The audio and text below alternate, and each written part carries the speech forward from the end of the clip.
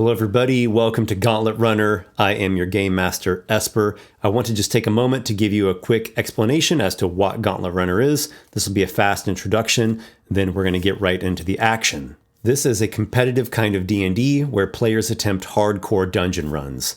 At least at the moment, we're doing solo dungeon runs. So it's me with one player, and the player tries to get through a very difficult dungeon. It's a dynamic dungeon environment. There's time pressure. There's great danger with monsters, traps, puzzles. There's different routes that the player can take.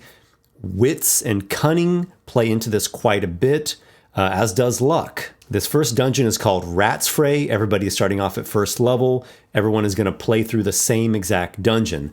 But it's such a dynamic dungeon that it has a high replay value.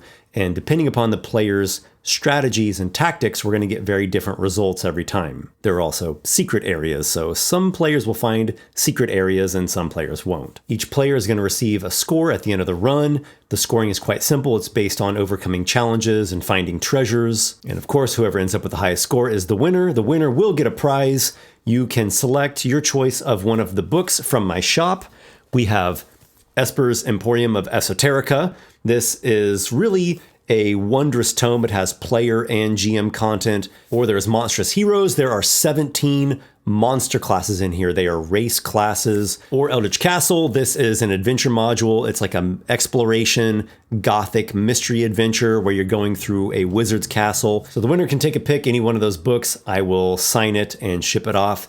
And if you yourself are interested in any of these books, they are still available. Go to esperthebard.com or just follow the link down in the video description. They are very highly crafted books, very artistic books, something that will really inject some new energy and flavor into your own campaigns. Ichoros does have some campaign setting rules. I'll post those down in the video description as well. There's not a ton of them. They fit onto one page, but they're things that make it a little bit grittier, slightly more realistic, raise the stakes and the tension just a little bit. There's also a simpler XP system. It still follows the same XP thresholds to reach the different levels in 5e. It's just prepared a little bit differently, where instead of like kill a monster, get its XP value, it's more like succeed at adventure goals, get XP. So it was a lot of fun game mastering for the players. Most of them are other dungeon tubers, familiar faces probably for you. We all had a blast playing, even those who met a grisly demise. And before we jump into the action, I want to invite you to go follow the Gauntlet Runner Kickstarter page. I've been feeling so inspired by this series that I want Gauntlet Runner to be my next 5e book. A book of hardcore dungeons, made to test the players to their max, to really push them to their limits. Dungeons that require character build, strategies, wits, cunning, and some luck in order to survive. And I want these to be some of the best dungeons you've ever played.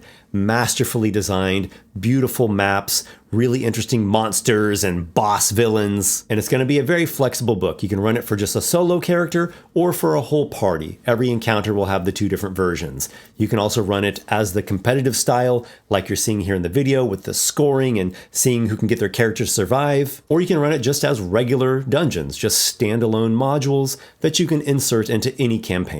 There'll be a hardcover version, a PDF version, and I'll get some VTT support in there as well. All right, so we'll get into the dungeon runs here, and I'll see you at the end of the video for the scoring and the winner announcement. The Mithril Emperor has made his decree, and the Labyrinth Lord has set about constructing the Gauntlet Sprawl, a grand series of trials so perilous as to push competitors to their limits. How will these contenders survive? Cunning, skill, mystical powers, brute force, destiny and doom hang in the balance for every single Gauntlet Runner. Welcome to Gauntlet Runner. I am your game master, Esper. This is a semi-competitive form of D&D in which players attempt hardcore dungeon runs. Today's competitor is Bob, host of the YouTube channel Tabletop Bob. Will his many years of RPG and wargaming experience lead him to victory, or will we see him ripped to pieces on the tabletop? Hello, Bob. How's it going? Good, man. Glad to have you here. Thank you for having me. I'm really excited for this one, and I mentioned this in our chat. I've grown so attached to my character now. If he dies, I don't know what I'll do. Well, he might die for great spectacle. I know every character is disposable in this Gauntlet run, so he knows that. I'm aware of it, but I've grown really attached to him. I think he's gonna. I hope he's got what it takes to make it. Well, I'm going to show his stats on the screen here, and why don't you just tell us a little bit about your character? Sure. This is Zurgon Moonwalker. Zurgon is basically a orc who has been imprisoned wrongfully and is now running this maze. He's a bit more wiry of an orc. He doesn't really rely on his physical strength. He's more of a hit and run or using a bow and arrow. He is wearing adventurer's clothes. Well, actually, I don't know if there's any requirements because I came out of jail, but I would have adventurer's clothing, and he wears his custom feathered cap. That's his calling card there, almost like a Indiana Jones with the feather in it. All right, Zurgon. Well, you sound equipped enough to get going. Let's delve in. Let's do it. You are in a room, interior stonework architecture room, and at the center of the room there is a stairway leading down. In this room with you, there are 3 figures. 2 of them are armored guards. 1 of them is a cloaked man. These 3 are the ones who led you here into the Gauntlet Sprawl.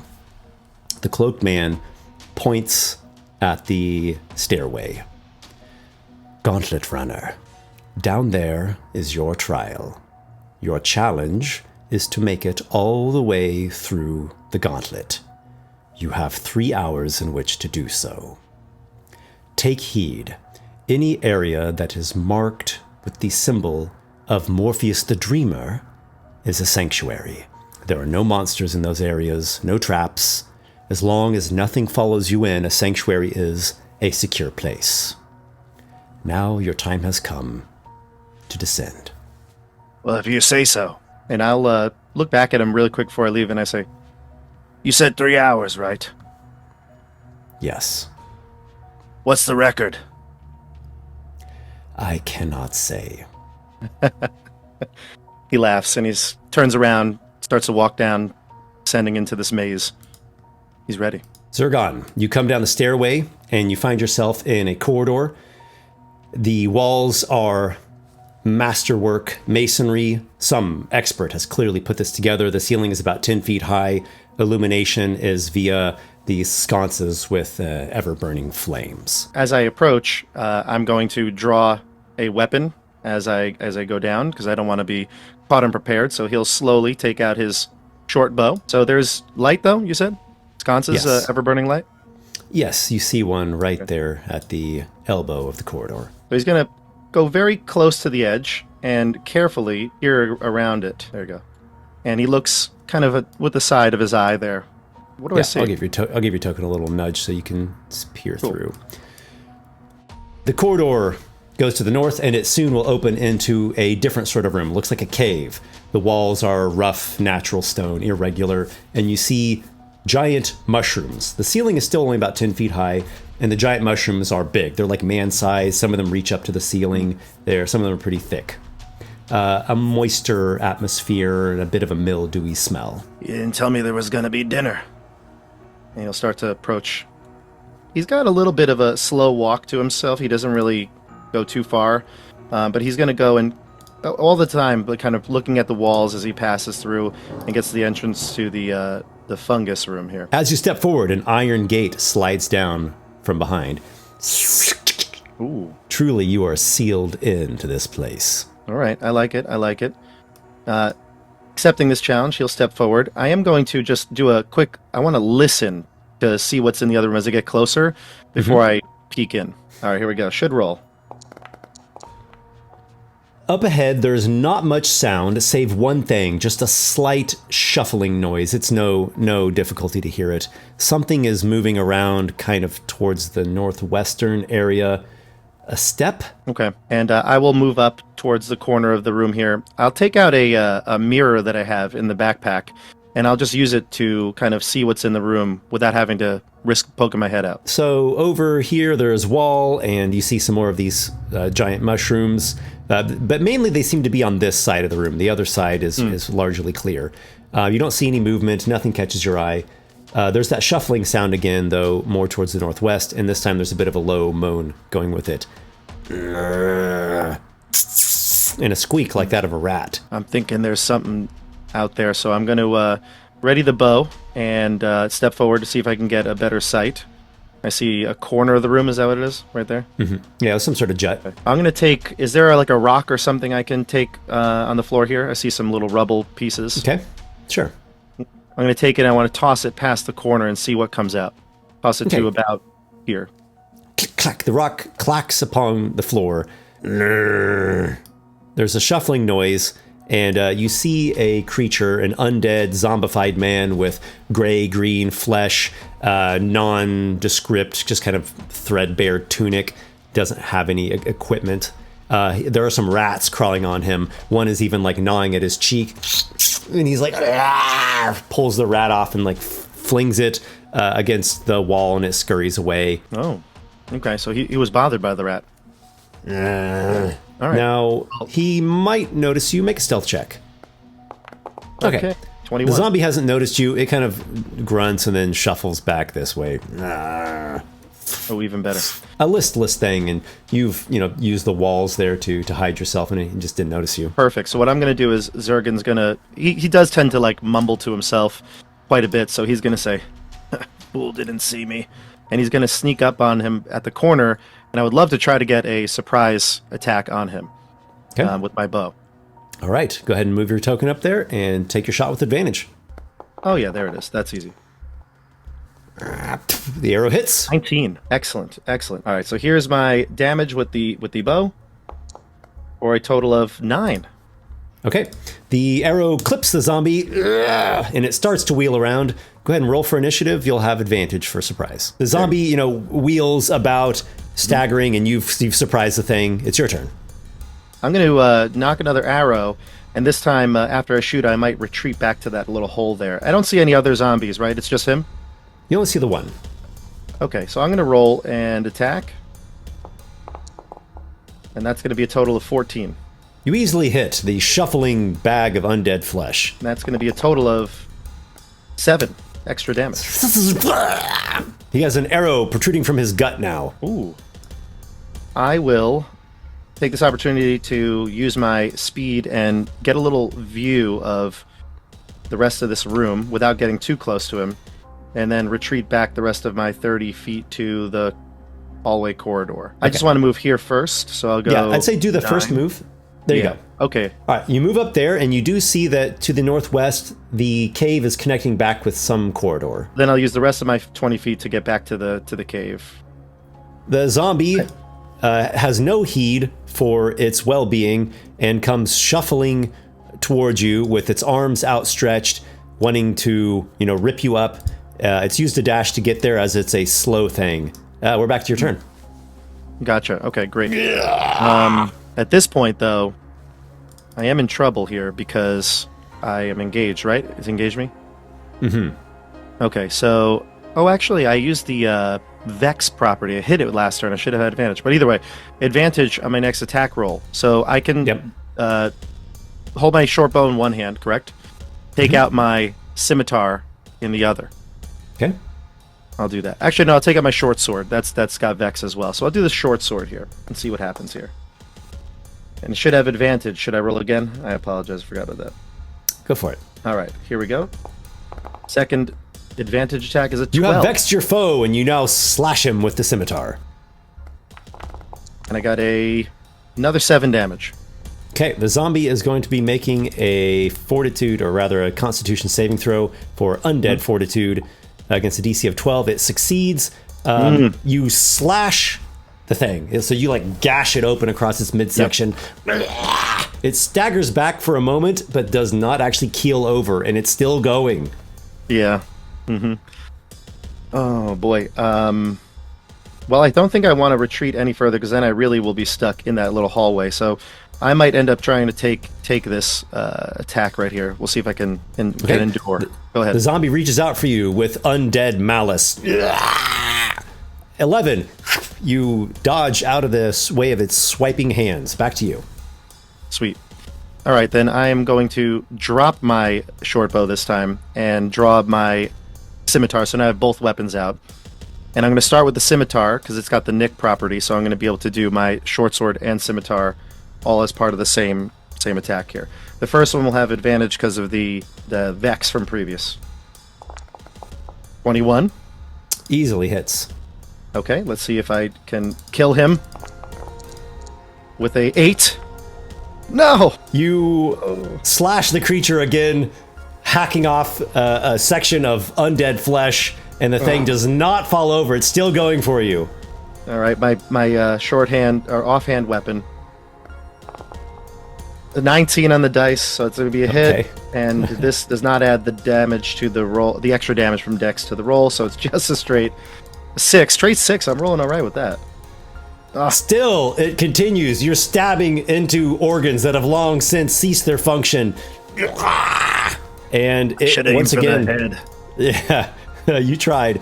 Once again, it swipes at you, trying to rip you up. Natural 1. You easily evade it, and it's back to your turn. All right, I'm gonna maybe do something here. I'm gonna just go around him. I'm gonna stay away from the fungi. I'm gonna go this way around him, and just get on the other side in case I want to make a run for it. I can get to a place that is further away, and I'm gonna do my around your foe. Correct. Yep. All right. So I'm gonna do my first attack with short scimitar. It should be with advantage, and I thought I clicked it on. I apologize. I'm not sure why I didn't do that. Okay, here we go. Another nat 1. Okay, it was not meant to be. You struggle to strike your foe, but I think you have an offhand attack. Yes, I do, yeah. So let's see if I can make up for it here. If I can kill him here, that would be great. I feel like it's only amount of time before he gets to me. So that's a 16. That's going to be a hit, right? You skirmish about the zombie, and your dance of steel finally lands a blow, and it finally fails the undead fortitude saving throw. You stab it through the eye into what remains of the rancid brain beyond the socket. It staggers back and falls to the ground. A few rats scurry off of its fully dead body into dark corners. And then I want to just make sure it's really gone. Zurgon is, like I said, very, very meticulous here. He's going to chop the head off. He's going to saw that off in case this thing comes back to bite him later. It's grisly work, but you decapitate the zombie. Now I'm going to quickly look towards the room. Is there anything here that I think would be useful, like maybe these mushrooms? Could they be of some sort of help to me? I'll scan the mushrooms, and if you think there's any relative check, I can make it. Okay, so just in looking at the mushrooms, the only thing that really strikes you is that they're big. There's a few different varieties there, like different kinds of mushrooms, but nothing like immediately grabs you. If you would like to try to identify them or see if you know more about them, you can make a nature check. Okay, let's do that. All right, so I rolled a 7, and my total nature bonus is -1, so 6. I know a lot about mushrooms, it seems. I think I do. You're not really sure what exactly these mushrooms are about. Again, there's no obvious effects on them. There's no strong smells. There's no spores emanating from them. They're just kind of big mushrooms. Yeah. Wasn't really a fan. And I'll move on, because I don't think anything of mushrooms. I'm going to go to this northwestern corridor here. I'll leave this alcove alone. It's got more mushrooms. I don't think I care about the mushrooms. So I'm going to go, but I do know that some mushrooms are bad. I've definitely encountered some bad mushrooms before, so maybe I don't want to get too close or touch them. So I'm going to try to stay as close to the wall and avoid them entirely until I get to about here. More hallway. You use caution and, flatten yourself against the wall to avoid, brushing against mushrooms. And the corridor goes in a diagonal angle up towards the northeast, and you see a stone door, a heavy stone door. It doesn't really have much embellishment on it. It's fairly plain. It does have just this one protrusion that could serve as a grip to pull it open. Okay. I know I might not have said it, but I'm definitely going to pick up my short bow. I lost 2 arrows in that as well, correct? Yeah, 2 arrows, yeah. So I'll pick up my short bow, and if any of those other arrows can be retrieved, I'll try to retrieve them from the zombie's body. Yes, the arrows you can pull out of the zombie's body, and they are still functional. All right, so I take them out, pick up my short bow, I'll stow it away, seems like we might be going to close quarters, so I'll keep the swords out for now. And I'll approach cautiously. I want to just real quick, the floor here, does it look like there's any sort of like trap up against the door, some sort of pressure plate? I could even tap with a pole if that'll work. So you get the pole and you're tapping with the pole on the ground? Yeah, like the next space in front of me. Okay. All right, you tap the ground with the pole. Nothing happens. If you'd like to roll a perception check, we can consider that to be you inspecting the way ahead, the door. Sure. I think that he's going to be cautious here. He knows these mazes are dangerous. So perception is going to be a total of, roll the 2. So he feels like he sees it all. Nothing grabs your attention. I'll put the pole away and I'll run up to the door. All right. I assume I'm still alive? Still alive. Okay. The door just has one handle? Yeah, it's something like a protrusion that could be gripped. I'll grip it, and I'll see if it gives way. It takes a bit of effort. You have to kind of pull at it for a while, but eventually you get the thing opened, and there is a circular chamber beyond. On the left, there is a stone pedestal with a grappling hook on top of it. There is another stone pedestal to the right with a glass phial, a potion of some kind. On the northern end, there's a smaller pedestal made of wood. The top of it is carven into the likeness of an owl. As soon as you open that door, these 2 larger stone pedestals begin to sink. They begin descending pretty quickly. The pedestals that have the grappling hook and the potion on them? Yep. I'm going to run into the room. I just want to get to see them closer, especially the potions. Are the potions, do they look like... it's going down real fast. Do you have any quick thing you'd want to do? I'll grab the potions. If there are multiples, I'll grab whatever I can with... Just the one. One hand. Just the one on this right pedestal. Okay, so you actually grab it up right as the thing sinks into the ground and a stone plate slides over, sealing it off, and then the grappling hook's just gone. Grappling hook's gone. That's okay. Don't need a grappling hook. He doesn't need that. Potion, though. Does it look like a healing potion? Yeah. Yeah, it has that kind of creamy golden color, smells a little bit pleasant. I'll store that some safe place. And I want to check out this owl. A wooden pedestal, you might call it, or maybe like a small column shape, comes up to about your chest. At the top of it's carved to look like an owl. Pretty nicely made. It's fastened to the floor. Mumbles a joke to himself. Wonder, ooh, left this here. And he'll move on. Not interested in owls too much. Okay. You see a larger room to the east now, and then continuing the east, there's another bit of corridor, and then like maybe a smaller room. At the far end, all the way to the farthest extent you can see to the east, there is another door. It's kind of a nicer looking door. It's made of wood and has these like brass finishings. Okay, I'll approach this opening cautiously to see the bigger room. Oh, it looks like a very big hallway. Your dark vision is allowing you to see quite far in because the light doesn't actually extend, more than like halfway through. Right. It's a pretty large room. The far end of it has these 4 alcoves, and each alcove has a stoneware urn or jar with a lid. The ceiling is high in this room. It's not a 10-foot; it's a 25-foot ceiling.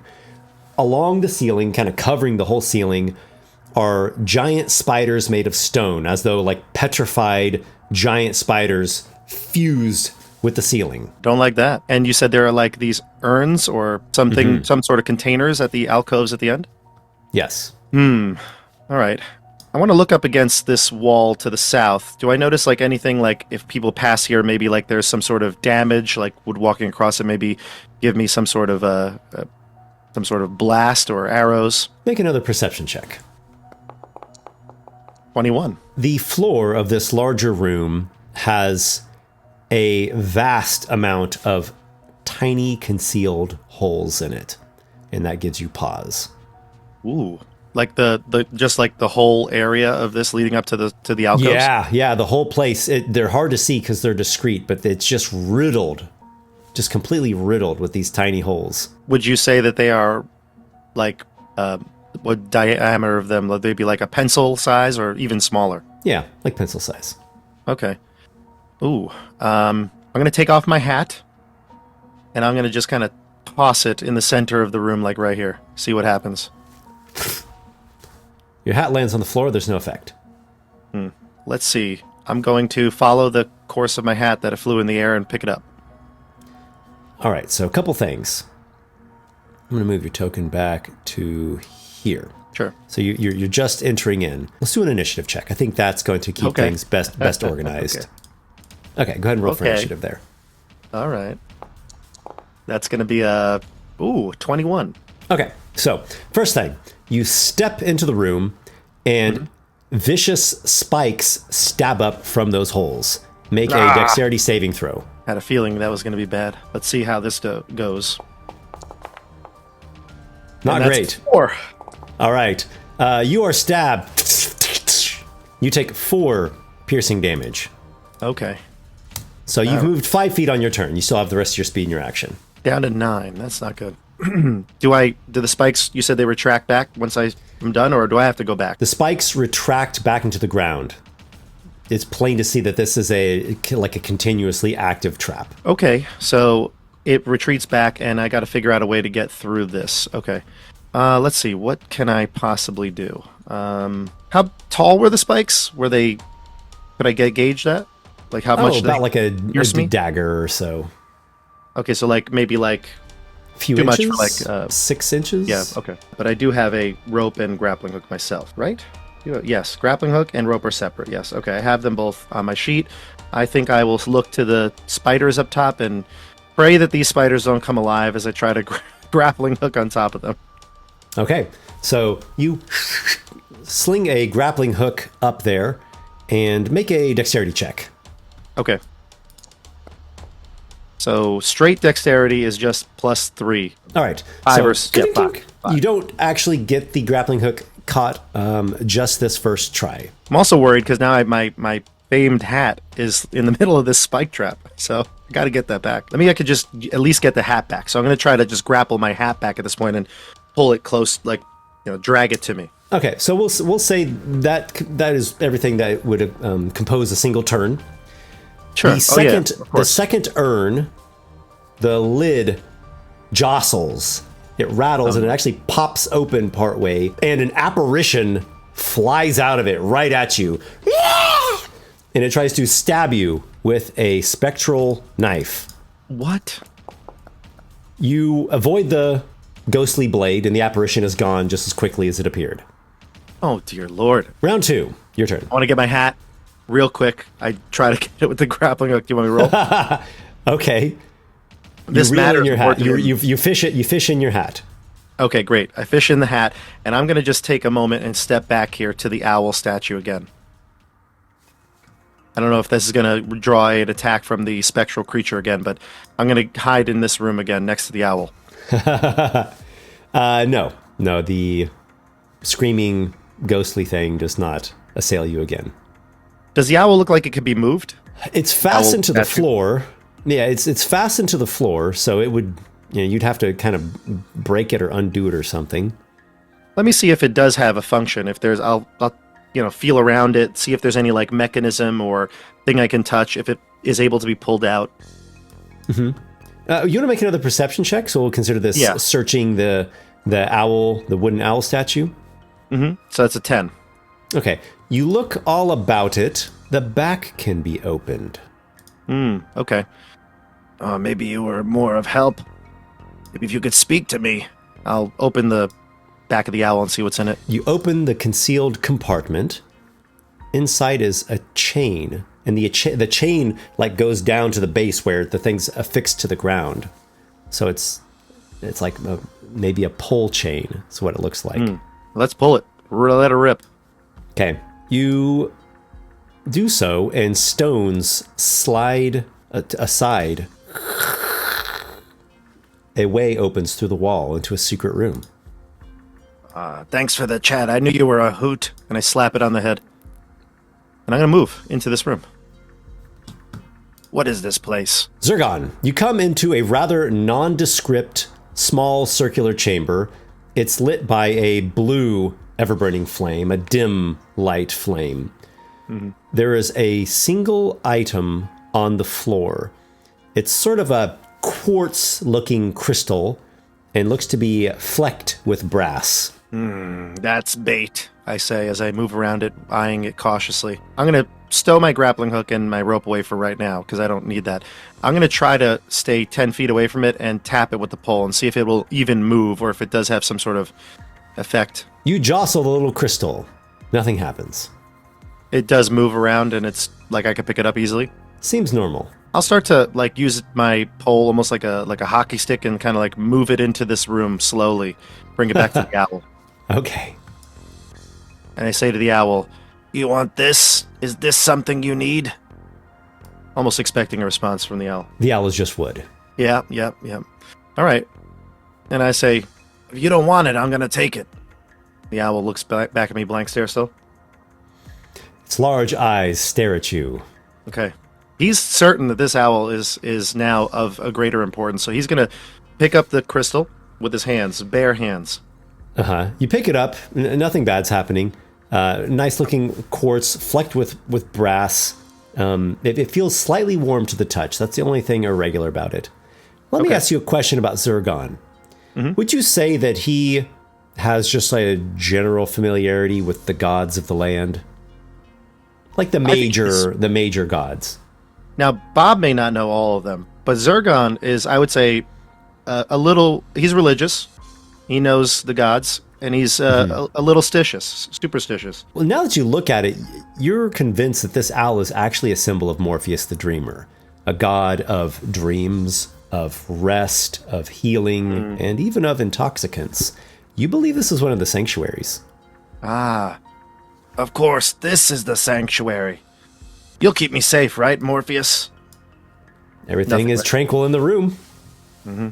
Okay, I'll pocket this gem. Maybe this will come into play later. And I'll go back to the grappling hook area where I need to maybe like swing across. I check. Are there any ghosts in those urns again? Any apparitions? Well, what are you doing specifically? Just peering around the corner again, just getting a look at those urns, see if they're any scary ghosts coming out of it. You're peering around and waiting. Yeah. Oh no! Yep. After just a moment or so, it assails you again. I'll even give you half cover to your AC from the wall there. 23 to hit. That's gonna hit me. The thing stabs you with a spectral knife, dealing 3 force damage to you. It potentially knocks you prone onto the ground, though I don't know that just the moment you getting knocked prone would actually change anything. So we'll just kind of, for narrative's sake, say your character got knocked back onto his behind, and then you like pick yourself up and do what you want to do. He scurries back to the sanctuary. He's frightened right now. Again, a little stitious, so he goes back, and he goes back to the Morpheus owl, and he's like, "You should have warned me about them." And he's going to drink that. What he assumes is a healing potion. It has a pleasant, creamy taste, a light aroma. Roll 3d4 plus 3. Okay. That's going to bring me back to full. You feel vigor run through you. Though there is another effect, a secondary effect, a surprising and even randomized one. Roll a d6. Oh boy. This could be bad. A 1. Your body begins glowing. 20 feet of bright light and another 20 feet of dim light. I say, "Morpheus, you've cursed me! Now everyone can see me! What have I done wrong?" And he's going to sulk for a minute, or for a moment, but he's going to get his grappling hook ready. And he says, "I'll show you," to the owl, and he's going to go right up to the thing and try the grappling hook before the apparition can get at him. So I'm going to try a grappling hook up to the top and swing across to the edge here. All right, go ahead and make your dexterity check. Indiana Jones style. And that's a 8. The light is this light that's emanating off of you. It's kind of shining in your eyes, making it hard to see. And you sling the grappling hook up there, brink, and it clinks off of one of the stony legs of the giant spiders, and just doesn't latch on. Apparitions or no? Can I make another attempt? Well, we'll say you still have a bit of speed left. You still have like half your speed. What do you do with that? Knowing that this thing comes at me, I will retreat back 15 feet towards the owl. Okay, so you like go back and wait, and then on your next turn, return. Is that right? Another running jump or another running start to fling it up there. Okay, go ahead and make another dexterity check. All right, this time it latches on, and you get it like hooked on one of the legs of the spider, and then you swing across. Is that right? Yeah. Okay, you go swinging. In the middle of your swing, that apparition attacks again. Oh dear Lord! The lid of the urn pops open and it releases the thing like right in the middle of your swing, and tries to once again stab you.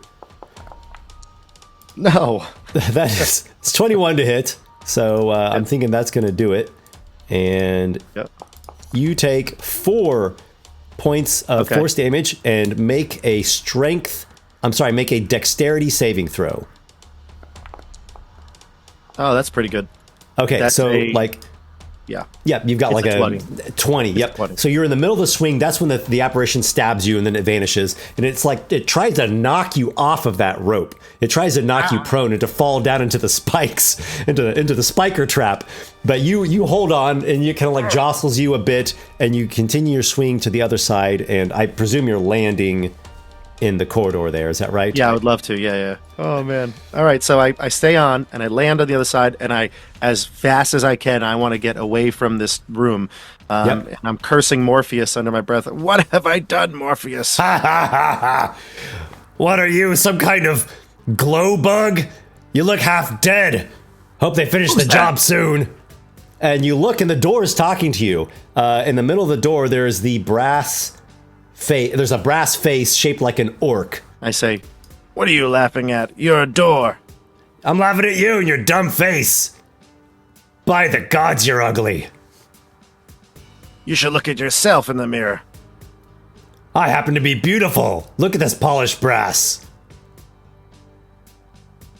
I say, does the door have a discernible like face, or is it just emanating from the door? It's a brass orc's face fitted into the center of this like polished wooden door with like brass trimmings. It also has a handle with a keyhole in it. I say, you think you look good? And I put my face right up to him, and I say, oh, orc it's beauty. Even worse when you're up close. This is orc beauty. Look at all my disgusting teeth. Look at that dumb hat. What, did you come out of some kind of elf fashion show? Oh, how dare he? Oh, now it's... That hat's an heirloom. How dare you? Yeah, well, it really was looming in the air when you threw it. You can see past this room? I can see over into that one. How'd you like it? I've been watching you the whole time. I was hoping you would die. Oh, really? Like You're supposed the to be others. supporting a fellow orc. I'm not an orc, I'm a door. Well, I'd prefer if you were a jar. Can you open yourself? The orc laughs, actually, at that. And when he chuckles, you hear a... Oh, damn it. He seems to have unlocked in his chuckling. Oh, yes. That's right. Open. Open for me. Can I... Okay, you open the door, and the light that's like glowing off of your body sheds into this new room. I'm going to look at the time on that. 1 minute. Okay. So I think we can assume now that the glowing is fading. All right, let me turn that off. Thank heavens. Go stand. The glow in the fades. You open the door, and there's another room beyond, pretty well lit, and it looks like it has some like multiple ways out. And you hear another voice. Who is there? And a short figure, about 3.5 feet tall, comes into view.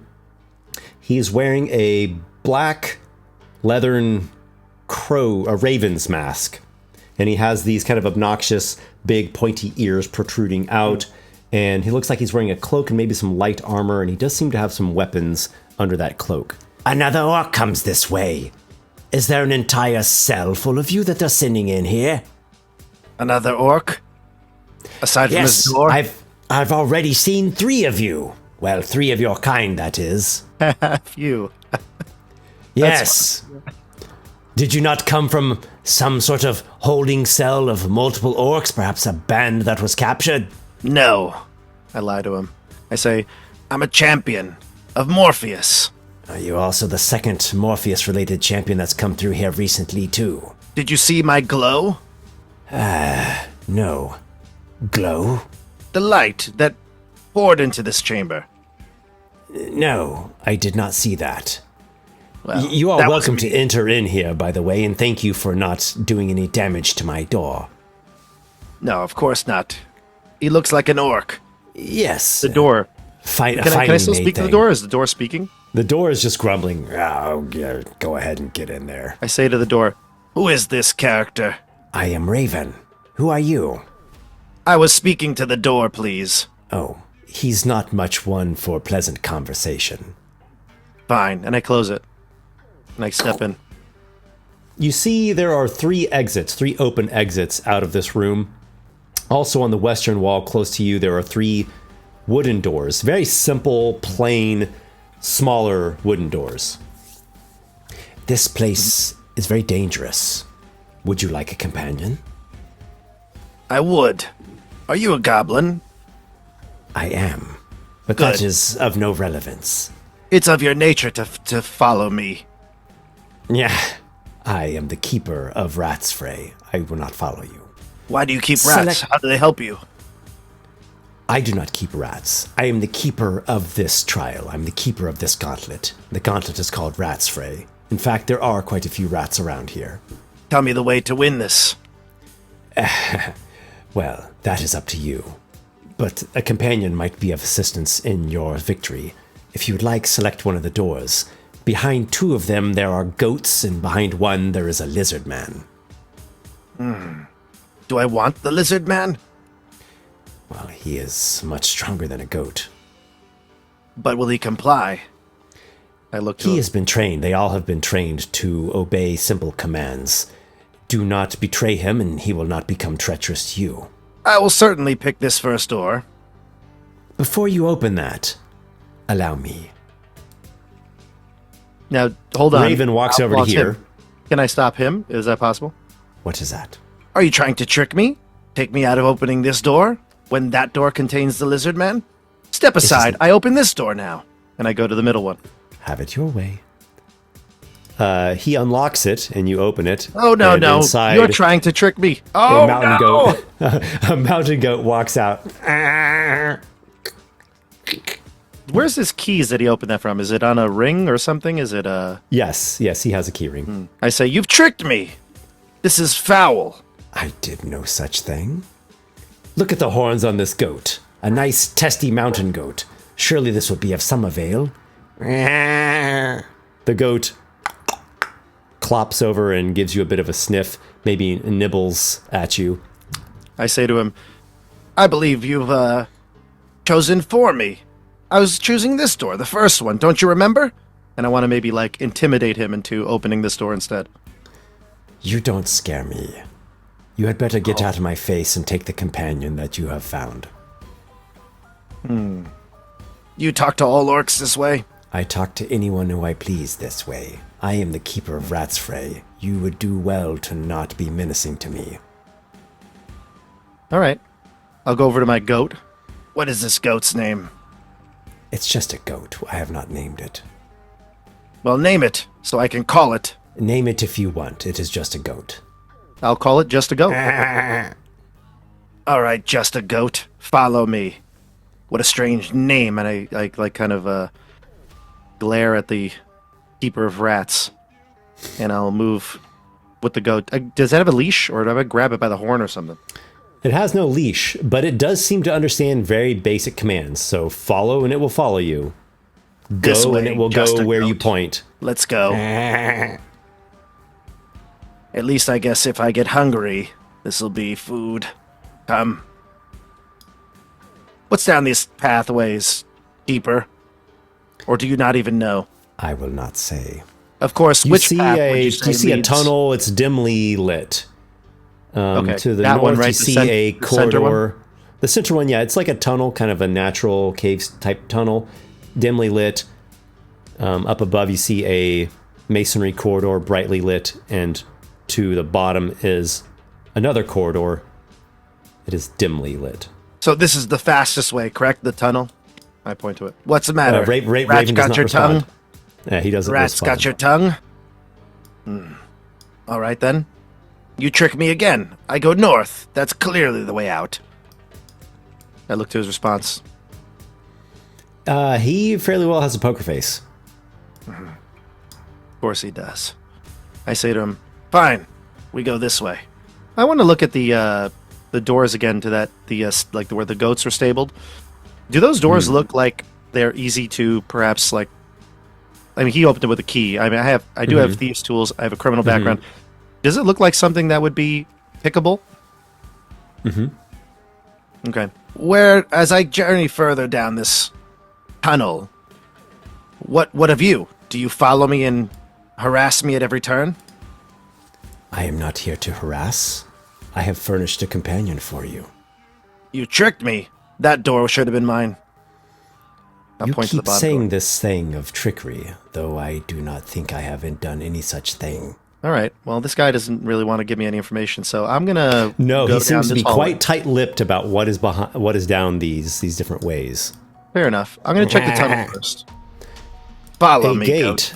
an iron gate, slides down from the ceiling, much like it did previously. Oh no, no! You have Oh, I was chosen gonna- the middle path. Try to sneak back in. Damn. The floor drops off just a little ways ahead. It's a ledge, and it looks to be dropping down into a natural cave pool. I look into the goat. I'm like, you first. Okay, you tell you tell the goat to go. Well, I tell him to stand by the edge, and I point to the spot. Yeah. Does anything goat- happen to him? Bobs his head and looks there. Just a moment later, something does happen, actually. Oh. Uh-oh. A tentacle reaches up, grabs the goat, and just pulls it under the water. Great. You're going to need to roll for initiative. Great. Yeah. It had to be octopus. And I get a total of 10. So the creature appears here. It comes up just a little bit, so it's starting to just come over the lip of the ledge there. A giant octopus. It reaches out a tentacle at you, Zergon, while it's chewing on goat. That is 22 to hit. The tentacle reaches up. It is a 22 to hit, and it deals 13 damage. It seizes hold of you and squeezes with a painful constriction. I believe you have an orcish feature that will keep you at 1 hit point. That I do, yeah. Yeah. So that would have Relentless cleared me out endurance? no matter what. Yeah, it's so it's the relentless endurance. So I every time I drop to 0 or below, or when I would normally go unconscious, I go to 1. All right, you are at 1 hit point. Your vision's starting to blur. You're in great pain. You are restrained in the tentacle of the giant octopus. It's your turn now. Okay, so I guess this all depends on if I can get out of this attack here, because I have 2 options really in my mind. I can do Second Wind to get back some hit points. That's a bonus action, right? Yes. Yeah, so I can do, and I have Adrenaline Rush, which means I can get away. I can take the dash action if I need to, can disengage and then move. But I'm stuck, right? I'm grappled? Yep. What would the check be to get out? Am I using acrobatics or athletics? Either one. Either one. All right, I'm going to use acrobatics to try to get out. There it goes. Good roll. You wriggle free and are no longer grappled and restrained by the giant octopus. Okay, so what I'm going to do is I'm going to use... I guess I've got to use Second Wind because I can't disengage now because I use that as my action. So I'll use a Second Wind and gain a D10 plus 1 back. Big money here. Big money. 5. 5? Okay. You recover some of your vigor. You're out of the grasp of the tentacles, but the thing is still right there. You have your speed. Do I think I would know this thing could follow me, or is it too big to go through this tunnel, or... It looks like it can get itself up onto the dry land, though would be much slower. The tentacles are quite long, though. They have a 15-foot reach. I'm going to stay. I can disengage next turn, and I'm getting an attack anyway. Okay, so we go to I'm the gonna octopus's stay. turn. And it reaches out at you with a tentacle strike again. 16 to hit. Yeah, that hits. Oh boy, here we go. It is 10 damage. And do you have any more of those relentless endurances, or is that just a one-shot thing? It's a one-shot thing, yeah. You are squeezed into unconsciousness, and you feel yourself being dragged into the cold, clammy grasp of the giant octopus to be taken to a watery feasting beneath the water. Curse you, Morpheus. Oh, Bob! Well, man, you gave it a pretty good run. What can I say? Tried. Spectacle. Damn goat. Death and doom.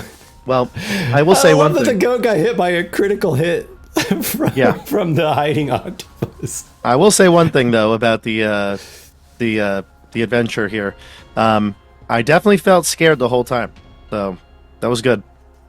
I'm glad to hear that. That's a good sign. All right, man. Well, thank you very much for playing, and we'll wrap things up there. Everybody who's been watching, thank you very much for watching, and stay tuned for the next competitor, and let's see how they can fare in this brutal dungeon. Until then, my brave companions, may your adventures be many. Watch out for octopus.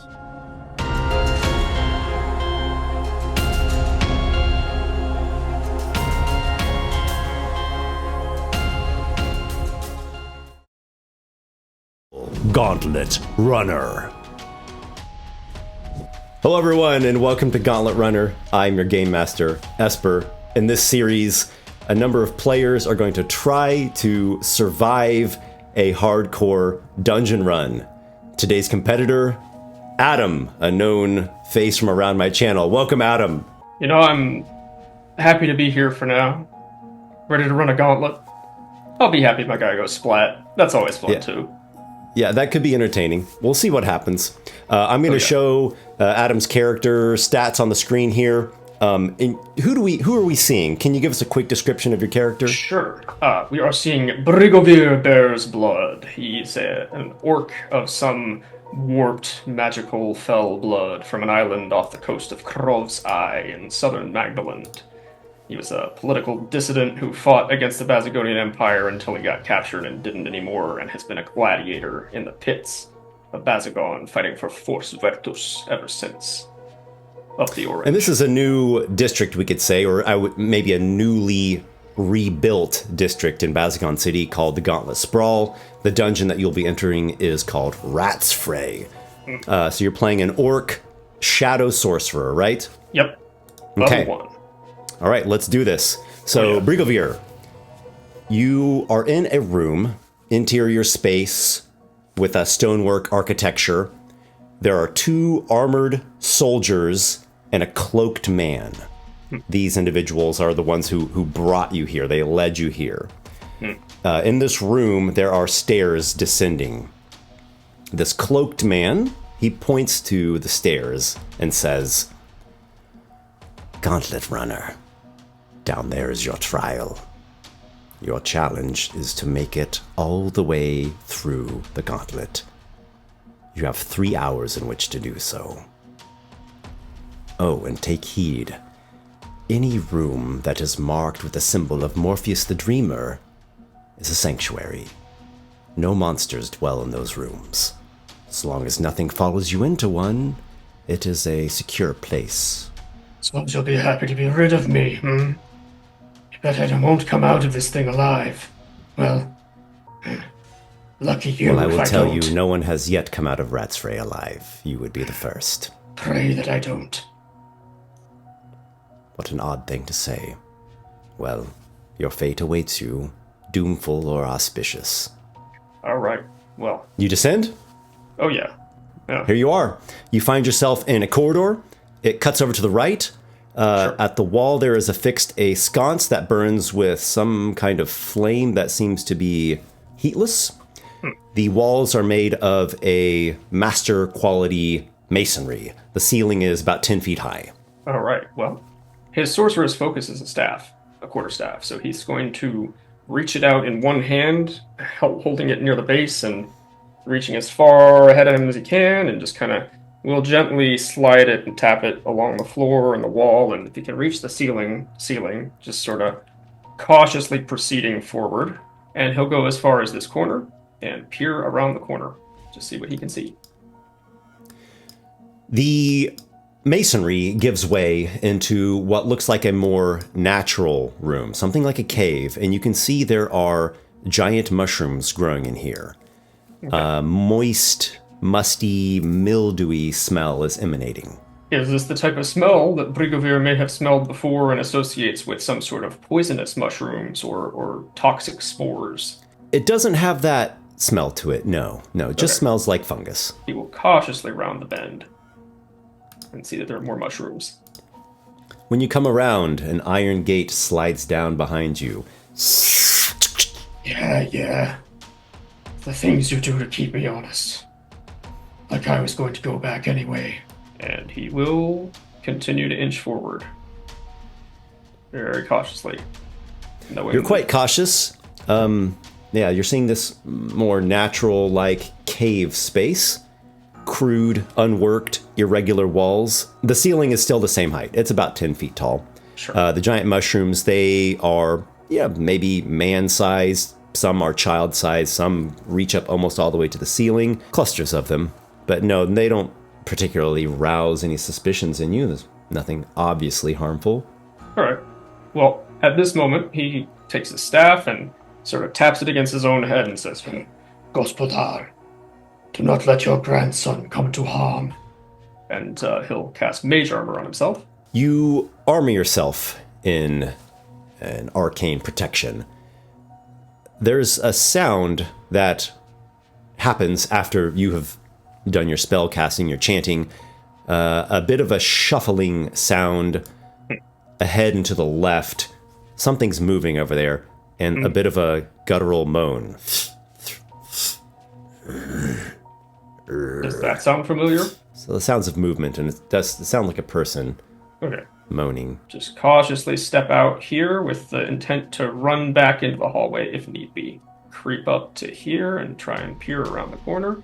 And just barely you catch see a glimpse of a bit of something. There's definitely a person there, but it looks to be in a rather disheveled and decrepit state. And the shuffling is erratic and nearly listless. Does it seem to have seen him or noticed him in any way? Make a stealth check. Sure. One stealth check of a not terribly great 12. You do not get the sense that this thing is aware of you. Just stand here and look more fully at the creature. Is your intention to be using this wall for cover to remain hidden? Yes, though he's going to, poke out and just get a good glance. I'll move the token like that just because I think it looks a little better there. Sure. There we go. So, yeah, there is what appears to be a zombified man, gray, greenish flesh, sunken in. He's just basically wearing a nondescript tunic. Rats are crawling on him, and one is even gnawing at his cheek. He brushes the rat away and just listlessly shuffles about. Sure. It looks like if you step ahead, it will be pretty plain for him to see you. Though there are those mushrooms. Much of my player instinct is to avoid fights. One zombie in this case, I think, is going to be something that he would attack. After first poking out to here, just to see around that corner a little bit, and then maybe as far as here if you can get there. And you step out there, and there's no more cover. The zombie will plainly see you. Sure, of course. Is that your intention? Yep. That's fine? Okay. It becomes rather agitated. Roll for initiative. Oh, sorry. That was my stealth check. All right. Yep. Natural 20. Look at that. What a roll. Okay, Brigadier, you are first. Yeah, so like I said, he went out here, got the attention of the thing. While he was out there, he cast True Strike with his light crossbow. So, makes an attack. As part of that, this is the 24 version of the spell with a natural 1. Wow. The bolt goes sailing untrue, much to your dismay. Man. Okay, well, that was not great, so that's why he's going to get back over to here. The zombie groans and staggers towards you, arms outstretched. It grasps, attempting to rip at you. It's like 17 to hit. Man, even with mage armor, just enough. All right. The zombie rips upon your skin and you suffer 5 damage. Your turn. All right, I've already done this in not the way I wanted to, but so we are here. Cool. He is going to disengage as an action using his Adrenaline Rush Orc feature. He's going to dash as a bonus action and gain 2 temporary hit points as he does so. When he gets to here, where he can see ahead, he'll be, again, with his staff in front of him, kind of cautious here. So you have decided, wait, no, I don't want to be there. And you go running with some adrenaline pumping through you, giving you a temporary hit point invigoration. The zombie about faces and comes shambling in hot pursuit. Now, the way that you have gone is again into a sort of corridor and a stone door. He's going to go up to the door and try and open it. It is a thick, heavy stone thing. Make a strength check. Sadly, his dump stat, but unless An it seems orc locked. with the strength, the dump stat, but maybe he was greatly injured at some point and that has left he him in was this sorry heavily state. whipped when he was captured, yeah. No, that'll do it. Flogged into a withered state. You strain at the door to no avail. The zombie comes shuffling along, reaching out again, grasping. It rips at you. That is a 15 to hit. That will not. All right, your mage armor repels the zombie's vicious hands. What do you do, Brigadier? All right, yeah, well, probably time for this thing to have to die, I guess. Not really a better option than to fight now. You are Better in if I had just quite died a before, spot. but Jammed in. The heavy stone door seems a bit tricky for you to pull open. he has Zombie tools. bearing down upon you. What do you do? He will true strike, this time with his quarterstaff. Okay. Two-handed for a 16 to hit. You wallop the zombie. 13 damage. 13. Okay. You smash the thing. Now, is that bludgeoning or radiant damage? Radiant. Oh, yes. Very nice. This is a zombie. All right. You wallop the zombie. It staggers back, and that was quite the blow. It will continue to assail you, however, with a kind of undead, unnatural vigor propelling it. And again, you block the zombie's limbs beating upon you. Back to you. All right. Second verse, same as the first. True strike with the quarterstaff, two-handed for a 23 to hit for The zombie's easy to hit. an additional 7 radiant damage. You crack the thing, some rats fall off of it, one of its eyes actually pops out, and like a mouse comes scurrying out of the socket. It looks like you have nearly felled the undead foe, but nearly is not completely. And it attacks you again, this time a 19 to hit. Oh, that does hit. That is 6 damage. Okay. Brigadier, that will be reducing you to... 1 hit Normally it point. would be 0, Yep. but But his relentless endurance feature makes it a 1 instead. your orcish, relentless endurance causes you to not completely black out.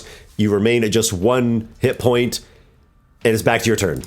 Really hope to not have to use that yet, but, well, Yep. true strike again, and, All right, hoping it for the out. best on a true strike. yep. That'll do it. You Yep, crack 15 the to hit. zombie with your quarterstaff that is glowing with arcane radiance, and the thing hits the ground and just kind of convulses and quickly grows still. Excellent. You have succeeded in the combat against the zombie, but you have been Yep. left in a rather sorry state. Yeah, not where I hope to be, but he's got some more tricks. He's not out of tricks for quite a while still. He will take as long as he needs to open this door. Okay, you go right back to pulling at the door, and it does take you quite a bit of effort, but eventually you do get the thing open. Nice. It opens unto a circular chamber. There are 2 stone pedestals, one to your left and one to your right. The one on the left has a grappling hook upon it. No rope, just a grappling hook. The one on your right has a glass phial, a potion bottle, obviously, but not obvious what kind of potion it is. Sure. The northern end of the room has a smaller wooden pedestal, the top carved into the likeness of an owl. There's an open exit again with a diagonal northeastern direction. As soon as you get the door open, the 2 pedestals begin sinking. Interesting. Likeness of an owl, the symbol of Morpheus the Dreamer. So, all right. Not that there's another option to go any other way, but that's good to know. Okay. The pedestals have almost sunk completely through the floor. Does it seem obvious that anything particular would happen when they do? They're going to be gone. Okay. Act quickly if you want to grab one thing. Go forward very carefully and grab the glass vial. Do you want to go carefully or do you want to go quickly? Carefully enough. If he misses it, he misses it. Okay. Make a dexterity sleight of hand check to try to grab the thing. It's going to have a... Ooh, wow, 7. All right. You are cautious, and your cautiousness costs you time, and it sinks beyond your grasp and is covered over with a stone. Okay, so he has 3 hours. Could it be worth a short rest? I think maybe he might have to. So you are resting and recouping. Everything is just kind of still and quiet as you're doing so. Do you keep the door open behind you, or do you shut it? Oh, no, he absolutely shuts it. You shut it? Okay. Time's passing. Are you doing anything during the short rest? He might sort of just poke around and see if there's any potential hidden anything in here somewhere. Okay. Are you doing anything specific with your poking around? He will be with his staff tapping on the floor, the walls, if he can reach the ceiling, and probably paying special attention to the symbol of Morpheus. If you have any skill, perception, investigation, or something else, let me know. Sure. Perception would be the one. Wow, okay. You look about. Nice. Oh, otherwise a fairly nondescript room. Doesn't seem to be anything here. Though it is a secure place, and after 1 hour you have completed your short rest, feel free to spend a hit die. All right, 1d6 plus Constitution modifier is going to give him 9 hit points. He is back up to full. Excellent. All right, you have recovered your hit points. Perfect. You're feeling like you can go on, maybe bandage some wounds. All right, what's next, Brigadier? Okay, this is a secure room. He can walk through at a reasonable speed and then cautiously proceed through the hallway. Okay. You see a larger room, particularly to the north. It seems to extend a good ways. You can just barely make it up, but there seems to be perhaps some kind of alcove on the northern end. And then to the east, there is another room of sorts. You can tell it's got a wooden door. You can see a wooden door, and there's some kind of like brass fitting or brass ornamentation. See, using my player knowledge here for you, I don't like alcoves because those hold fire spitting traps and other similar things, but a brass fitting sounds like it bites your hand or shoots you with something, so... This larger room has a significantly higher ceiling. Instead of 10 feet up, it's 25 feet up. Okay. And upon the ceiling are a number of stone spiders, giant spiders, as though petrified and fused with the ceiling. Part of me likes any of that. If I had an army, I am sure victory would be mine. I shall avoid interacting with anything so obvious of a trap. And he'll cautiously move over to the east to look. Before you move, actually, Yes. I'm just going to bring your token back over here. Sure. Make a perception check, because I know you've been intentionally proceeding with caution. Sure. Dice continue to be ambivalent on me. 13. You step out, and when you take your first step, spikes protrude up. Vicious spikes stab up at you from the floor. Make a dexterity saving throw. Dexterity saving throw. Not proficient, but wow. The dice are not my friend. Oh my, yeah, they're not liking you. Yeah. You are stabbed from below for 3 points of piercing damage. Go ahead and roll for initiative. It will be helpful. We can consider this like the start of your turn. You've moved 5 feet. You have everything else. You see there are, in fact, 4 alcoves on the north end of this larger room. Each alcove has a stoneware urn or pot resting in it. Is there a way to cautiously step around the spikes, or is he just kind of trapped here as long as they're active? You stepped on that we'll call it a space. Right. And that space had spikes stabbing up from it. Yeah, you have the rest of your whole turn. He will tap the ground with his staff to try and trip any similar spikes, and cautiously step forward so as to do everything in his power to avoid stepping on them himself. If you're moving cautiously, it sounds like you're going slow. Or if you want to move at your full speed, then you're going at a normal pace. Sure. Yeah, he'll move half. Ooh, Control Z. No, Just half? Okay, so you've done a dash there. Yes. After your turn, there is an effect. He'll The lid of the second urn kind of rustles and pops open, and an apparition flies out of it. The thing comes at you and tries to stab you with a spectral knife. That is a 23 to hit. You sustain 2 points of force damage and make a dexterity saving throw. All right. Can I not have seen it, or I'm unable to see it? It was a momentary apparition, and then it is gone. Okay, my one good roll for the night used up and gotten rid of. Well, it seemed that it was about to destabilize you and knock you onto the ground, but you nimbly stay on your feet and are not tripped.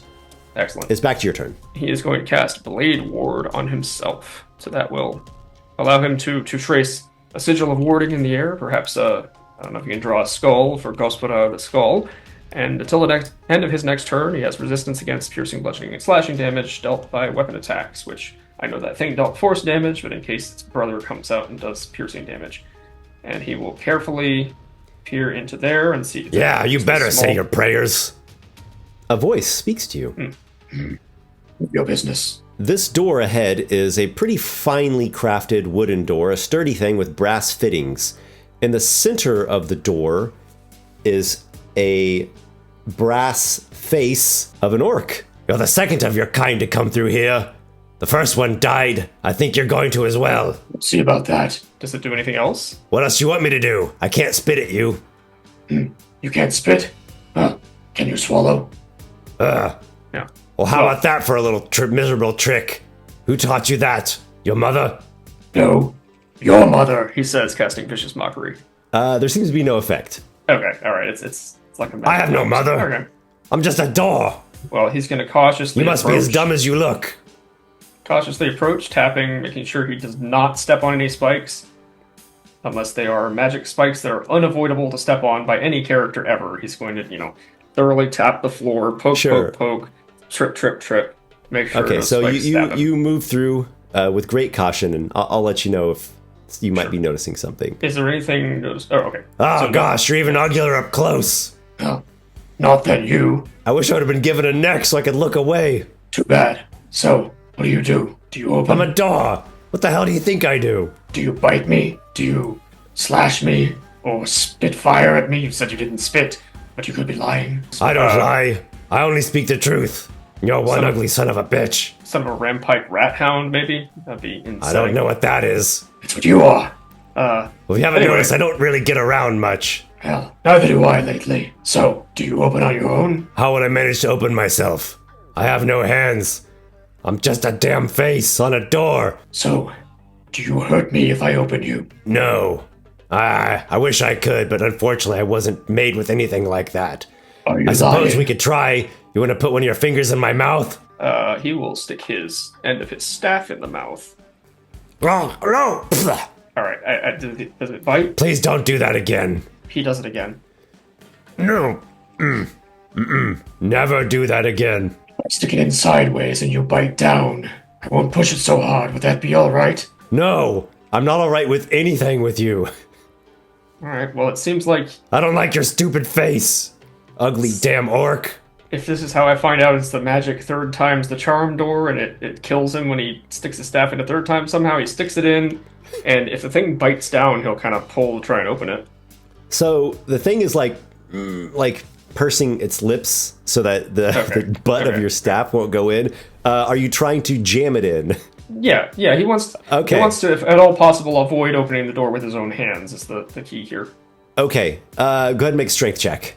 Alright, okay. 14. All right, good enough. That is stronger than just the lips of this little brass orc face. I'm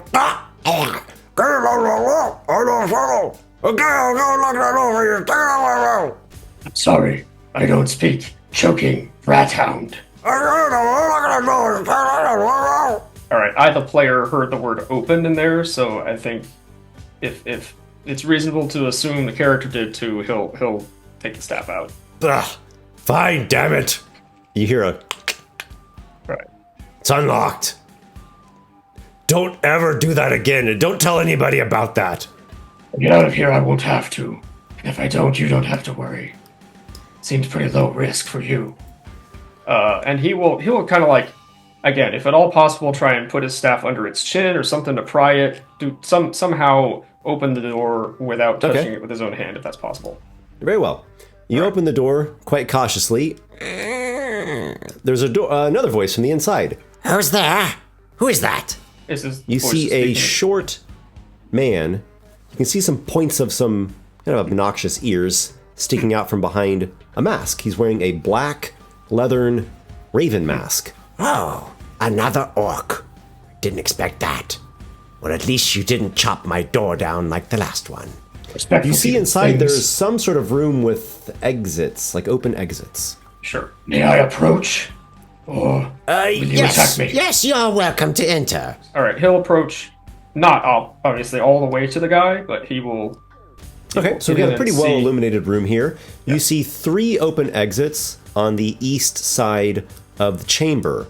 You also see there are 3 smaller doors here on the southwestern end of the room. This is a perilous place that you're in. Would you like a companion? Yes, I had gotten the impression, but thank you for your words. Good choice. What do you do There are here? these 3 doors here. And he signals to the 3 doors that are near to you on that wall. Behind each of these doors is a companion. 2 of them have a goat, and 1 of them has a lizard man. Take your pick. That's all the information I get. That's all I can tell you for now. He will cautiously go over there, keeping an eye still on the raven, and look at the 3 doors. And is there anything about the doors that distinguishes them? They're identical. Identical wooden doors. Okay. Is there anything around the room that might suggest? Go ahead and make a perception check. You can look around and use your senses, and maybe you'll notice something that's worth mentioning. 16. Well, the room itself doesn't really seem to provide any clues about these doors that you're near. Okay. There is just a couple details that might be of note to you. This corridor here has a bright illumination, ever-burning sconce. This one has dim illumination, and you hear the faint sound of water. Not moving water, nothing like running water. Just maybe a drip, like a bloop. And then this lower corridor also has dim illumination. Okay. Well, he has superior dark vision, so as a result of being a shadow sorcerer, so he can see in any case. You can see quite well then. Yeah. Otherwise, there isn't really any indications as to which of these doors near to you contain which. He will ask Raven. Which door would you choose if you were I? Well, I can't answer that. But just go ahead and point one out for me. Don't open it yet. Some help you are. Fine.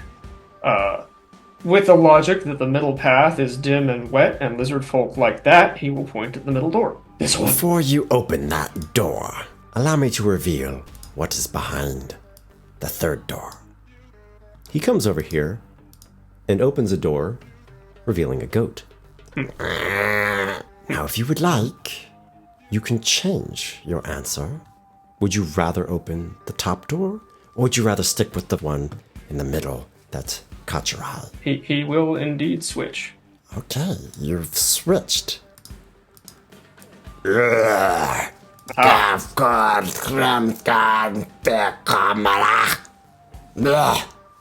The lizard man does not seem at all pleased that he was in that closet there.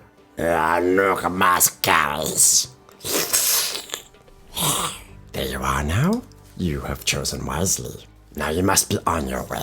Imagine I must take one of those 3 paths. Indeed. Hey, friend, chosen companion. Do you speak this language? Is this tongue intelligible to you? Big talk. I'm sorry, unless you speak. And he will switch briefly into Abyssal and Infernal. No. Well, No. big talk it is then, I'm afraid. If you put up with it, there's a chance we might just get out of this. However, you must lead the way. Me go. You back. Yes. Yep. And Which way would you like to tell him to go? I think the middle path with the water. If nothing else, Okay, middle path? shape water will give me something to do with the water if there's something I can do with it. There is a cavern-like tunnel. Yep. Since we established the cautious movement, we can just keep moving tokens until something An becomes relevant. iron gate slides down behind you. Water. Brigadier, Yep. you see here a natural cave pool. There is some dim illumination on the other side, so you can see this opposing ledge, and I suppose that the lizard man can see it as well. But the area kind of goes dark. As you can see, it's like grayed out from your perspective, Right. And so it's dim light to you. It's darkness to him. Okay. Does this mean I can see? Light. Swim in dark. He seems poised to just jump in and start swimming through the darkness. Okay. I caution him. Say, Wait, let me look first. and first of all, is there anything I obviously see swimming around in there? You can make a perception check. Sure. You'll have disadvantage for the dim illumination. Okay. Effective dim illumination. Okay. The disadvantage winds up being a 10. You don't notice anything. All right. It seems He will- seems pretty deep, Sure. He rocky will use- natural bottom. Okay.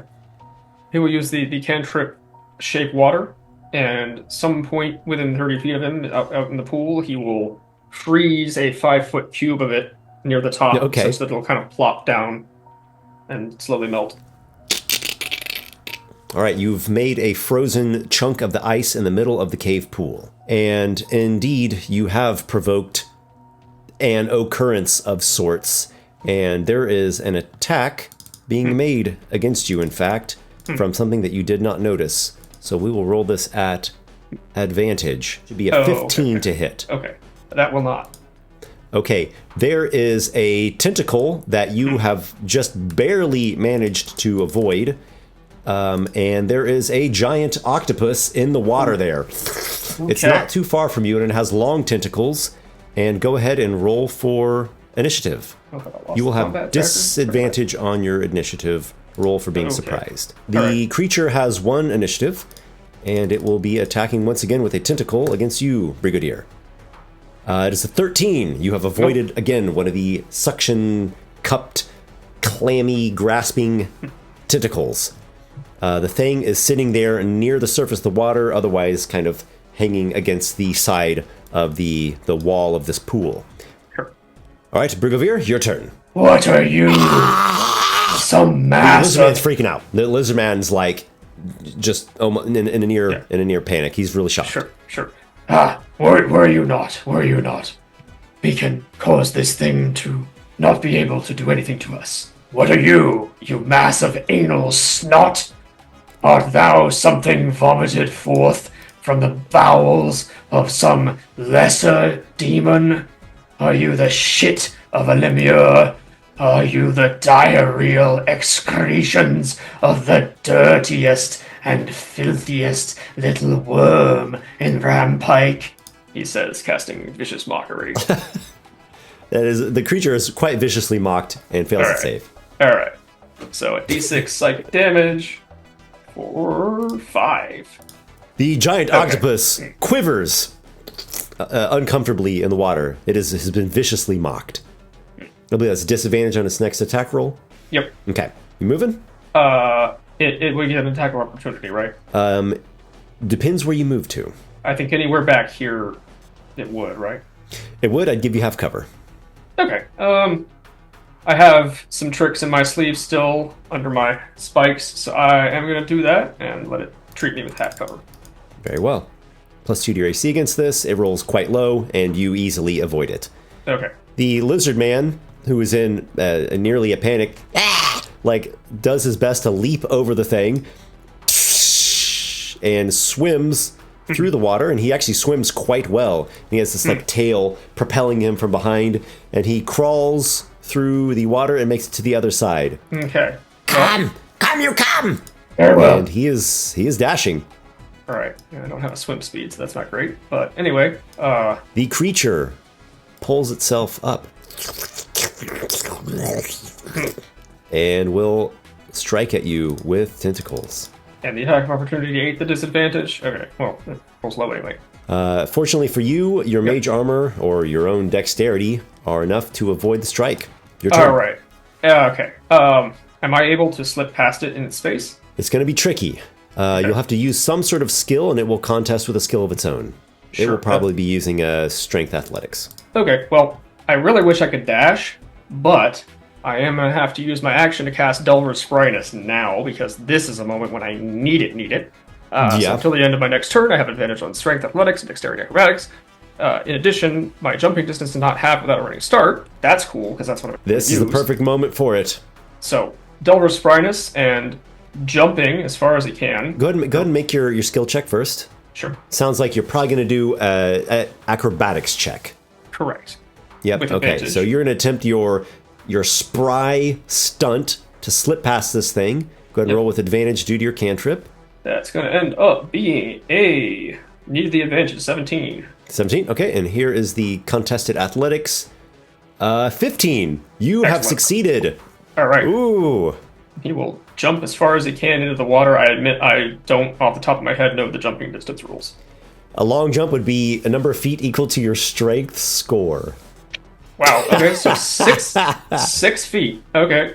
Yeah, so All you're right. just like literally right on the other side of the creature. Like you probably Sure. like feel the sliminess of the back of its head because it's kind of like coming up out of the water onto the ledge, and you That's land there, fine. splashing the rest- into the cold water. Yep. Still has the rest of his movement, though, which I imagine is halved. It is at half speed, and you'll be provoking an opportunity attack. I think, because he hasn't used a bonus action, I think this he'll provoke the opportunity attack, but he'll use a second adrenaline rush, Okay, which is his makes last sense. one now. Want the temporary hit points? Yep, 2 hit points. Okay, right, you got those. Here comes the attack roll. 15. All right, won't do it. Is that And- one under your AC with the mage armor? Correct. Oh, the mage armor saves your skin once again, repelling the enemy's It's a good attack. That good is a great spell. Half speed, but a dash. So he used Yeah, like you've moved 6 feet, Okay. right? So you have remaining 54 feet to go. Half of that would be 27. So wherever 27 is going to bring you to. That'll get him all the way over there. Now clamber onto shore. Yes, fine. We'll go this way. Quickly. Brigadier, with great luck and fortune and some cunning and some spellcraft, you have made it to the other side of the pool, but you are not out of the danger just yet. Of course. Do you have an immediate simple command for the lizard man? Halt! Look! Do not move ahead yet. Okay. He, by the way, is equipped with a shield. It looks like a carapace shield, and he has some weapons, some javelins. His carapace shield is fitted with spikes. So he's like half takes a step, looks ahead, looks back at you. What? We go! And he seems very concerned that creature is going to be following you. Yeah, I mean it is. But, knowing as a player the mechanics of the game, obviously we can't be running ahead, and Okay, he readies I a want him to dash. survive if he can. So, All right, he readies a dash. The octopus comes through the water. Okay. It like just jets across quite quickly, and it is attacking you again. Okay. I'll give you +2 to AC, half cover from the ledge. Sure. 17 to hit, That does hit, yep. even with the +2 from the half cover. Oh, no, sorry, that does not hit. With Is +2 it from one half under a cover, hit again? Yes, it is. Okay, so it's really just you, using the blocking ledge and the terrain to your advantage that you barely evade the grasp of the thing's tentacle. Yep. Your turn, Brigadier. Okay, so he needs to be a little cautious to make sure nothing's going to fly at him from around these corners, but he absolutely is getting some distance between it and him, and getting a look down each hallway. Yeah, there's here. like a smaller chamber, like an intersection chamber. I think you provoked an opportunity attack as well. Sorry to say that. Yeah, no, I did. You're right. You went out of its reach. Yep. Okay. But that would be also at half cover, I imagine, right? Indeed. That Okay. time is an 18. So Yeah, just barely, yes. It does hit. Okay, so it actually gets you. You did not move from that space. You attempted to move from that space, and the thing grappled you up. It has a 10-foot reach? It has a 15-foot reach, in fact. Okay. Yeah. All right. And this is going to hurt. Okay. It's going to hurt a lot, and you're not going to like it, and you might die. Debatable. 9 damage to you. Okay, cool. Does that Anything you reduce can him? do about that? Yeah, does that reduce him below 0? Yeah, it sure does. Well, okay, then it reduces him to 1 because of his Strength of the Grave for being a Shadow Sorcerer, which is sort of... Oh, well, actually, sorry, no, you're right. It's he has to make a Charisma save, DC 5 plus the damage taken, so 9 plus 5 is a DC 14. 14. On success, he drops to 1 hit point. So, Okay. Charisma save, though, so plus 7, DC 14, just has to roll higher than a 7, which watch him not, and he does not. Wow. That's ridiculous. Okay, first time he uses the feature and it doesn't You work. feel the clammy, wet tentacle squeeze about your midsection, and then the pain becomes overwhelming, and all goes black, and the last thing that you see is the lizard man, like, frantically yelling at you, and we're going to say you're unconscious. We're not doing curtain call here, because you have an ally. Sure, yep. I hope he's useful You're for something. unconscious. It's going to go to Lizard Man's turn. He steps back and throws a javelin at the giant octopus. That's a hit. And he ends up doing a mere 4 damage to the octopus. I think he will actually move up to there. Octopus's turn. Did it drop anything? Proceeding into the water, pulling you with it. All right, you're under the water now. It's going to do squeeze. So we're going to roll with advantage. Probably it. Nope, it's only a 9. So your mage armor thins off the worst of that. Your turn, make a death saving throw. Basically, it's a nat 20 here, or else he's gone. It's not a 20. It's a failure, even. So. All right, there's 1 failure. Damn lizard folk didn't do a damn thing. Oh. Well, you attacked the creature. I'm happy with how far I survived. It was pretty stupid that it was that opportunity attack, getting that lucky, and then the first time I used that feature, I had 3 uses of it. It did not work at all. But, no. You know, that's the dice. That's the dice. Oh, they didn't want me to win. Yep. That was brutal, man. That was a pretty good run. But it's not over yet. It squeezes again. That is true. It does have to squeeze again. I don't think the lizard man's gonna come mess around in that water. Well, that's useless. All right. It will squeeze again. 14. Nope. Your turn. Death save. Second failure. Failure number 2. Octopus. 19 will do it. Okay. Brugavir, you are taken down beneath the water, where the giant octopus will feast voraciously upon your body. And unfortunately, you have met your demise here within Ratsfray, a watery sort of grave. Thank you very much for trying. It was a good run, man. It was a really good try of it. All right, well, I think we'll be wrapping things up there. Indeed. Thanks, everybody, for watching. And, of course, be on the lookout for the next contestant who's going to try their luck and their wit here in Ratsfray, and we will see what happens. Until next time, my brave companions, may your adventures be many.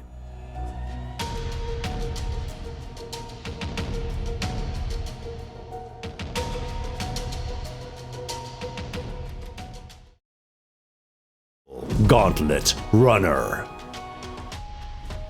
Welcome to Gauntlet Runner. I'm your game master, Esper. This is a semi-competitive form of D&D in which the players attempt hardcore dungeon runs. Today's competitor, we have Professor DM from the Dungeon Craft YouTube channel. Will he give this dungeon an educational beatdown, or will he get schooled? Hello, Professor DM. How you doing, Esper? It's great to be here. I'm doing pretty good. Glad to have you with me. There were some, let's just say, technical difficulties. So the way we're going to run this, from Professor DM's perspective, is going to be completely theater of the mind. We're going old school. I'll even be rolling the dice. But I think this is going to work out just fine. Your character, Mortifer. I'm going to show his stats on the screen here, but what do we see? What's his class? Just give us a little tiny tidbit about Mortifer. Mortifer is a fighter with some roguelike abilities. He is level 1. He's got studded leather and a shield. He's very athletic. He's got decent perception. And he is a human. Okay. You've got a rapier, or if you want to Right. sheath that and take the shield off, you've also got a longbow. Right. Okay. Let's do this. Mortifer, you're in a room, stonework, architecture, and there's a stairway that's descending. With you are 2 armored guards and a cloaked man. These are the people who led you to this room to begin with. And the man in the cloak, he gestures to those stairs. Gauntlet Runner, down there is your trial. Your challenge is to make it all the way through the gauntlet. You have 3 hours in which to do so. Take heed that sanctuaries are marked with the symbol of Morpheus the Dreamer. In the sanctuaries, there are no monsters, there are no traps. As long as nothing follows you in, a sanctuary is a secure place. And now, your time has come to descend. Do I need a torch, or is there some form of illumination? You look down the stairs, there does seem to be illumination. I walk down the stairs. I'm moving down cautiously, taking note of my surroundings above, on the ground, to either side of the wall, etc. Okay, so you come down these stairs. You're in a corridor about 5 feet wide, ceilings 10 feet high, really not like well master-crafted masonry walls. Just a little bit ahead, it cuts to the right. There's a sconce with an ever-burning flame in it. That's what's providing illumination. Do I have a mirror? You do not have a mirror. You have a Dungeoneer's pack, so you've got like thieves' tools, crowbar, caltrops, torches, tinderbox, rope. All right, so as I approach that bend, I'm going to put my back up on the north wall. Mm-hmm. All right, and I will take one of those caltrops and just toss it around the corner. Okay. Bing, ding, ding, ding, ding. It goes clinking along the floor. I'm going to wait for a moment, and if nothing moves, I don't hear anything, I'll peek around the corner. There's a slight sound of movement. It's not immediately close by. Just a little, maybe a step or a shuffle or something. It's a little ways away, though. And I'm going to take out my longbow. I'm going to notch an arrow and move along that. The corridor, I think, is going north, right? Indeed. Okay, you step out there. An iron gate slides down from behind you. Mm-hmm. Truly, you are sealed in here. You can see down the corridor.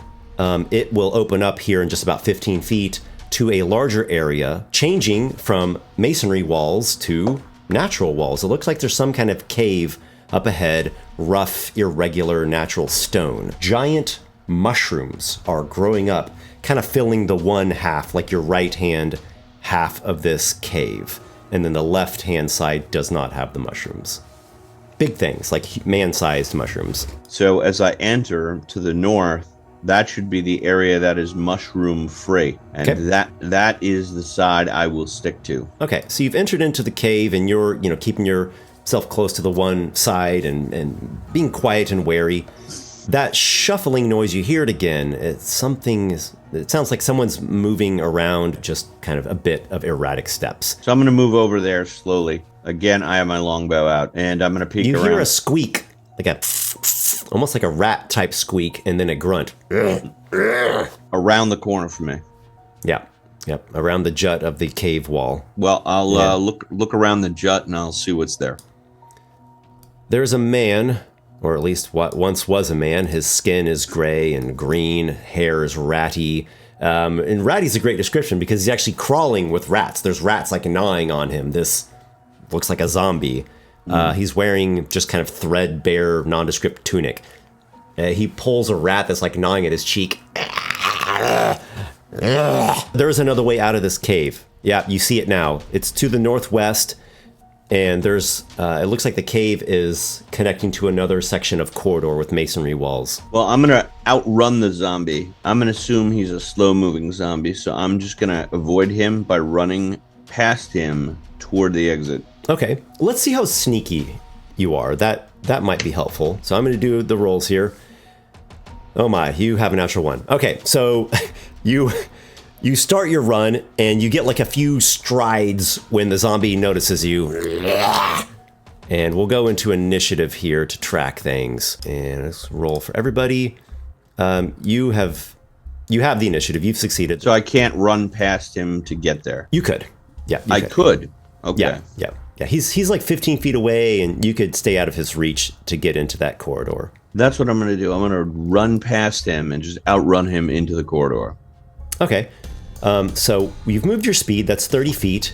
And the corridor is going north for a bit, and then it angles to the northeast, like a diagonal shape. Yeah, I'll keep moving quickly, and just hopefully the zombie loses interest. Okay, so you dash. You've actually gotten through the entirety of this new section of corridor. There's a door that you come to. It's a stone door, looks pretty heavy, has like a grip on it, looks like it could be pulled open. So that was your turn. The zombie is quite agitated and comes shambling. With a dash, it is able to get almost within arm's reach of you. So it's coming down the corridor with outstretched hands that look like they want to rip you to pieces. Okay, I'm going to switch from my longbow to my rapier, and I'm going to stab the zombie. You stab out with your rapier and connect with the zombie. The strike makes the zombie stagger a bit, but you're piercing through dead zombified flesh and does not fell the thing like it might some common street bandit. The zombie will reply with grasping out for you with vicious hands. And you easily and nimbly dodge the swipe. Do you strike again with your rapier, or do you have something else? Rapier again. You stab with the rapier. It's not your finest of strikes, but it's just a zombie. The thing is not hard to hit. So once again, you give it a bit of a run through. This time the zombie bucks a bit. And for a second, you almost think he's going to fall over, but he doesn't quite keel over.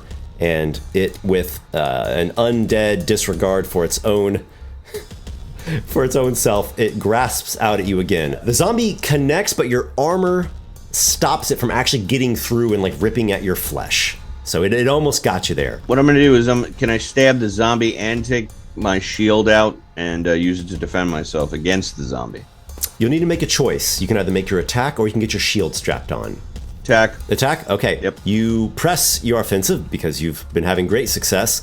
And once again, you stab the thing.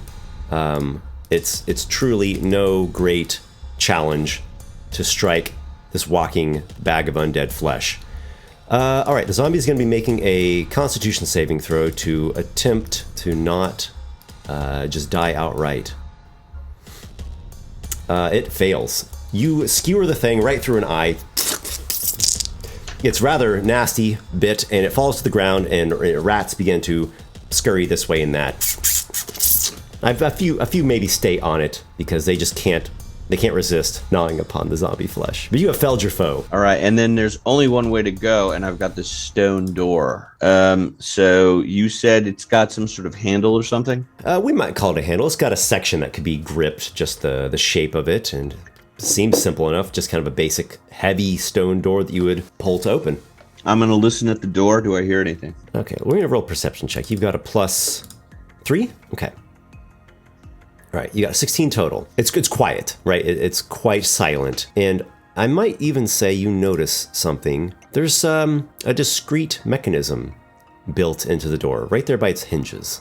There's something's like, that mechanism is going to activate or trip or whatnot when this thing is opened. Do I have gloves? Yes, you have like some nice leather gloves. Good, I chop off the zombie's hand, and I'm going to use it to open that mechanism. Okay. The zombie's hand in the The mechanism, not my mechanism own. doesn't really have an opening function. It just looks like a simple thing that when the door opens, the hinge like trips something or activates something. I have a rope and a grappling hook. Not a grappling hook, just a rope. Can I attach the You rope do have to it? you do have thieves' tools as well, and you're proficient with those, as you have a let's just say a sorted background. Is there a way to tie a rope around that mechanism so I can open it and I don't? If something snaps on that hinge and it rips my hand off, that it won't get ripped off. That's the idea. Would you say you're trying to disable the mechanism on the door? Yes. Yes. Okay.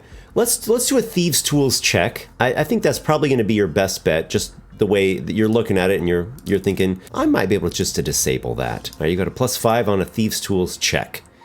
Not a bad roll. Total of 21. Yeah, you get the mechanism disabled. Whatever the function was, it's not going to do it. I open the door. It takes you a bit of effort. It's a pretty heavy door, but you try and you put some elbow grease on it, and you get the thing opened. And you hear this kind of like some kind of dull click that's just like not catching, like there's something not catching. It only just goes for a moment and nothing happens. Well done. Whatever that was, it's disabled. Mm-hmm. Okay, so you're seeing now a circular room. There are 2 stone pedestals in this circular room. One to your left and one to your right. The left one has a grappling hook on it, just a grappling hook. And the right one has a glass phial, like a potion. Also, on the northern end of the room, there is a smaller wooden pedestal. The top of it is carved into the likeness of an owl. I'm going to be moving not through the center of the room, but my back pressed against the wall around the left-hand side, which is the west, which should bring me to the owl. Okay. Right? Yep. You circumnavigate to the owl. I'm going to search it for traps, the pedestal.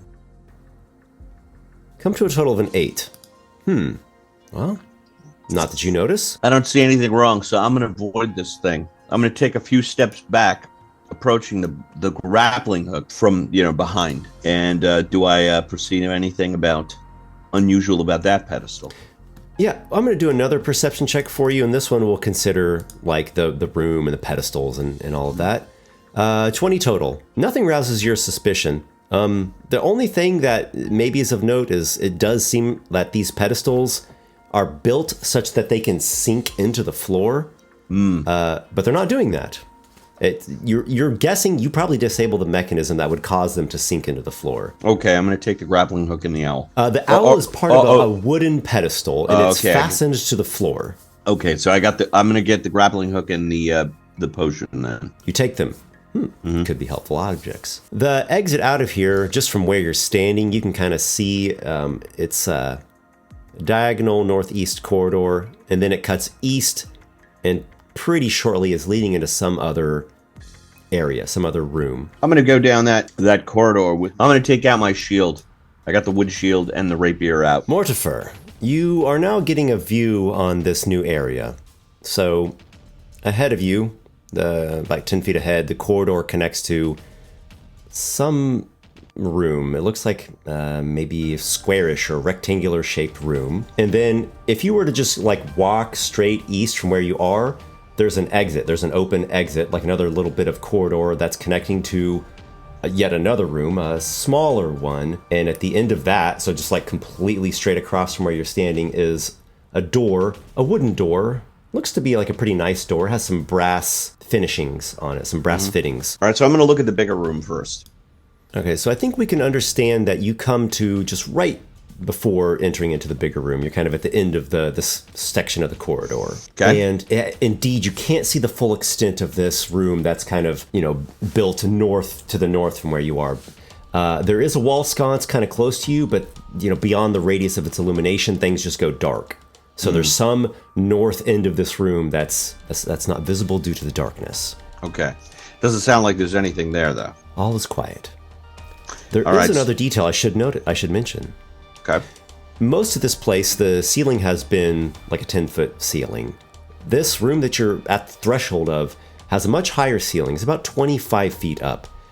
And the ceiling is covered in stone giant spiders, like statues or maybe even petrified giant spiders, just fused with the ceiling. Okay, that's disturbing. So I'm going to go to that east corridor to the door with the brass. Okay.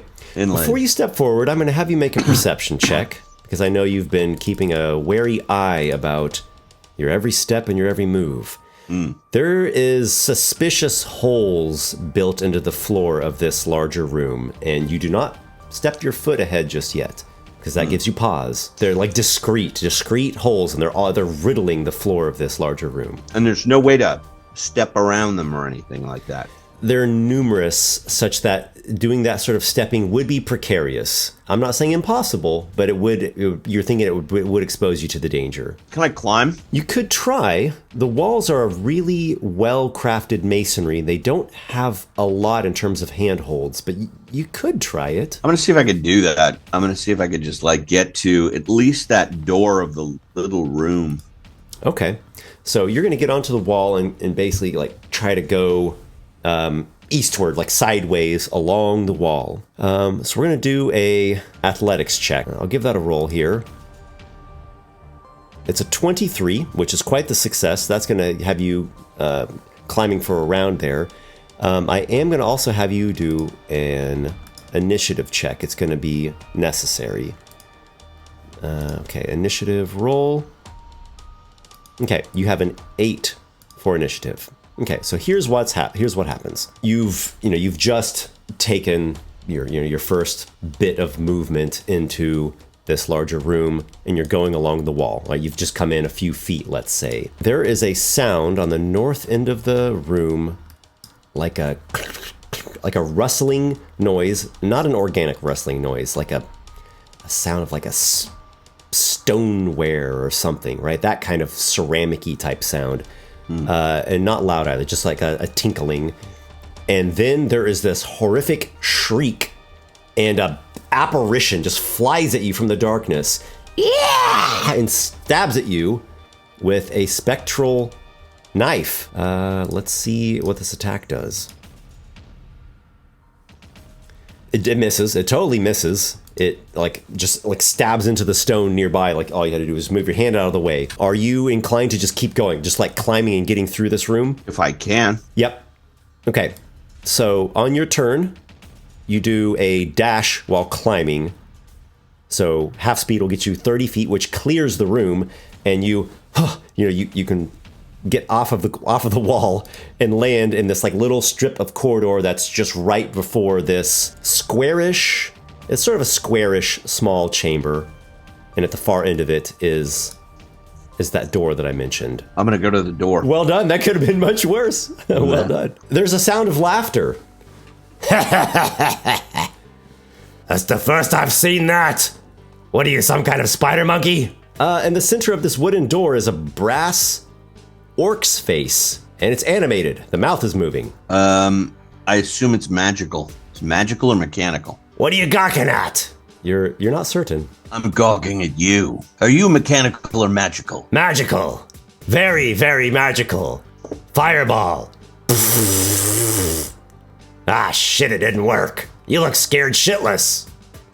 Well, a specter just tried to murder me with a knife. Oh, it failed. Too bad. How do I get into this room? Do you let me in? I ain't letting you in. Why not? Because I don't like you and your dumb face. What about some sort of riddle or something? Isn't there some sort of puzzle to figure out with you? No, I hate riddles. Is there any other way to, handles to get her into this door or anything like that? It has a handle, and it does have a keyhole. Uh-huh. Yeah. Pretty nice looking door. Well, since I have nothing else to attempt, I think that, well, first of all, I should have tasted that potion. I'm going to just put a little of that on my tongue. Do I know what it does? Tastes like a potion of healing. Okay, we got a potion of healing. Grappling hook. Is there any way to put kind that... of creamy golden color, a light aroma to it. So, the grappling hook, does it go on the handle or anything like that? Would it be able to go on the handle? Or you could. Mm-hmm. All right, I'm going to attach that grappling hook to the handle. Oh, no. You're coming close. I don't know what you're wearing, but it smells awful. The grappling hook is on the handle. No problem. The grappling. Can I use it to open the door, or it's locked and I'm gonna have to pick it? It does appear to be locked. Yes. All right, I'm gonna use my lock picks to pick the lock. I'm also gonna make a perception check to make sure it's not trapped with any sort of a magical doodad or something. Your perception check comes to a 9. As far as you can tell, there's no traps. Oh, there's no traps here. I'm gonna pick the lock with my thieves' tools. It's very trapped. You're gonna die. It's gonna drop you into a pit of acid. I look at the floor. Does that look accurate? Not that you can tell. No. No outline of a pit. No doesn't grooves seem to or be. anything. You Okay. don't notice anything, no. All right. Well, What are you gonna do with those? The brass eyes kind of, the eyeball just kind of like looks down at your tools that you're drawing. I'm gonna pick this lock. Like hell you will. This is a master lock. You want to give it a try? Nevertheless, I'm gonna try. Okay. So you've got a +5 on Thieves' Tools. You fiddle with it. You're not getting it. I will make you an offer. You can try again, though if you fail, you will have ruined your Thieves' Tools.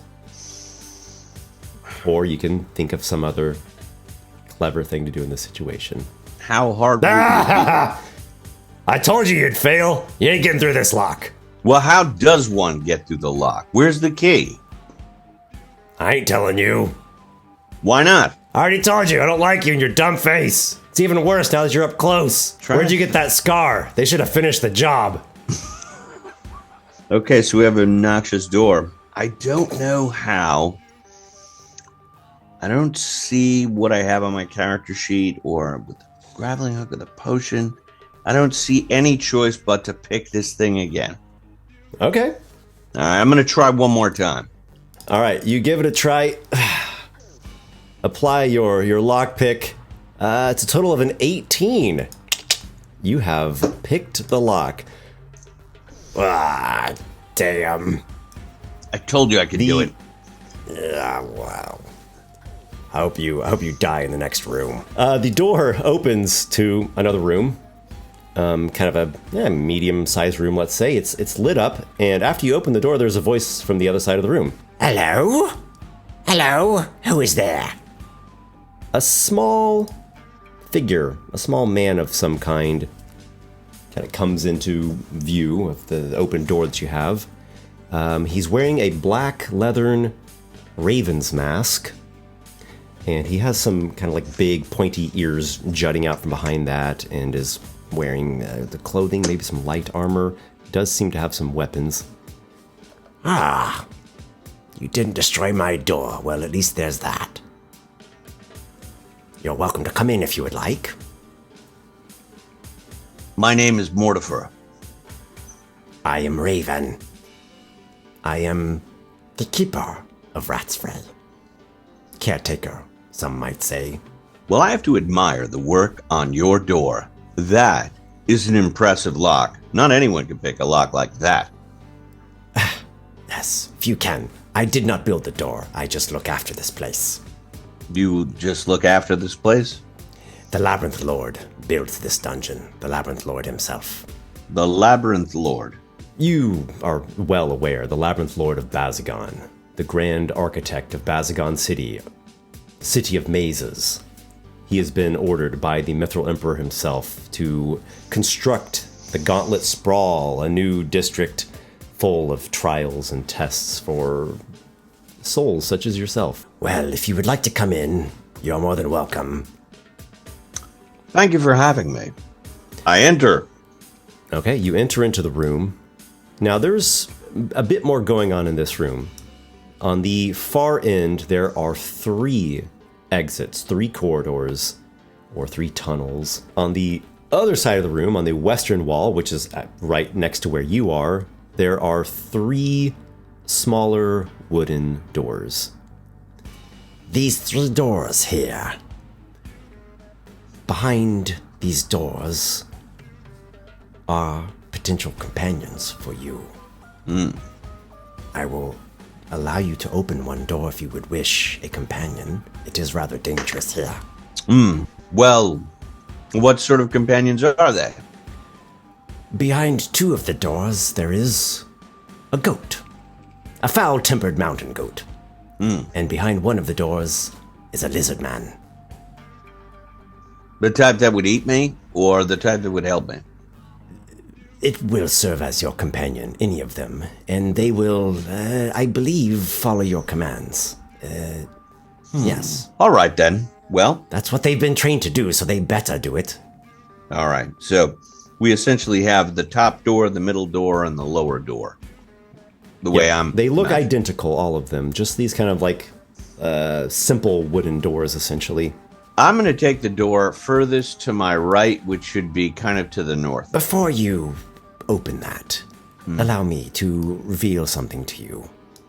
And the man, small creature, slinks over to the bottom door, unlocks it, and opens it. And you see inside, indeed, a goat. Just a goat behind this one. If you would like, you can change your answer. Would you rather the middle door instead of the top one? I'm going to stick with the top. Very well. He goes, unlocks the top door, opens it, revealing a lizard man. Covered in scales, has a carapace shield affixed with spikes. Looks like he has some other weapons as well, like some javelins.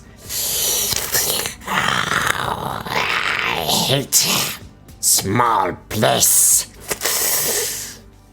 You will go with this one, Mortifer. Do as he says. I will show brave. Okay. What is your... I am Mortifer. What is your name? Skikthas. Skithas. It's a pleasure to meet you. Which of these 3 tunnels would you pick? He looks at one and the next and the next. So I'm rolling a perception check for Skikthas. Much silent. He kind of struggles to express himself in the common tongue, but it seems like he didn't really hear anything. Okay. If you would like to listen, you're more than welcome to. I will listen at each. Okay, so we're going to roll your perception check. It's quiet. Yeah. The only thing I could really say of note is that the top corridor is brightly illuminated.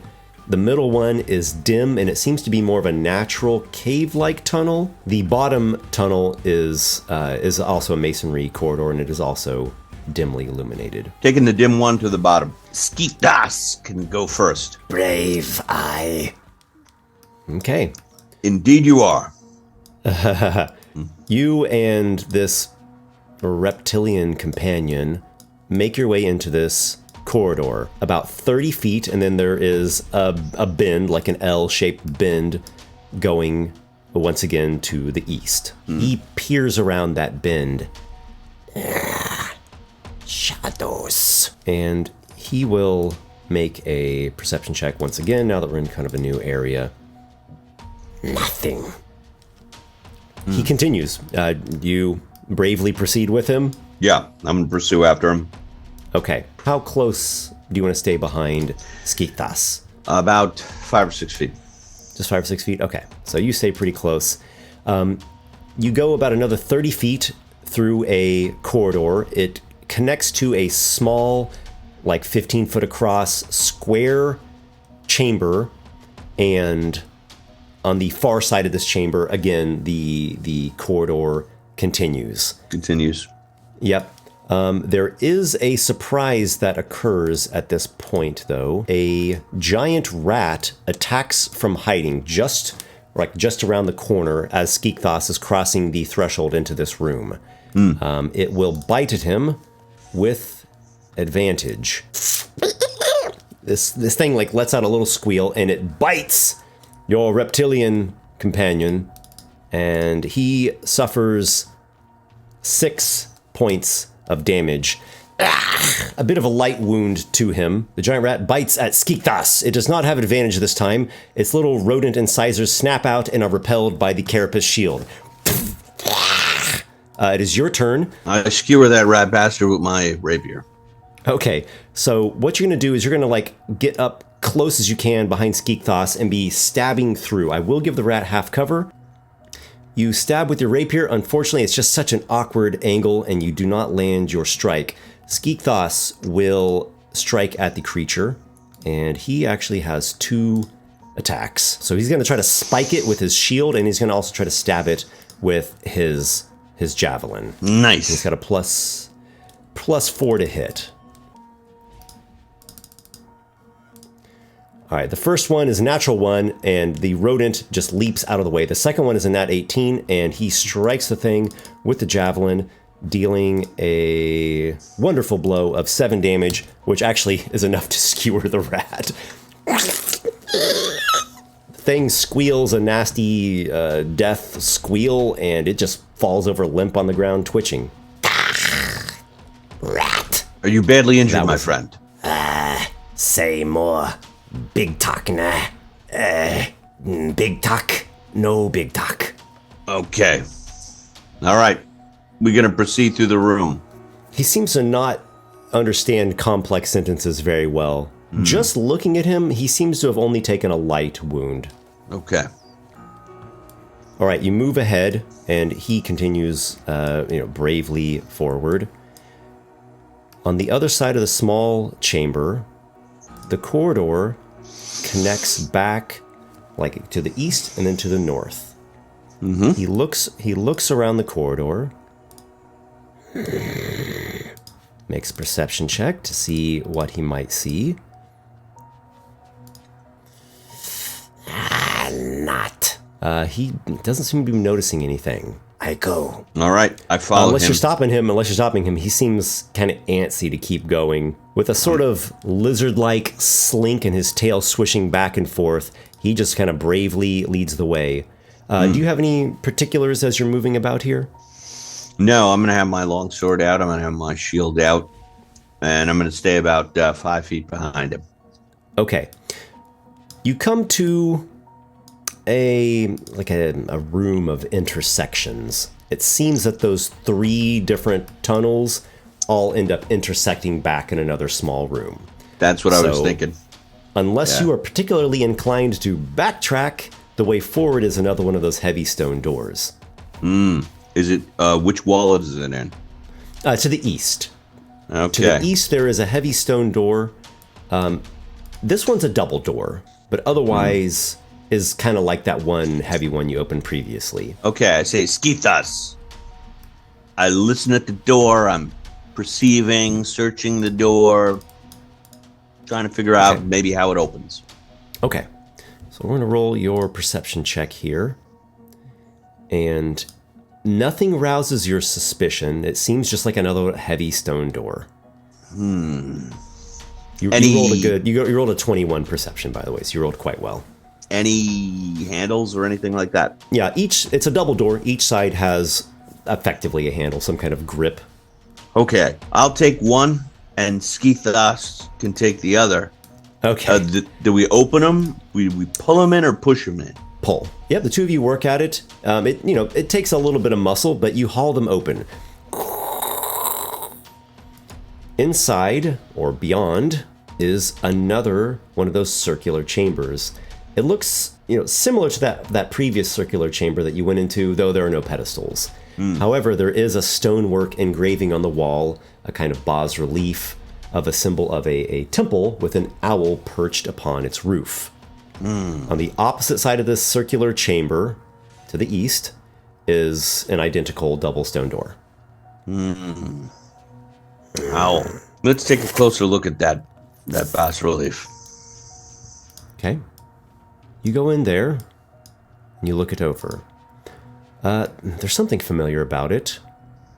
Would you say that your character has a general religious familiarity, or are you like, grew up in some like misbegotten corner or a secluded background? Well, considering his criminal nature, I'm not sure how many churches he's been to. I would just say gut instinct. Do you think he has just a general common knowledge of religions of the area? Probably. Yay or nay? Probably. Okay. This is certainly a symbol of Morpheus the Dreamer. Morpheus the Dreamer. Okay. Yes, a god of dreams, of course, of twilight, of healing and resting, and even a god of intoxicants. So this is probably one of those sanctuaries where we could rest, but I'm not injured, so we will keep going.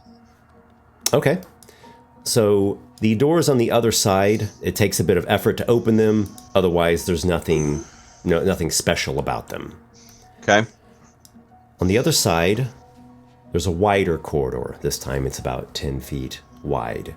It goes straight to the east for a bit, and then soon after does an L-shaped curve up to the north. Skeekthos proceeds ahead cautiously, slowly, gets near the bend, makes a perception check. Would you like to make one as well? Yes. Okay. His is a 13, and yours is an 11. Well, once again, it's silence. Skeekthos will peer around the corner. Yeah, some rats. Not close. He seems to be assessing what's ahead. He's kind of has a bit of a moment of hesitation or discerning. What do you do? Those rats.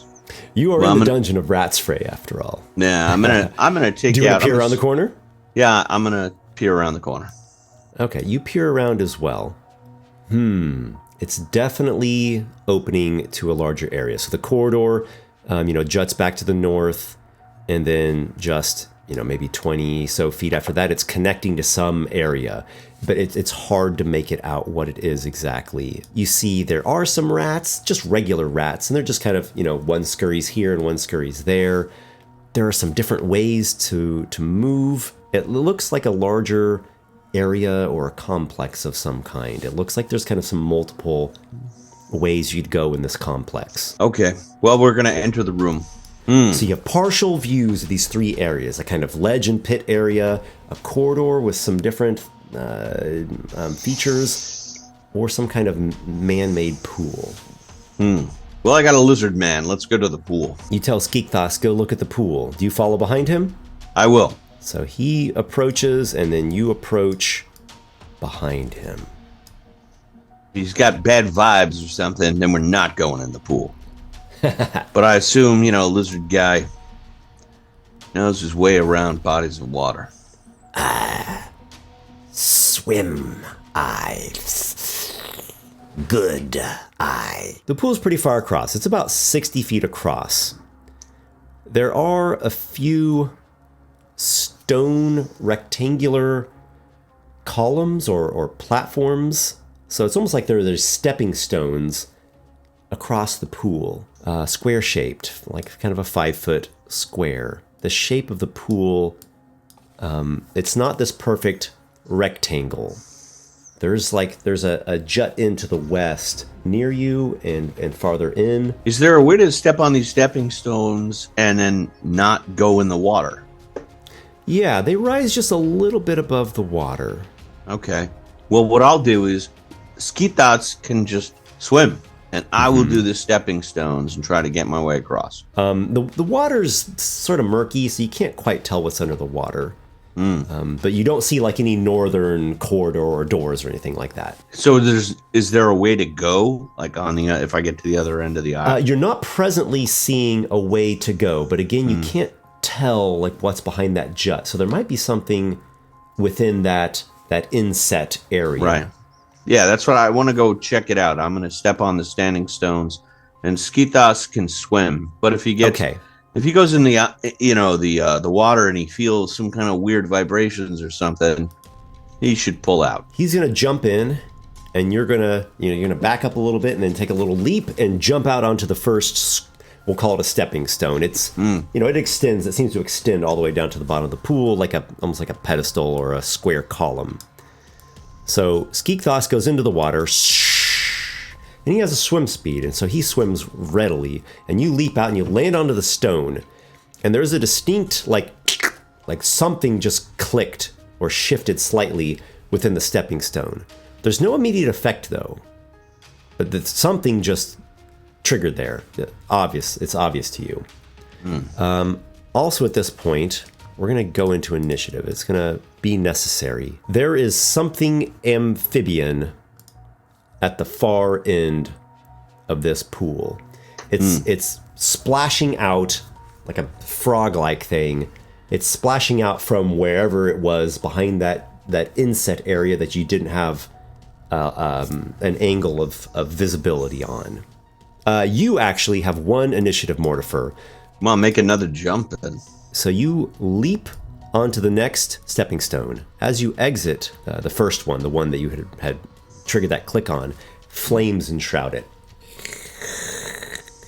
So the first standing stone now has flames crackling along it. Uh-oh. There's a click on the second one when you land on it. Oh, well, I'm going to leap again to the next one. I'm going to propel myself off that one right to the next one. All right. The same thing happens when you leave that second one. Now its surface enshrouds with flames. Uh-oh. And there's a click when you land on the second one. You're noticing a pattern here. You can now see this giant frog thing. It's a medium-sized creature, kind of like a man-sized frog. Hungry-looking amphibian. Its throat sac kind of hungrily bulges for a moment. And it's just splashed ahead a little bit. It is presently in the water 20 feet away from you to the northwest. Well, I'm going to propel to the next one. That will get you into a dash. Is that what you want? Yeah, that's fine. Fourth verse, same as the first. When you leave the stepping stone, the third one, flames enshroud it. And there is a distinct clicking, shifting when you land on the fourth and final one. Oh, man. So you're basically at the end of the pool and you see just wall. However, I am going to give you a free perception check here because there is something you might notice. So we're going to roll this with a +3. 16. You have succeeded. You notice underwater at the northern end of the pool, if you were to swim down under the water, swim down like maybe 10 feet down, there's an underwater tunnel leading to the north. An underwater tunnel leading to the north. Yeah. But I would have to, I guess, hold my breath. And I'd have to do battle with that amphibious thing. So it would seem. And is there anywhere to go besides that underground tunnel? Nope. You've reached the end of the pool. So it'd be water, flaming stepping stone, or just stay where you are. Where's my lizard man? Clever. He's back in the water, 28 feet away from you. All right. So if I actually passed him. Yep. Yeah, you went first, and then he'll be up next. Because what I would want to do is like have him swim, and I'll just grab onto him, and we'll swim down the underground tunnel. All right. So that's my thought. All right. So you tell him, get over here, basically, and you point out the underwater tunnel. Skeekthos eyes the giant frog. Here's your command, and he's brave. He's brave. He doesn't balk at this. He seems to think that this creature, this frog thing, is not the worst thing in the world. So he goes swimming, and his tail, swishes back and forth. So he's now quite close to you. He's basically just to your left in the water. He's looking at this frog creature. He draws a javelin. If you would give him one quick command, what would it be? Attack, dodge, move somewhere else. At the speed that the frog is closing, do I think that if I jumped on Skeekthos that he could just like swim down that corridor and avoid combat altogether? Or is it the frog? You don't think that would? You think the frog would be nipping at your heels? Okay, all right. Well, then I tell him attack, and I point to the frog. And what I'll do is I'll take out my longbow and I'll attack with my longbow. Okay, so we'll wait till we get to your turn for the longbow. For Skeekthos, he's got this javelin in hand, and I think he's just going to hold that at the ready, and when the frog approaches, he's going to stab at it. So Okay. we go to the frog's turn, and it, it kind of jets through the water. And so Skeekthos will get off his attack first. He stabs with the javelin and pulls off a 12 to hit. That does indeed hit the frog. He will deal 7 piercing damage. He stabs the frog. It lets out a pained croak, though it is not a severe wound. And the frog bites at Skeekthos. Amphibian jaws snap and are repelled by scaly hide of the lizard man. It is your turn, Murtifer. Cool. You have a longbow in hand. What do you do? I shoot it at the frog, and because I have an elevated position, do I get any kind of advantage? No advantage, but I would say it does not have half cover. Your ally's not going to be really in the way because you're up higher. Okay, So that I'm would going to be shoot that it. would be an advantage of sorts. You loose your arrow and you have hit with a 14. You have dealt a 10 damage wound to the frog. The arrow actually stabs into its hide, and the thing lets out this like bleeding, shriek of a croak. And you've severely damaged this frog. I jump in the water, Okay, which direction do you jump? close to my lizard man as possible. Okay, so you just jump due to the west, and you just get right behind Skeekthos, who has this like focused, like cold-blooded reptilian, like cold fury, and he is intent on stabbing this thing with his short spear, and he skewers this frog. And the thing's like bleeding, just kind of like turns into red bubbles in the water. I didn't want to kill that frog. But... Frog. Rats. So I say, Skeethos. Good to eat. He wants to eat the frog. Not now. He just, whatever, rips off a bit and puts it in a pouch. He has other priorities. All right, so what are you thinking? I'm thinking, I tell Skeethos, swim, me hold you.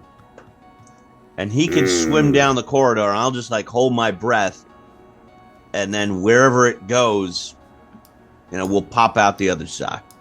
Okay.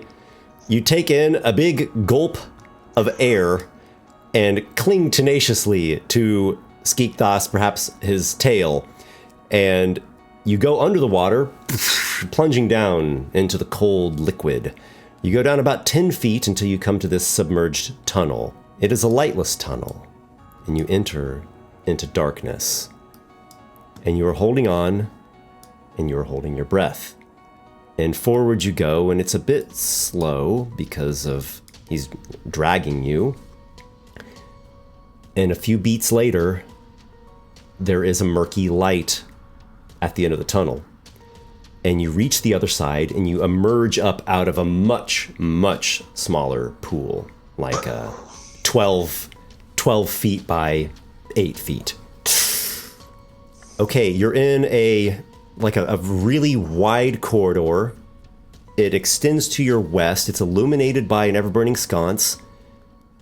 There is a door to the north. There is a stone door, and it is marked as the exit. It doesn't literally say the word exit, but it is marked with an exit symbol that's recognizable to you. Check it for, perception, check the traps, etc. You look it over, nothing rouses your suspicion. You and Skeekthos haul it open, and there are stairs ascending which lead you out of Ratsfray. Oh, that's... And you have made it through the dungeon!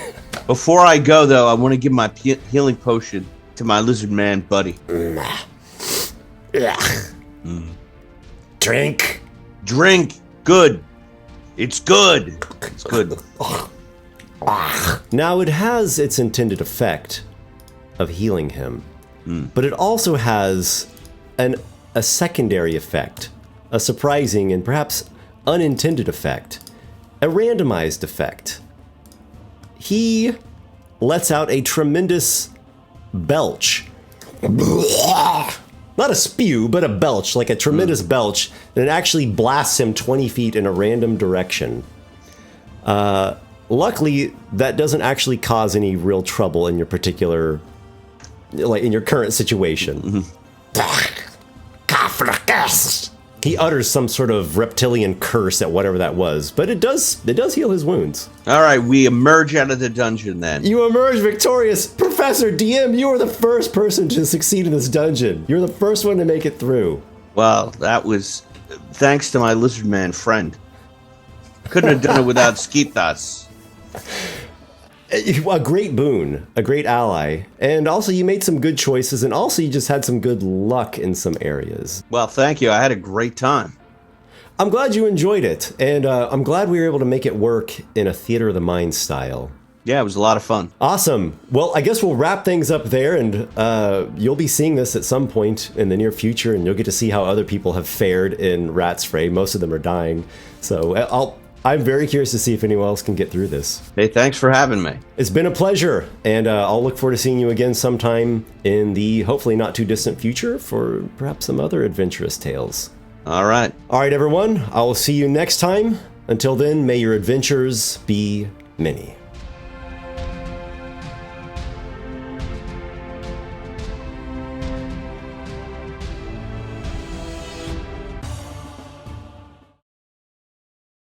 Gauntlet Runner. Welcome to Gauntlet Runner. I'm your Game Master, Esper. In this series, players attempt hardcore dungeon runs, solo dungeon runs in this case. Today's competitor is Baron Derop, host of the YouTube channel Dungeon Masterpiece. Will he master this dungeon, or will he be torn to pieces? Hello, Baron. Hello, how are you doing? Doing pretty good. Welcome. Thank you. Thanks for having me. I appreciate it. I'm glad to have you. So, you're going to be going through a gauntlet of sorts. I am. Who's your character? I'll show some stats on the screen here, but tell us what Sure. What do we see? Give us a little bit. I've decided to do the unthinkable and try to make a pacifist run of whatever this dungeon is. I am playing as the level 1 bold and brave Murbus the illusionist gnome. He has no combat spells and has 6 hit points and will try to run this entire dungeon without taking a single hit or being able to kill a single enemy. I'm very happy to hear that. That is actually music to my ears. Everyone's been playing like orcs and stuff, and so I've been hoping someone would try this approach that's more tricksy and sneaky and whatnot. All right. Well, if you're ready, we'll get right into it. Let's do it. All right. So, Murbus, illusionist gnome, you are in a room with stonework architecture, and there's a stairway descending there in the middle of the room. There are 3 figures with you. 2 are armored guards, and then one is this cloaked man, this tall cloaked man. These 3 are the ones who brought you to this room here. And the man in the cloak, he gestures to the stairway. Gauntlet Runner, down there is your trial. Your challenge is to make it all the way through the gauntlet. You have 3 hours in which to do so. Take heed. Sanctuaries are marked with the symbol of Morpheus the Dreamer. In these places, there are no monsters, no traps. As long as nothing follows you in there, it is a secure place in which you can rest. And now your time has come to descend. This seems foreboding. Perhaps there will be many gems I can recover while I'm down there. But I will see you in 3 hours! You go down? Yep. Okay, there you are. So you are coming down these stairs, and the walls are masonry, like a well-crafted masterwork masonry. Illumination is by way of some wrought iron wall sconces with ever-burning flames. I guess I'm just gonna zip around to the corner here and start sticking my nose out, slowly but surely, trying to get a view of what's down the hallway. Looks different. It has an irregular, natural shape, like a cave, and there are giant mushrooms. When you step to that point, a iron gate slides down from the ceiling behind you. Ahead, the air is moist, a bit of a mildew smell. The mushrooms are quite large. The ceiling is 10 feet high, and some of them go all the way up to the ceiling. Thick stalks, thick fruiting bodies, kind of man-sized mushrooms. Since I've only got, 4 hit points, 6 hit points, I'm just going to slowly inch my way down the steps, peek around. Do I see anything that looks like it could jump out and get me from among the mushrooms? No, everything is still there, and there's a variety of different mushrooms, though nothing about them is particularly striking. They just look like big mushrooms. They don't have any emanations or anything. The only actual movement you see would be in this one of these ever-burning flames here off of this jut. There is a sound, a quiet sound, a bit of a shuffling beyond that jut. Okay. A moan and a squeak, like a rat squeak. Okay, I'm going to... Are the mushrooms big enough for me to, dip into and kind of hide while I peer into the next area? Okay, I'm just going to... Very much so. Slip into the mushrooms and take a gander. Yep. We'll consider the mushroom area difficult terrain, and there's plentiful cover for you to get behind. Okay. You see over there the source of that moaning and the shuffling noise. There is a zombie, a man, some poor sot, skin gone to grays and greens. His clothing is just sort of a nondescript, threadbare tunic, and there are rats crawling on him. One is gnawing at his cheek. He pulls the thing off and flings it against a wall. Okay. I guess I'm just going to continue slowly inching my way through the mushrooms here. Ooh. What is this I found? There seems to be a tunnel to the east. It's hard to make out where exactly it's going because there's a lot of mushrooms blocking your view. Otherwise, the room is continuing to the west, and there looks to be on the western end, kind of northwestern end, there's back to masonry and corridor. Okay. I'm going to take a quick peek down this tunnel. Step there, and there is a noise, a loud noise. There's a big mushroom that you could not see before until you got to that point. And now you can see it, and it can see you. And from its porous cap comes a shriek. We're going to go into initiative here just because that's going to be helpful to organize things. Merbus, you spring into action, perhaps with a sense that you need to do something quickly. And the zombie is looking in your general direction, not specifically at you. Clearly agitated by the shrieking noise. I'm going to cast Minor Illusion of shuffling steps and just some discombobulated voices coming from behind the zombie at the dogleg in the hallway at the west end of the room. Something that could sound like, armored footsteps and people talking. You make a clamor over in that direction. Seems to be drawing the zombie's attention. Okay. I'm going to dip into this cavern. Just slightly. It's an unlit tunnel. It looks like your dark vision is availing you of some amount of vision. It's a curving cave-like tunnel. Okay. And the shrieking mushroom continues its shriek. The zombie, rats riding atop it and gnawing on it, goes over to see what the commotion was. Back to you, Merbus. Okay. I guess I'll continue carefully inching my way down the hallway here. When you come to there, you see a creature, and it is moving in your direction, in fact. Okay. And it is a segmented thing, quadrupedal, with large tufted antennae growing off of its somewhat insect-like face.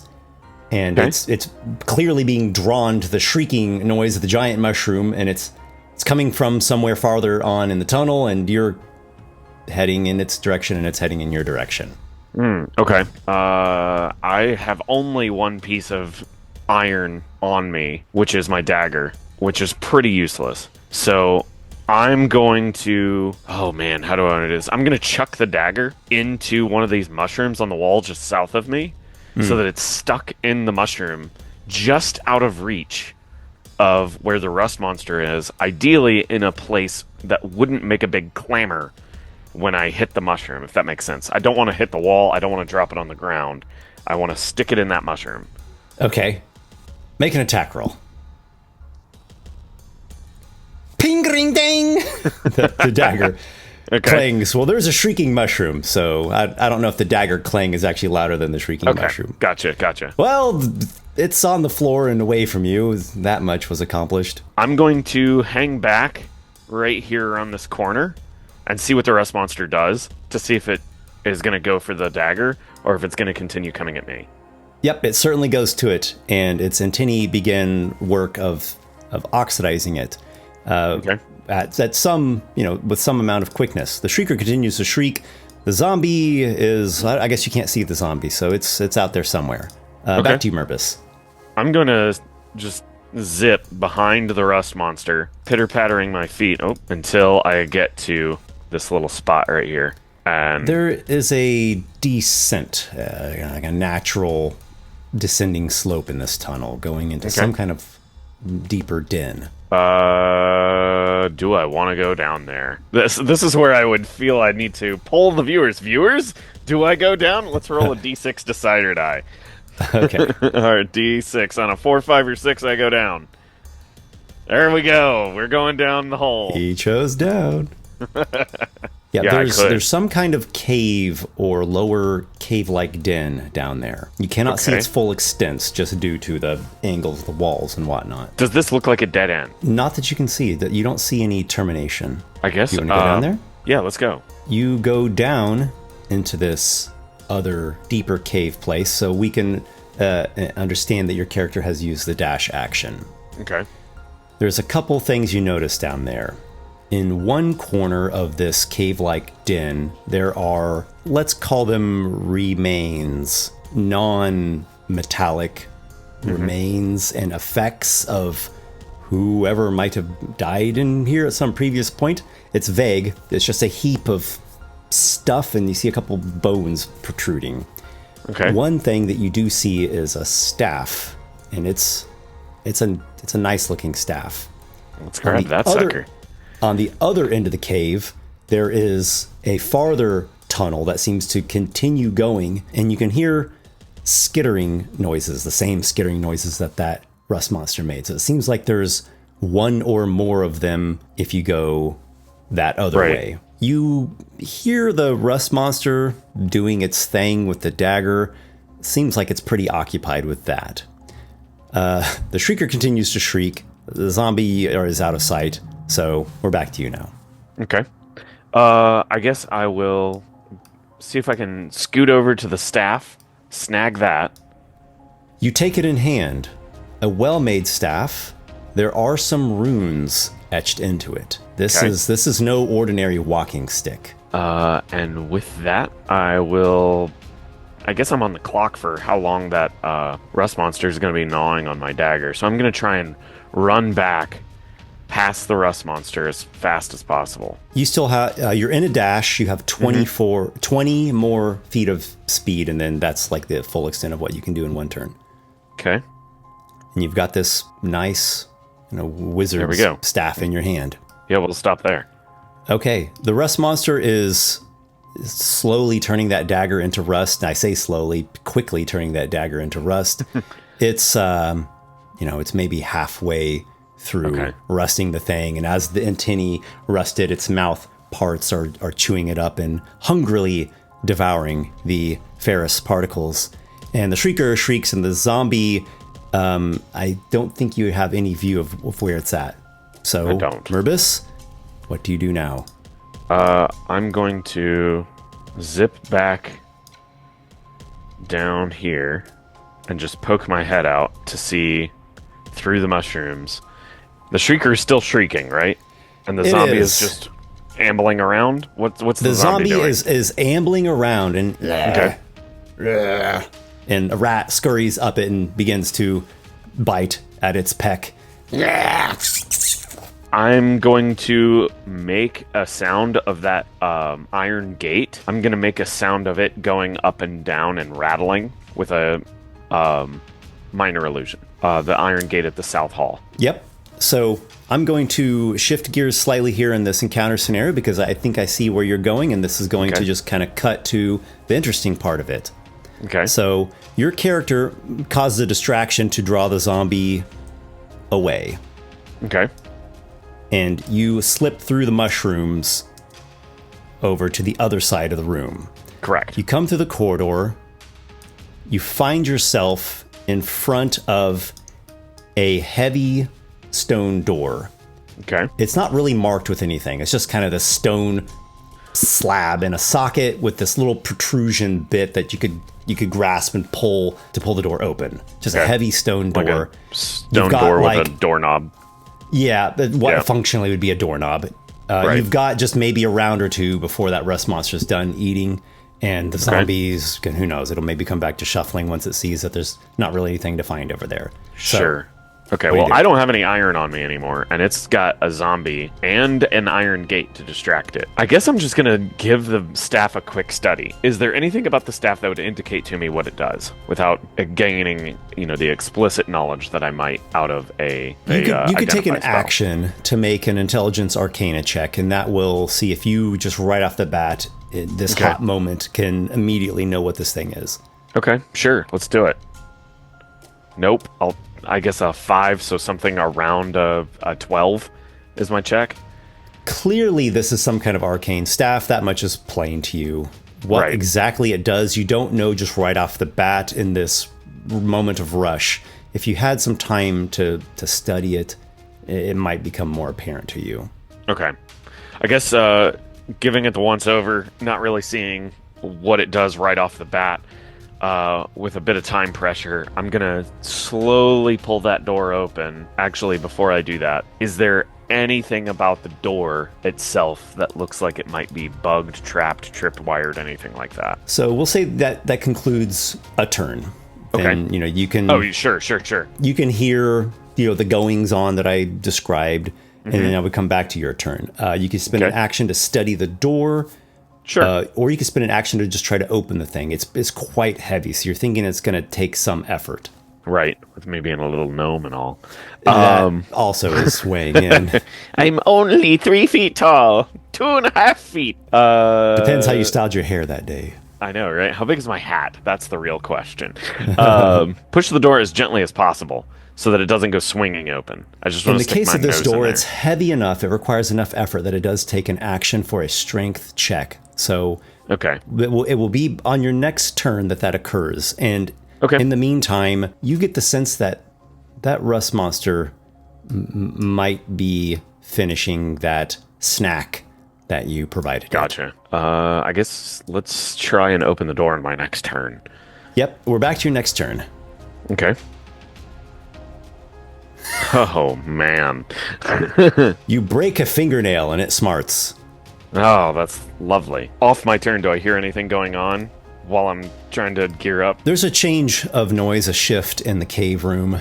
That shrieking mushroom is quieting down. It's not a complete cutoff. It just kind of is running out of steam. Right. And then there's this skittering sound of the movement of the rust monster and the shuffles and groans of the zombie. So if they're interacting or if they're just close to each other, if they're looking around, so there's some movement over there, but nothing that is visible to you or immediate to where you're standing. Back to you, Merbus. Merbus at the door of doom. Here we go, pushing again. This time, hopefully, 15 will get it. This time, you really, really give it your all, and there's maybe a sense of urgency. And you get the DC right on the money that time. And so it kind of takes everything you have in that moment, and you haul the door open, revealing a circular chamber beyond. Okay. Now, there's going to be a thing that has to happen quickly here, so you're going to make a quick decision. Okay. The door opens. There's a circular chamber on the inside. There are 2 stone pedestals. The one to the left has a grappling hook on the top of it, and the one to your right has some kind of potion, just like a simple phial on the top of it. As soon as you get that door open, those 2 stone pedestals, they start sinking pretty quickly, and they look like they're going to go and recess into the ground. Just another thing you quickly notice at the north end of the room, close to the exit, there is a smaller wooden pedestal, and the top is carved into the likeness of an owl. So, Okay. any quick decision on your part? I guess I'm gonna run into the room and try and snag. Oh, do I want the grappling hook or? Okay, I'm gonna let the dice decide. I'm gonna say on a 4, 5, or 6, we're going for the potion. Okay, it looks like we're gonna grab the potion. Okay, you run in there and snatch up the potion right as the pedestal sinks beneath the floor and a stone covers it over.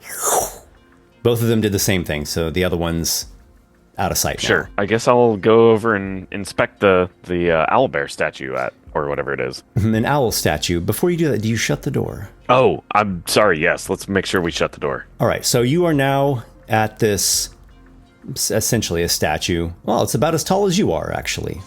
A wooden nice. pedestal, and the top of it's carved into the likeness of an owl. Pretty well crafted object here. It's affixed to the floor at its base, and then there's this diagonal corridor leading northeast out of the chamber. Is it just look like it's wood? There's nothing like odd or like Only wood. It's only made of wood? Okay.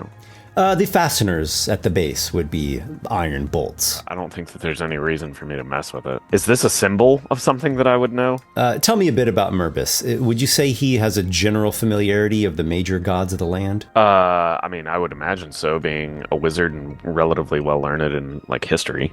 So Makes maybe sense. not the deep details of religions, but at least enough to know who they are, what they are, etc. The god of dreams, Morpheus, his primary icon is an owl. You are convinced this is a symbol of Morpheus the dreamer. This must be a sanctuary room. Excellent. Okay, so with that knowledge, I will take a moment to sit on top of the statuette, doubling its height, and will pull out the staff from my storage hat, and we'll study it to try and get an idea what the heck this thing is.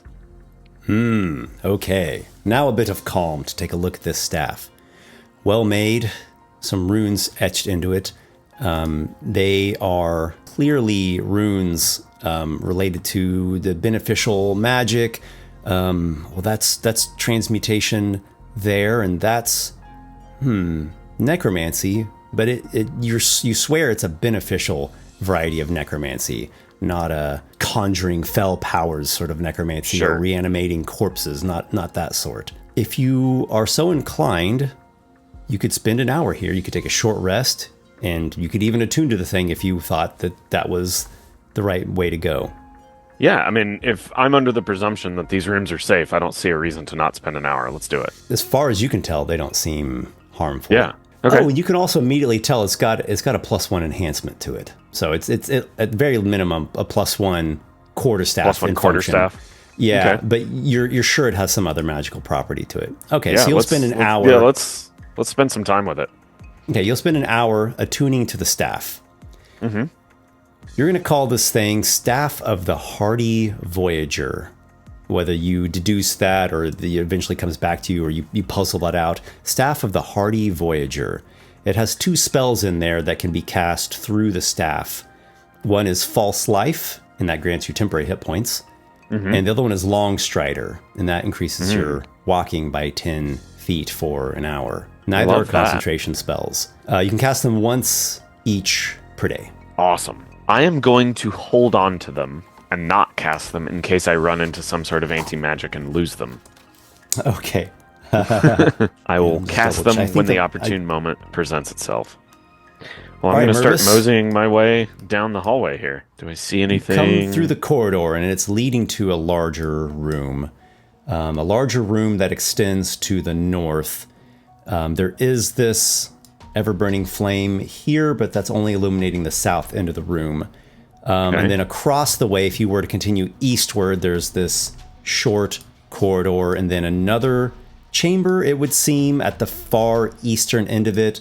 There is a door, kind of a nicer looking door as far as you can tell. It looks wooden with some brass finishings. All is quiet. All is quiet. I'm going to slowly... Oh, there's another detail. Okay. There's another detail as you're slinking along there.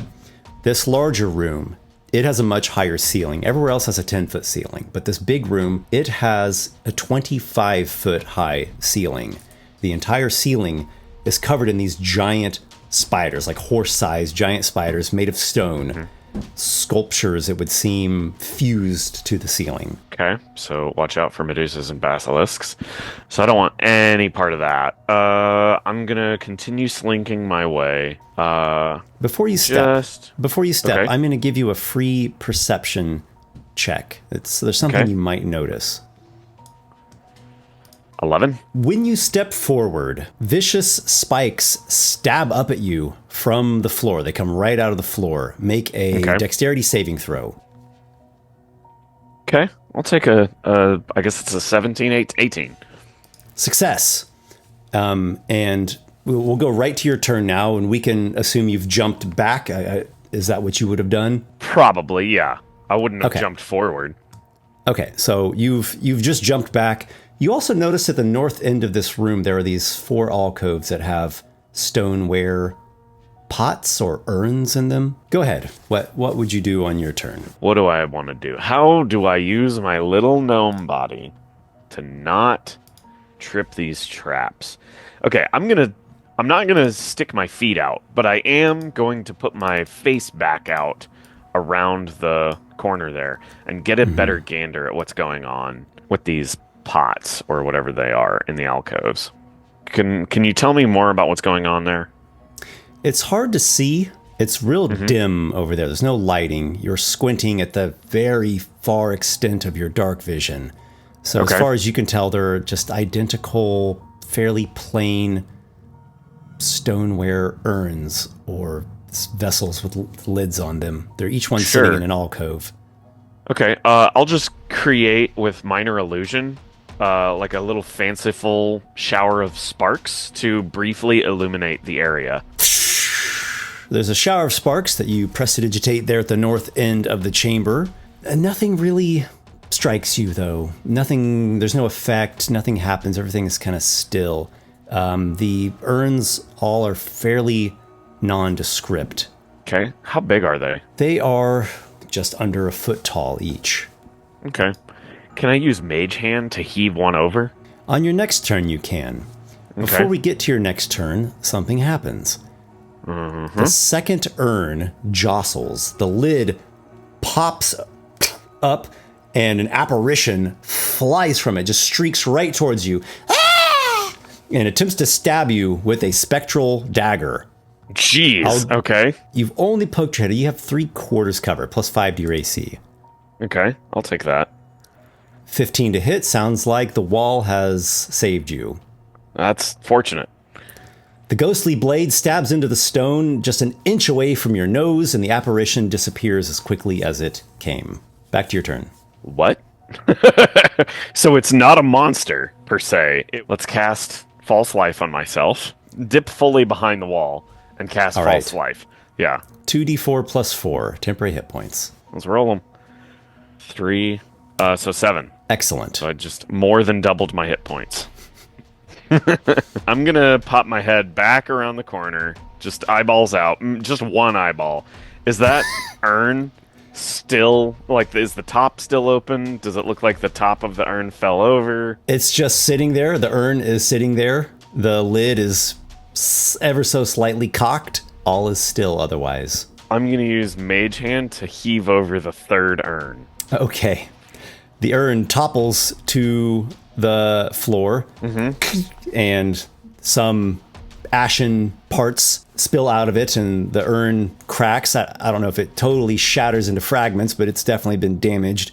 And where it slams into the ground, spikes jut up.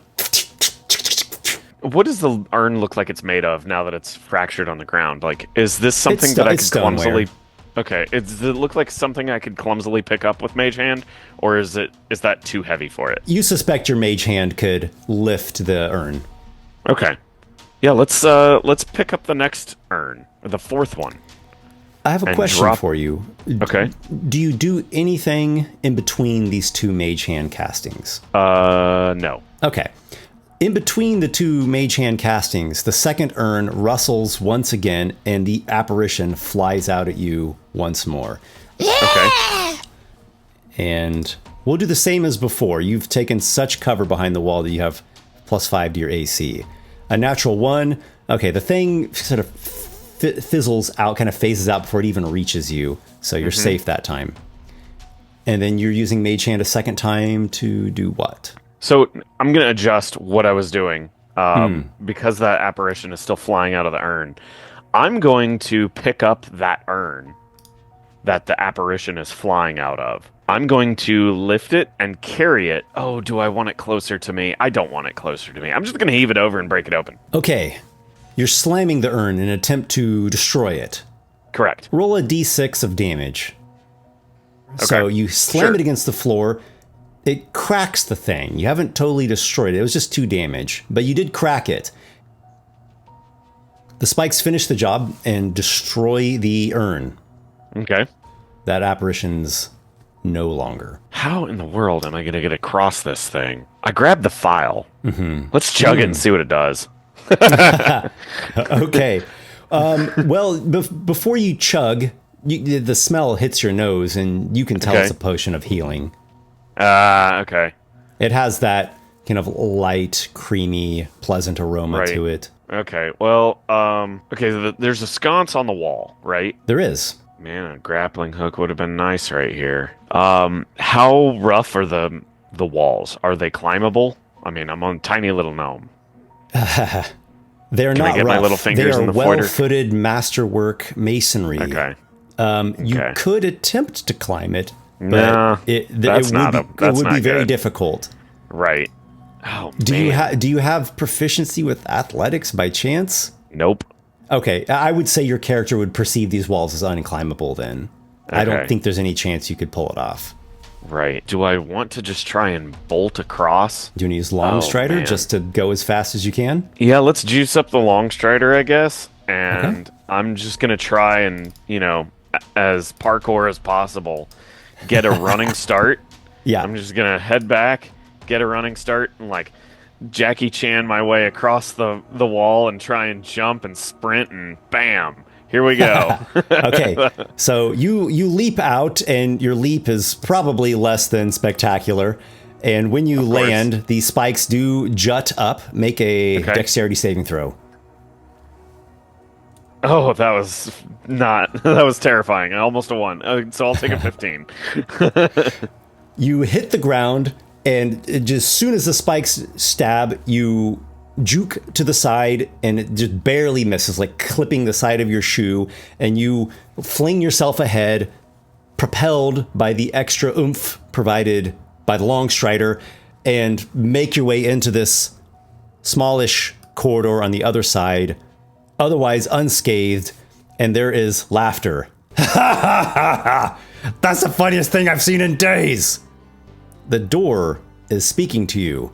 There's this polished wooden door with brass fittings, and the center of the door is a brass face. It looks kind of like an orc's face. It's laughing at you. I take it as a compliment and ask the door what else he's seen in the past few days. Some orcs, and they died. You're not an orc, what are you, some kind of hairy goblin? A gnome, in fact.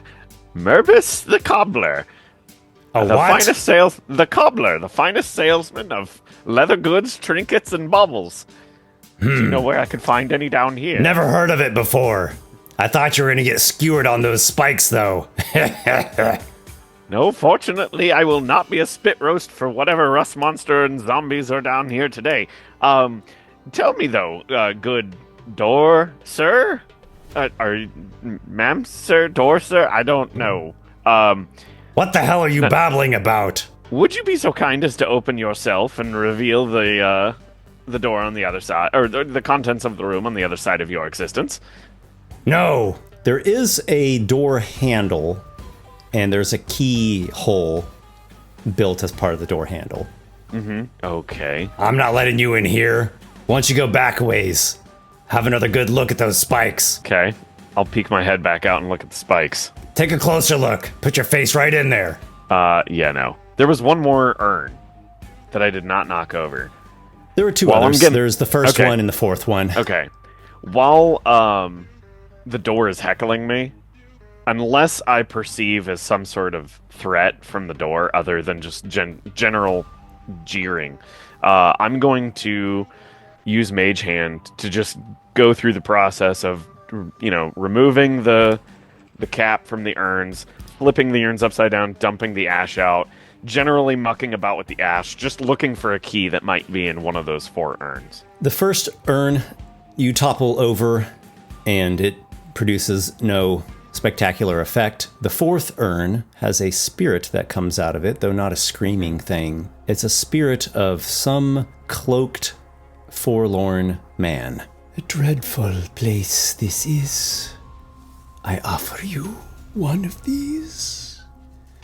It reveals the inside of one side of its cloak. It has a scroll of the spell Command, or a scroll of the spell Thunderwave, or a bag, just a small sack, like a small cloth pouch. It hit, the spirit kind of strikes at it with the finger and makes a nice clickety-clack sound. Clickety-clack sound. I don't want the Thunderwave spell. That seems like cheating. I'm trying to do a pacifist run. And I've got Charm Person as a spell, so I'm not quite sure how good Command... Ooh. In a last-minute pinch, it could be good, though. But what's in that bag? I'm going to go for the bag. I'm going to lean into the mystery. Well, you did mention you were going to find all the gems in this place, so That's this might true. be it right here. The hovering spirit floats to you, hands you the bag, which materializes into your palm. Best fortune to you.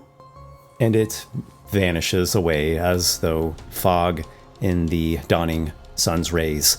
And inside are 1d10 turquoise gems. Okay. Go ahead and roll a d10.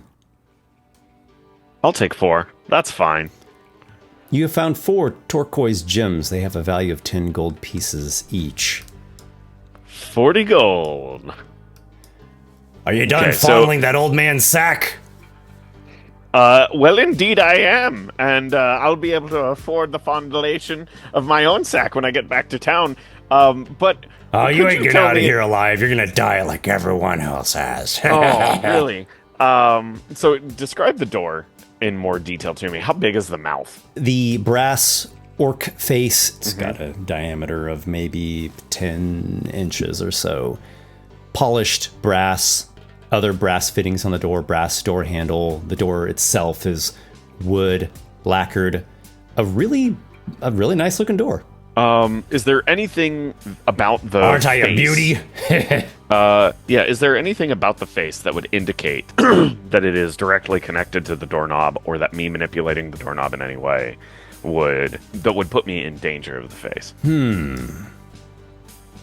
Nothing obviously strikes you as danger. I mean, maybe if you stuck your hand into its mouth, it could bite Sure. you. Coming close, huh? Come take a nice close look. I'll bite those big ass ears off. Arr. I'm gonna take a step back from the door and just grab my healing staff and prod the door with the healing staff. Give it a good 10-foot poke. Hey, cut that out. You prod the door. Nothing indicates to me that the door is not made of wood, correct? It seems to be exactly as it appears. Okay. So I'm just gonna assume that it's a magic mouth spell and go for the door and open it. The door is locked. You're not getting in there. You've got to be kidding me. No. You think I'm a joking sort? I have a scholar's pack. I do not have any lockpicks. Okay, let's think. Is there a keyhole? Yep. I'm gonna put my eyeball up to the keyhole and look through the door. What's in there? Do I have any visual idea of what's on the other side? It's illuminated from the other side. There's some sort of room. It's a bit bigger, you think, than the room that you're currently in, but otherwise there's not much to make out just through a keyhole. Sure.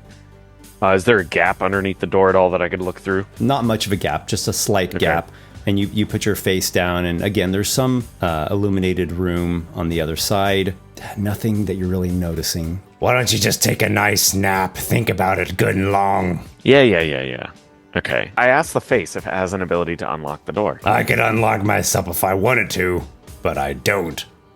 Your big dumb ears, your big dumb nose, your big dumb hat, you ain't getting through. I ask it what would it need of me to be able to open the door? Surely the door has something that it wants. I need nothing from you.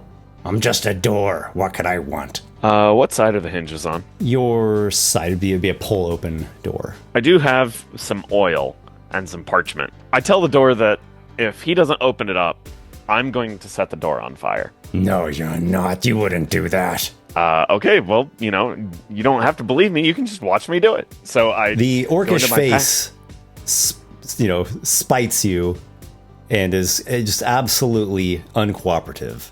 So yeah, I guess I'm gonna take some parchment and shred it up a little bit, tighten it up into a bundle, start jamming it into. It's a double door, correct? Single door. Single door. Okay, I'm gonna jam it underneath the, rip out pages out of my book and stuff it up underneath the door. I've got some oil soaked onto it, and then prestidigitate, and bam. All right. Between a mix of parchment and oil and cantrip, you get the door blazing and melt brass, do enough damage to it that you get the thing busted open. And the orc face is just wailing the whole time. Ah, damn you to hell! And he curses you this way and that, and you eventually get this door damaged enough that you've opened it. What have you done to my door? There's a person on the other side fretting. He's about your height, actually, about your size, is wearing a black leathern raven's mask. Also has some obnoxious pointy ears from behind the mask. He's wearing a cloak, but you can tell under the cloak he's got some light armor and a few weapons. My beautiful door! Oh, he cursed at me. I'm so sorry. I had to destroy it because he was cursing at me, and he was so foul and profane. But I would be more than happy to help you reassemble the door. Reassemble? So you're forfeiting? Forfeiting what? It's gonna take at least 3 days to get the parts in for that. I mean, sure, but... We'll be working at that day and night. That was a work of art, a beautiful thing. It was gorgeous. I'll need to get an artisan in here. It was very naughty. Tell you what. Help me complete the rest of this dungeon, and I'll be sure... look, I've already I will do some no such thing. gemstones. I'm not helping you one lick. Go. He points eastward. Okay, fine. Charm person. Here we go.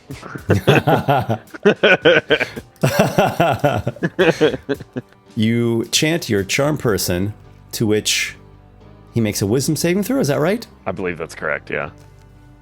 I'm loving this. Oh, no.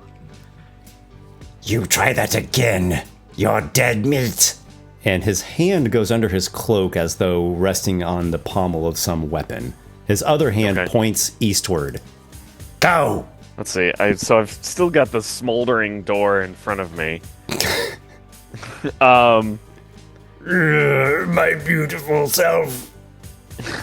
The orc face is rather despondent. Let's see. What do I do? What do I do? What do I do? Okay. Let's blackmail the goblin.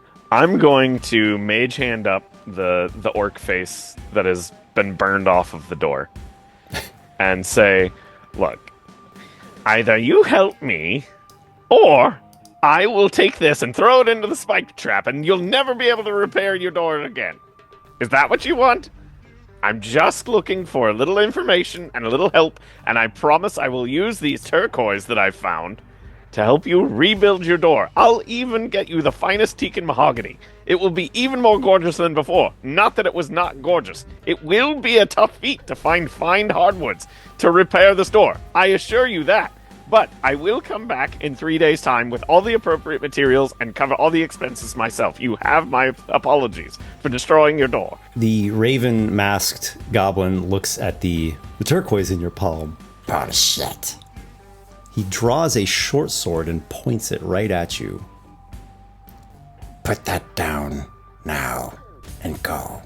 He seems quite furious. Okay, so am I putting the I've got the brass thing, right? Yeah. Am I gonna fling it into the spears? Like, he recognizes that that's gonna happen, right? Like, I'm just clear that if I put that down, it's going into the spear traps. He takes a step.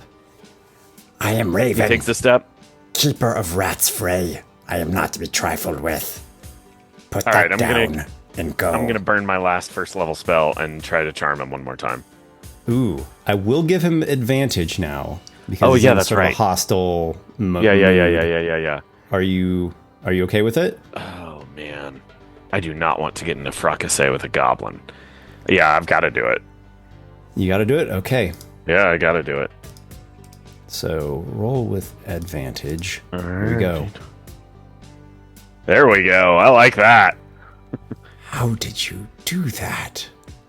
You can see his eyes through the mask begin to enthrall.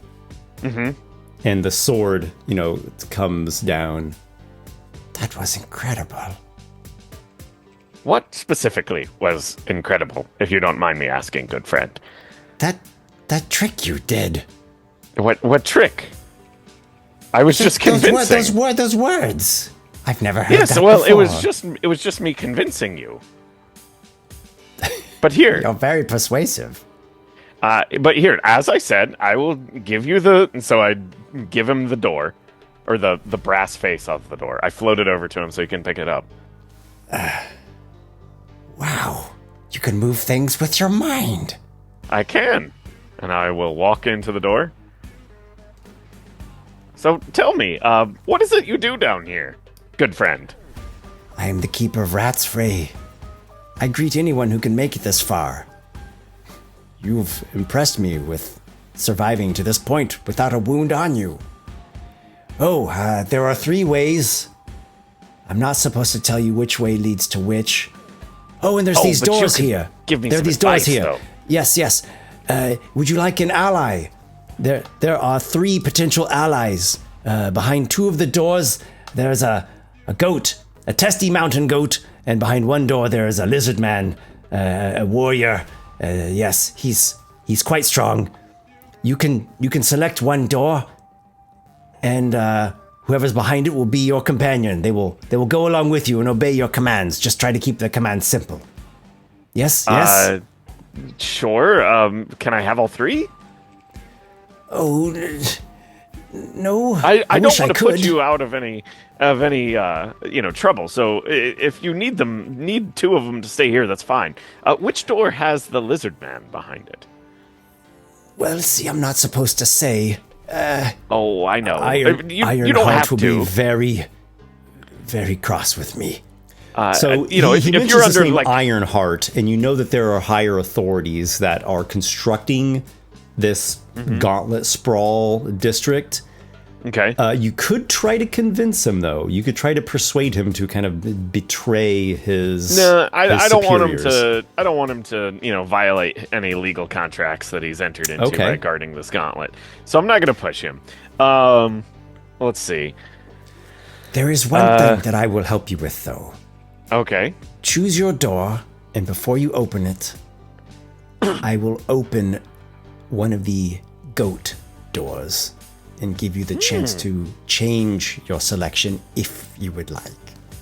Okay. Well, if you can show me a goat door, I will. Okay, so I will take this door in the north, but show me a goat door.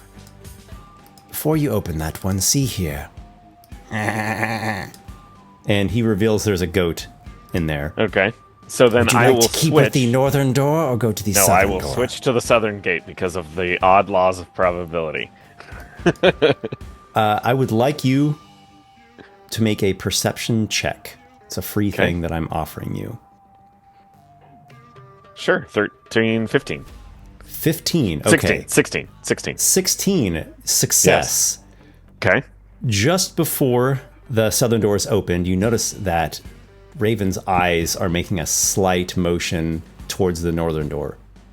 Okay. Oh. It's very subtle. It's very subtle. Perhaps my original choice was a good idea.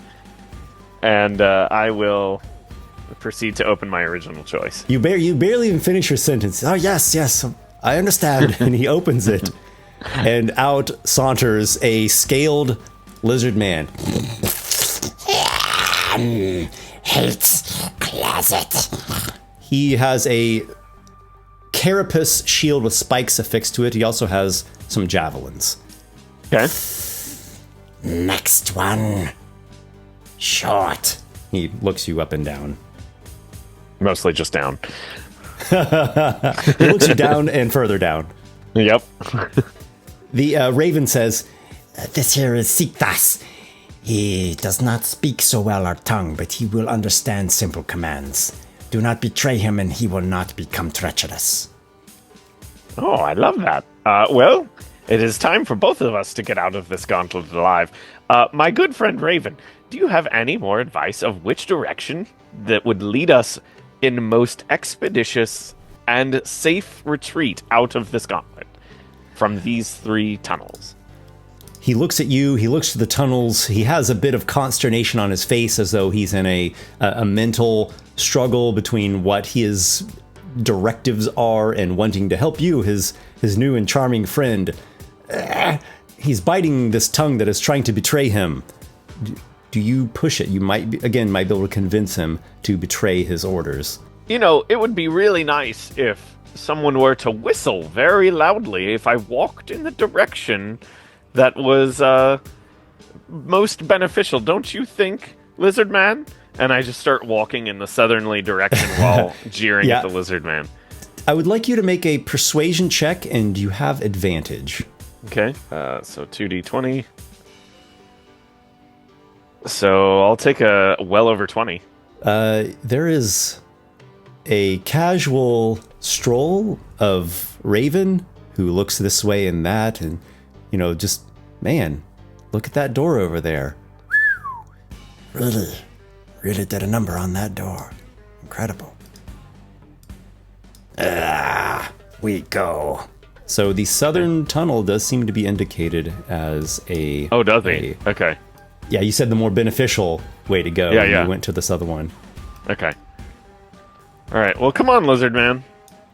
Best of luck to you, enthralling one. Thank you very much, Raven. One last question. Did you have anything that you might be able to loan me to help me indicate to you what would be a good shop or something for me to help you rebuild the door? Oh, I will have that taken care of. There is an artisan who will come in. It won't be the first time it's been rebuilt. Oh, okay. Well, good. I would just like to apologize again. And remember, tomorrow, I know this may seem very disturbing, but just remember, it's all for the best, and I wish you the best. And that's the truth. It was a pleasure to meet you. Okay. All right, Lizard So Man, he let's wishes go. he wishes you well as you and the Lizard Man enter into this southern corridor. Another one of those iron gates lowers.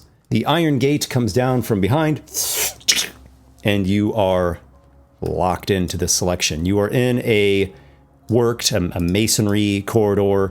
It is lit with these smaller blue arcane flames, providing a dim illumination. Your dark vision can see quite well in that. There is a eastward bend in the corridor. Okay, I'm just going to slowly poke my head out. I back. I turn and look at the Lizard Man. What? I back or I front head. You back unless I tell you otherwise. I back. He draws back. a For now. He draws a javelin, and he gets it equipped in case he might need it.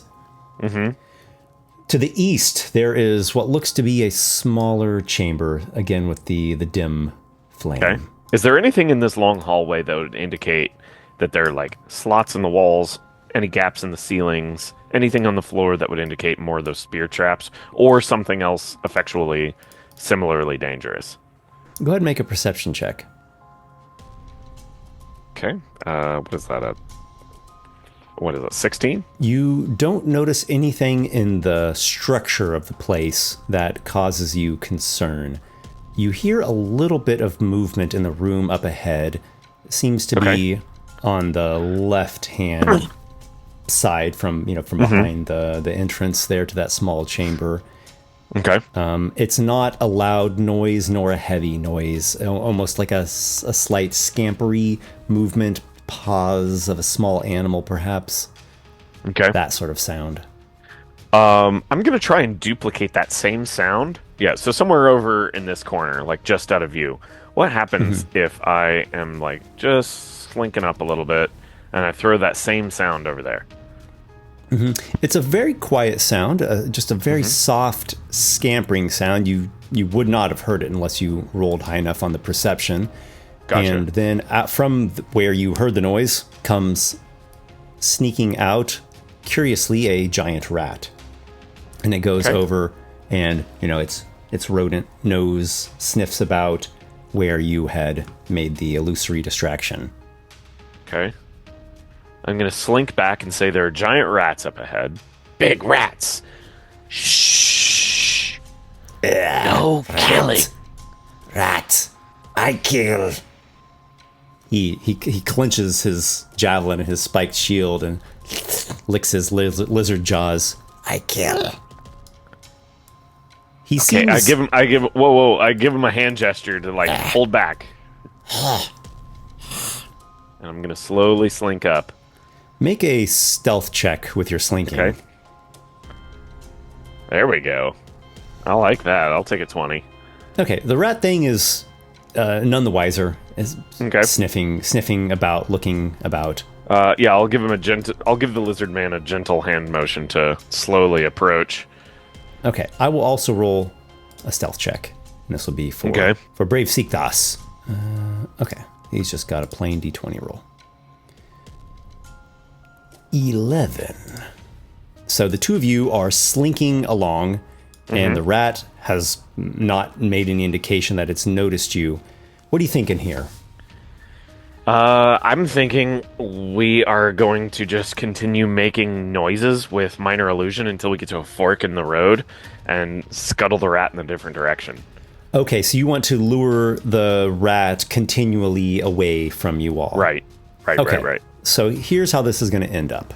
You've led the rat to this northward corridor, a wider corridor, and you can tell this is basically some kind of intersection where those three tunnels are meeting back together. So the rat is getting led away, and you see to the east there is a heavy stone double door. Okay. Just because I'm a little concerned about what was to the west and why we were told by Raven to not mess with that door, I'm just going to poke my head out, just one eyeball, and see what is this. That would have been terrible. It looks like a pool. Yeah, it looks like a cave pool, and it's not lit in there at all. So it's just a dim shadowy view for you. Okay. But there's a ledge that drops off into some sort of cavern pool. Okay. I'm not going to mess with that. I'm going to shuffle back over to the lizard man and ask him to hang out right here and guard that door and not kill anything unless he absolutely has to. But just let me know if he hears something. Go there. Listen. No killing. Big talk. Yes. You repeat the command a couple times, try to make it as simple as possible. He seems to get the gist. Okay. And he goes into that corner, and you approach the stony double door. Okay. Let's give it a look. What's going on with the door? It's another one of those plain ones, much like what you encountered back towards the beginning, where there's just this jut that you can grip to pull it open. Otherwise, it's just a smooth hunk of stone with no embellishments. Okay. With that, I'm going to turn over to the lizard man, give him a hand motion, and say, push. He grips it and pulls. The rat, we'll say, is meandering where you have led it with your illusion. Okay. In the northwestern direction there. Perfect. If you would like to roll a strength check, you're more than welcome to. Seek Thought's already succeeded, so no need. Yeah. No need for me to try and help him. Okay, so with that, I guess we can... There is a circular chamber lit with a Yep. bluish, dim, ever-burning flame. On the walls, etched in relief, are iconography of Morpheus the Dreamer, particularly a stylized temple with supporting columns and an owl perched at the peak of the temple. Cool. So I'll pull in. I'll ask Lizard Man to close the door. And I will... Can I rest here long enough to get my spells back? You have 3 hours in which to complete the gauntlet. So, Lizard Man, door. You've taken no damage. You have temporary hit points. You have Long Strider. Yeah, Yeah, it should be fine. should be fine. Famous last words. All right. All right, so it takes a bit, maybe a few heave-hos, and Sikthos gets the next door opened, which again continues with this like 10-foot wide section of corridor, and it curves, it bends northward, and it's opening into some manner of complex, it would seem. Just gonna take a peek down the hallway, stick an eyeball out. Yeah, straight north, there's this wide corridor-like shape, but there's ways to go. There's inlets on both left and the right. You see some rats, just regular rats, not giant ones, and they're doing Ones as big as my rats feet. do. Yeah. They're just, scrounging about. Okay. They seem to be they coming don't- mainly from this inlet. And they don't seem to be alarmed by anything, correct? The ones that are closest to you, they maybe they'll take notice of you as a natural rat would do and would keep some distance. Sure. But they, there's nothing else in the room that seems to be giving them concern. Correct. With that, I guess I'm gonna slink up and hand motion the lizard folk to stay right on me. And I'm gonna have... Let's see, I don't think the lizard folk is gonna be good with CQB tactics here. I'm gonna look down the east hallway here without sticking my head out as much as possible. There's a ledge, and it drops into what looks like a pool, like a constructed pool. And then I'm gonna flop to the other wall and look the other direction. To the west, that way seems to have a pit or a recessed area. So this area here is about 20 feet down. The elevation goes to -20 there. And then there's this ledge that's, amply wide. That's, on the western wall there. You see a couple of spear traps that have already been activated. One of them even has the remains of some other Gauntlet Runner skewered through it. That's cool. I'm gonna jump around the corner and study the wall a little bit more. Does it look like there are other locations where spears might fly out of the wall? Make a perception check. 14? You don't notice anything else, so as best you can tell, those are the 2 spear traps that have already activated. Okay. So I'm gonna jump back and hand motion to the lizard man. Hey, go get stuff. Come back with it. And I point at the dead body. man. Yeah. Dead man. And then bring it back. He flicks his tongue, moves his reptilian head this way and that, ever wary for whatever dangers might be present. And he goes over and works at the largely skeletal remains. Yeah. I'm going to roll something. Not that he really has any chance of failure at this task, but it's just more a matter of how much time and work and effort this takes him. Sure. Okay, so he's able to get the thing unspeared, unhooked, or whatever you want to call that. Untangled up. Yep. Yep, with relative ease. So it probably doesn't take him more than just a couple of turns. And then he will bring this pretty fetid and stinking remains of some sorry adventurer back over to you. And he just like drops it at your feet. Ugh. He getting his shield reaffixed back onto his arm. Gotcha. Pilfering the body really fast. Does it look like there's anything usable on the corpse that we should be taking with us? Roll a D100. 84. There is some pouch, and it's a larger, more elaborate pouch with different pockets and a couple larger segments. And there's a whole bunch of accoutrement in there. Different types of clothing. What are these? Costumes, fake hair, different kinds of makeup. Okay. So was it some actor? It's a disguise kit. Oh, that's fun. Yeah, I'll sling that on my back, or stick it in my hat, and I'm gonna slink down. Oh, if I can, I'm gonna slink down here and just poke my head out. What do I see in here? There's this pool, obviously man-made, and there are some inlets on the western side that you can't quite see. 4 stepping stones are just above the surface of the water.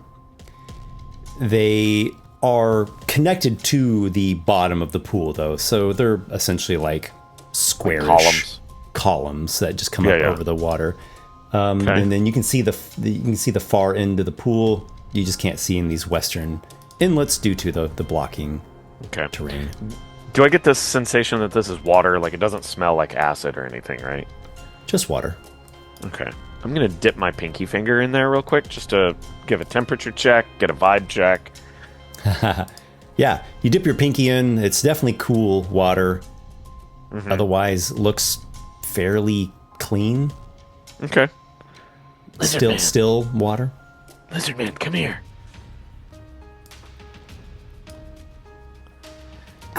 Swim, good, Yeah, what's in this room? Tell me.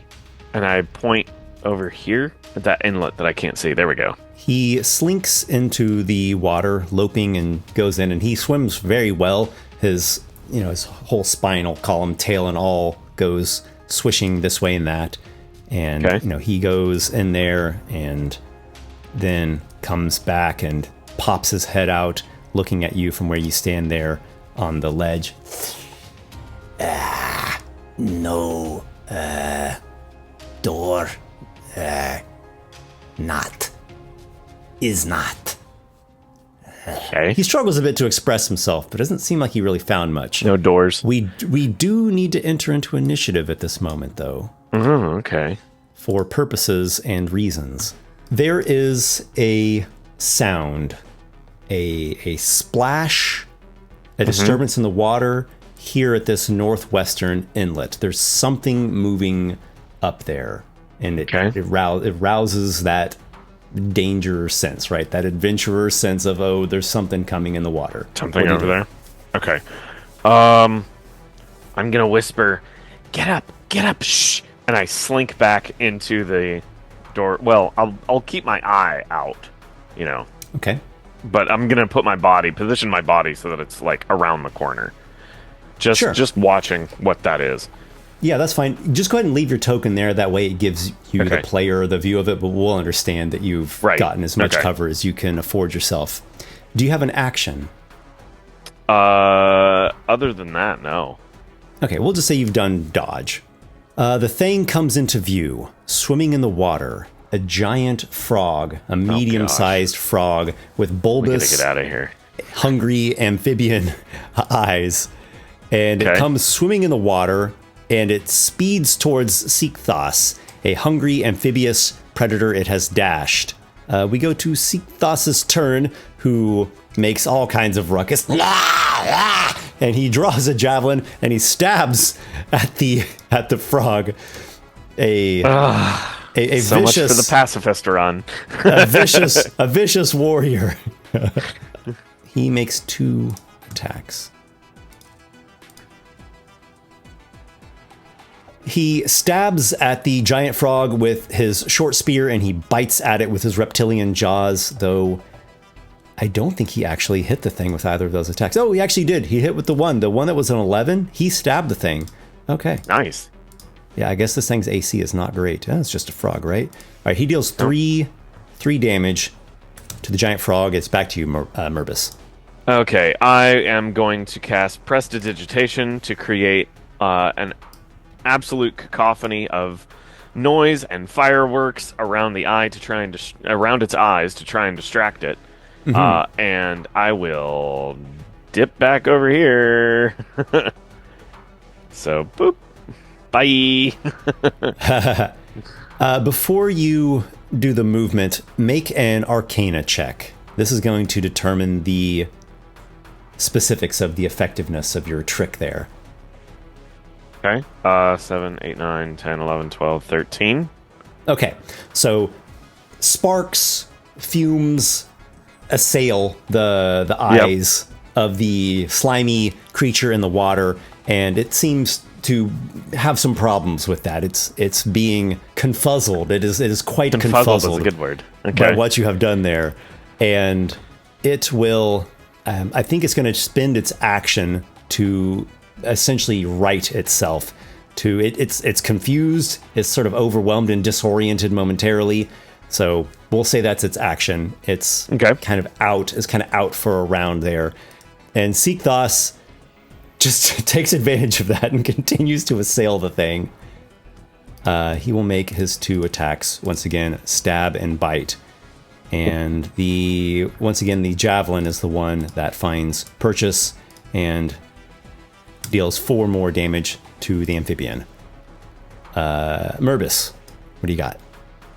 I'm going to pitter patter my way. I've got Longstrider. Okay, gotcha. So here's what's happened. You've moved, 4 or 5 feet. You might notice something right here before you step forward. Make a perception check. No, I don't. On a 4 with a critical failure. Murbus, you step forward unwittingly into a trap as you put your foot down and apply your weight. A pit swings open and you fall 20 feet down to the bottom, sustaining no deck save, no nothing. sustaining 4 damage. Oh my gosh. Alas, no, you are not slow enough to allow a deck save. That's fair. Okay. Yeah, the damage roll is quite low though, so you're just not very heavy, and you hit the ground less painfully than it might have been for some, and it's shaved 4 off of your temporary hit points is what happened. Okay. All right, so you've used up your speed. Let's say you still have your action. You're prone. I guess there's really not much I can do. Dash for stand up? I'll stand up and start hollering for the lizard folk. Okay. So you holler.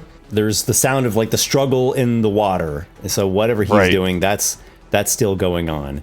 Let me roll a thing here and then another thing.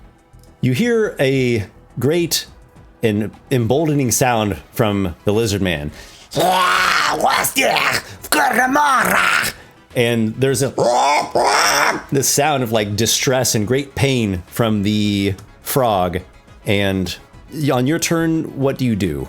I'm going to grab my staff and stick the staff in the ground and try and climb up the staff and the wall to get halfway up so that when the lizard folk comes over, I can reach him by if he lays down on his belly and reaches his arm down. you jam the staff and you go and you kind of lean it against the wall and you're like standing on the tip of the staff with your small gnomish feet, and you're calling out for the lizard man to come avail you, and you're waiting. There's again a sound of splashing in the water, some epic battle between cold-blooded creatures must certainly be playing out over there in the pool. And then Seekthos comes into view. Okay. He's moved here and he's at the top of the pit looking down at you. And I reach my little gnome hand up and say, please! He is getting down onto his belly and taking hold of your hand. Okay.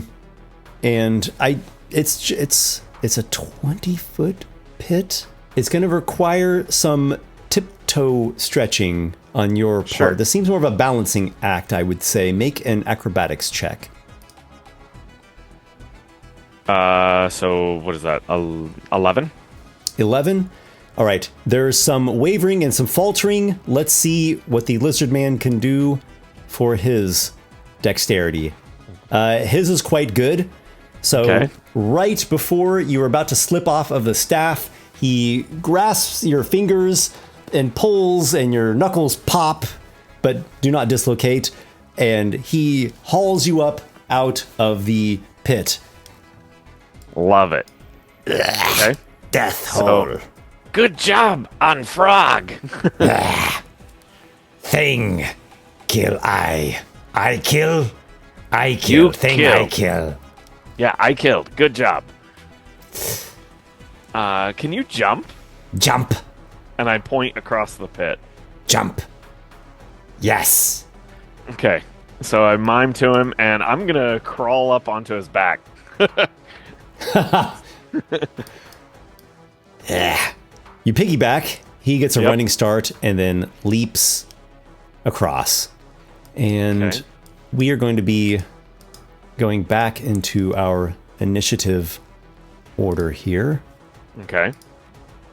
We're going to be resuming the initiative count. There is a great amount of squeaking rodent agitation from this inlet ahead and to the right-hand side. Okay. Merbus, it's your go. I'm gonna say, with all these rats, that there's more rats, like a swarm of them or something, over there. That's what it sounds like. Yeah. So I'm gonna run up. What do rats fear? They don't like foxes. I'm going to make a extremely terrible stench of a fox, like a fox urine, at the door of, or at the opening of this thing with minor illusion. Okay, you put a vulpine musk there where the rat swarm would have to cross in order to reach at you. The smell is rank and pungent. Lovely. Do you stay where you are? I'm gonna motion for the lizard folk to just run across, and I'm gonna go right there. Let's see. Rats. You know what? Give me another one of those Arcana checks. Let's see how much juice you can put in the illusory juice. 7 plus 6 is 13. Yeah. 13. All right. So you do your best, and it for the moment it seems to be, giving them pause. They seem to be afraid of it or disoriented by the stench. The rats are not pouring out, at least at the moment. The lizard man runs. He goes Excellent. He goes running, basically full speed, a dash to here. Okay. Okay. So he dashes and goes around the bend that's just straight ahead of you, and I suppose you're in tandem, is that right? I'm gonna run to the corner, stick my head around, and say, "Slow down," because I just want to be able to see what's around the corner. There is another bend. This time it's Okay. going to cut back to the north. Okay. Do you still have your action? I guess we can just continue moving up. And All right, investigate. You see that bend. there's an unlit corner here, but it's just this one little corner.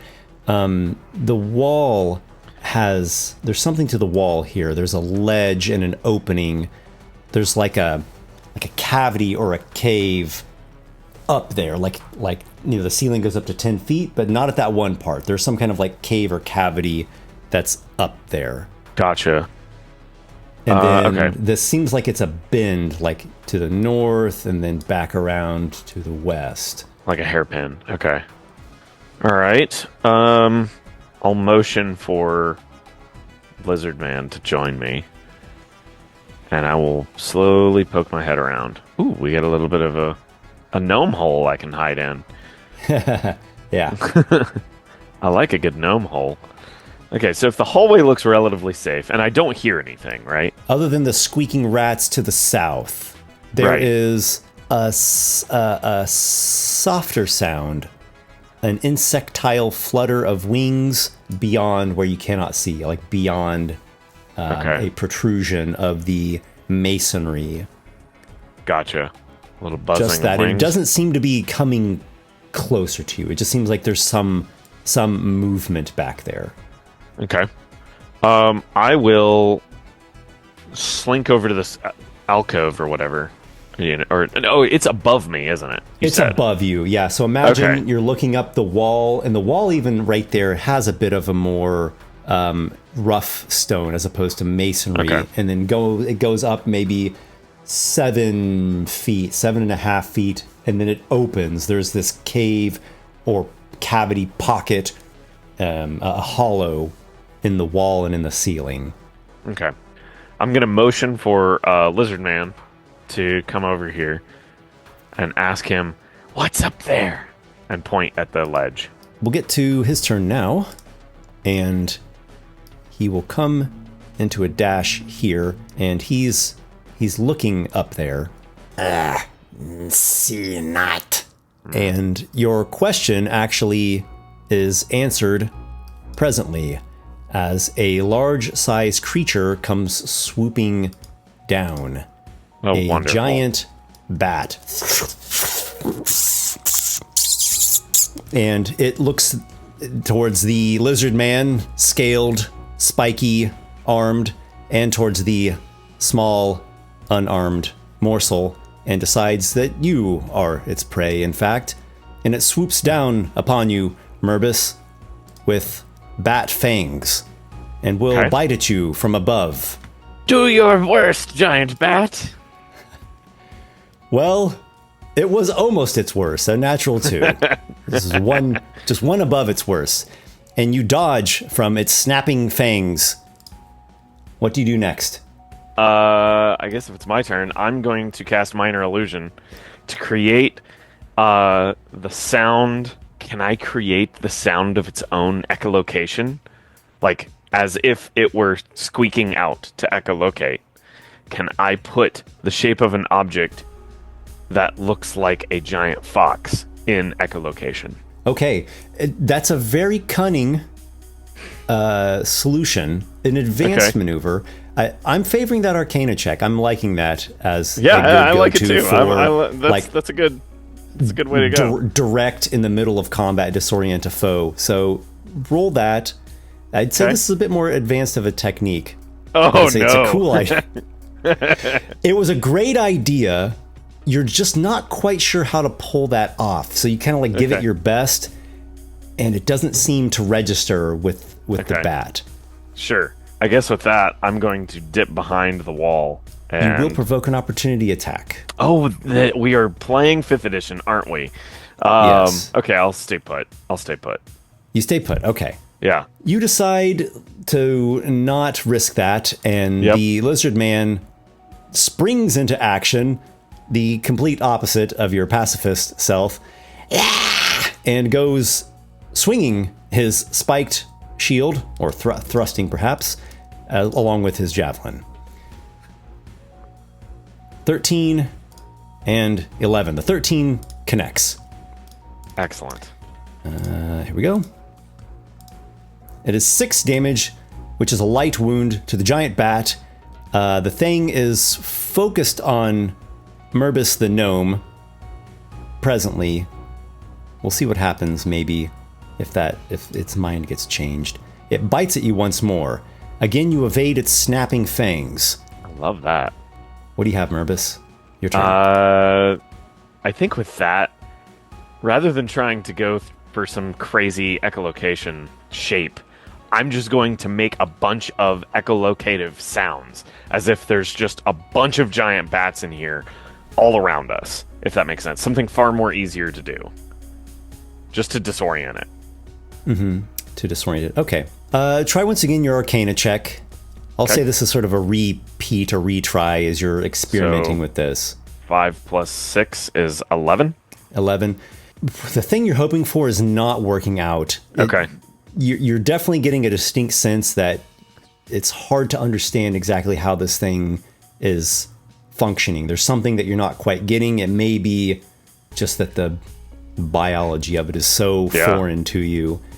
So you give it a try. It's a clever thought. It just doesn't pan out like you had hoped for. Sure. The hungry mammalian predator on giant wings, snapping at you with its fangs. Do you stay where you are? I'm going to stay where I'm at. Miss a third time! Your reptilian ally, who has been quite the boon this whole time, is having a struggle and is unable to connect. The spiked shield just kind of thuds off of the thing's hide and doesn't quite cause any puncturing. The stab strikes at the wrong angle, and the bat manages to evade it, and it's flapping its wings. There's quite the flutter right there in your face, and its fangs flash once more, going for some tender area upon you, and this time I believe it connects with a 16 to hit. That will connect. It bites you like so many needles upon your skin, this time breaking through the remainder of your temporary hit points and carrying over to one true hit point of damage. Merbus, what do you do? I'm going to disengage and bounce behind the wall. And leave it for the lizard folk to finish. Okay. You get behind the wall, doing a cunning defensive maneuver, and your ally is apparently dead set on viciously defeating the flying predator. Yeah, get him! The shield whiffs, but the short spear manages the stab. For 3 damage, not the greatest hit, unfortunately. Sikthos is having a bit of struggle. Well, I would say the bat is pretty well entangled with the lizard man now, and will proceed to bite at him instead of you, and it succeeds, and its fangs inflict a wound of 7 damage to the scaly hide of the lizard man. Merbus, what do you got? I'm going to pop out and cast Prestidigitation on its eyes, causing all kinds of confusion. Hopefully I can distract it so the lizard man can get a few good shots in. Okay. For a change of pace, I'm going to do a dexterity saving throw for the bat. Okay. It attempts to roll with or evade the nasty fumes, and it fails. So we can understand that it's going to either have to spend its action on its next turn doing something other than biting, or if it does bite, it'll be at disadvantage. Okay. So right itself or attack with disadvantage. Sikthos now will continue with his, we'll say, a bite and a spear thrust. The bite connects, the spear thrust does as well. He might be slaying the foe. Get him! Oh, and he rolls maximum damage. Yeah! The thing squeals and lets out this, bat-like shriek of distress as its senses are assailed by prestidigitated fumes, and Sikthos's spear stabs up through the breast of the bat from below, and it falls from where it is flapping in the air and thuds to the floor, slain. Excellent. Kill. I kill. And Sikthos concludes by biting a section of membrane from the wing. Good job, Sigthas. And I guess with that, we're going to slink our way up here. Okay. I'm going to be real quiet because I remember hearing fluttering sounds over here. Yes, the fluttering, in fact, is still continuing. It has not gotten closer. If anything, it's actually a little bit farther away. Okay. I'm still going to be cautious because I've only got 5 hit points left. And I'm going to sneak around this bend here. You sneak and look around the bend. Okay. There is a door marked with a symbol of exit, as though stairs leading up to glorious freedom, a stony door. There is also a small pool just to the east of that. I'm going to motion over at the lizard man. Out. And yeah, do you want to go through the door? Out. He goes to the door, Yep. looks warily at the pool, works at the door, hauls upon it, and after a good shove or two, gets it open. Okay. Out. Go. And he is ascending some stone steps. Seeing the lizard man run safely to the door, I'm going to pick up my belly fat off of my belt. I'm going to grab my hat off of my head so I don't lose it. And I'm going to sprint with Longstrider as fast as I can to that door, go into the hallway, and slam the door shut behind me. You see stairs ascending and the slinking tail of the lizard man going up there to freedom and victory. Yes! Congratulations, man. You made it. I can't believe I made it. And I did That it! was Pacifism! No kills! That was a really interesting run. That was, I would say, the most unique run of everyone that I've seen so far. That's awesome. And actually a playstyle that I'm personally pretty fond of. I like doing characters that have miscellany of spell effects as opposed to hit point damage stuff. Right? Yeah, I find it gets boring, so I wanted to challenge myself, and there we go. Man, well done. You have achieved victory in the Dungeon of Ratsfray. You have received 300 experience points, so you reach 2nd level. Excellent. I love that. I love being 2nd level. Maybe you'll be in the next dungeon, because there are many runs in Gauntlet Runner. Maybe, we'll see. I'll Thank you. I'll have Merbus make a reappearance. Well, thank you very much for playing in this. It was really cool to have you. Absolutely. Thanks for having me. It was fun. All right, everyone who followed along, thanks for watching. Look forward to seeing you in the next video sometime soon. As always, may your adventures be many.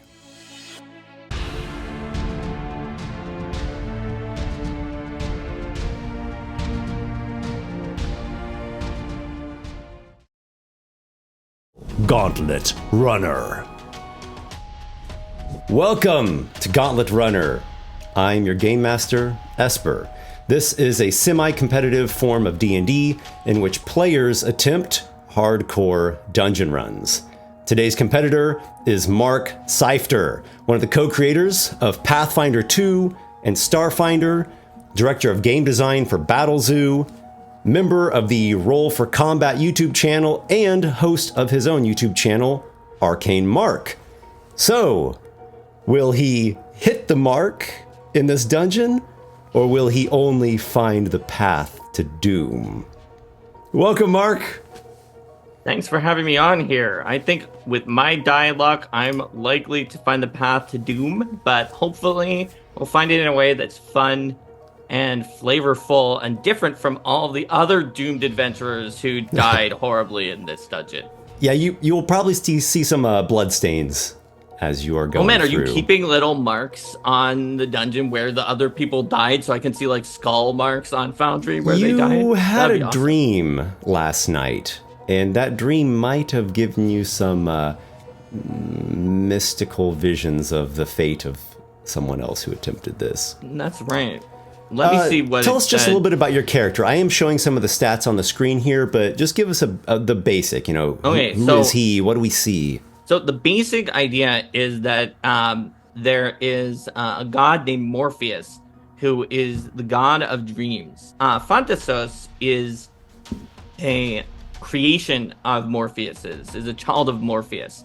Has basically the statistics of an Aarakocra, but is a unique being that Morpheus created to just sort of go around and be eyes for Morpheus and see what is there in the world. So as a being created by Morpheus, Phantasos is a cleric, and given Morpheus's domains, Phantasos is going to be the Twilight domain cleric of Morpheus, and is basically in this dungeon, sort of acting almost as a spy for Morpheus, as Morpheus's eyes, so I chose the spy background. Brilliant.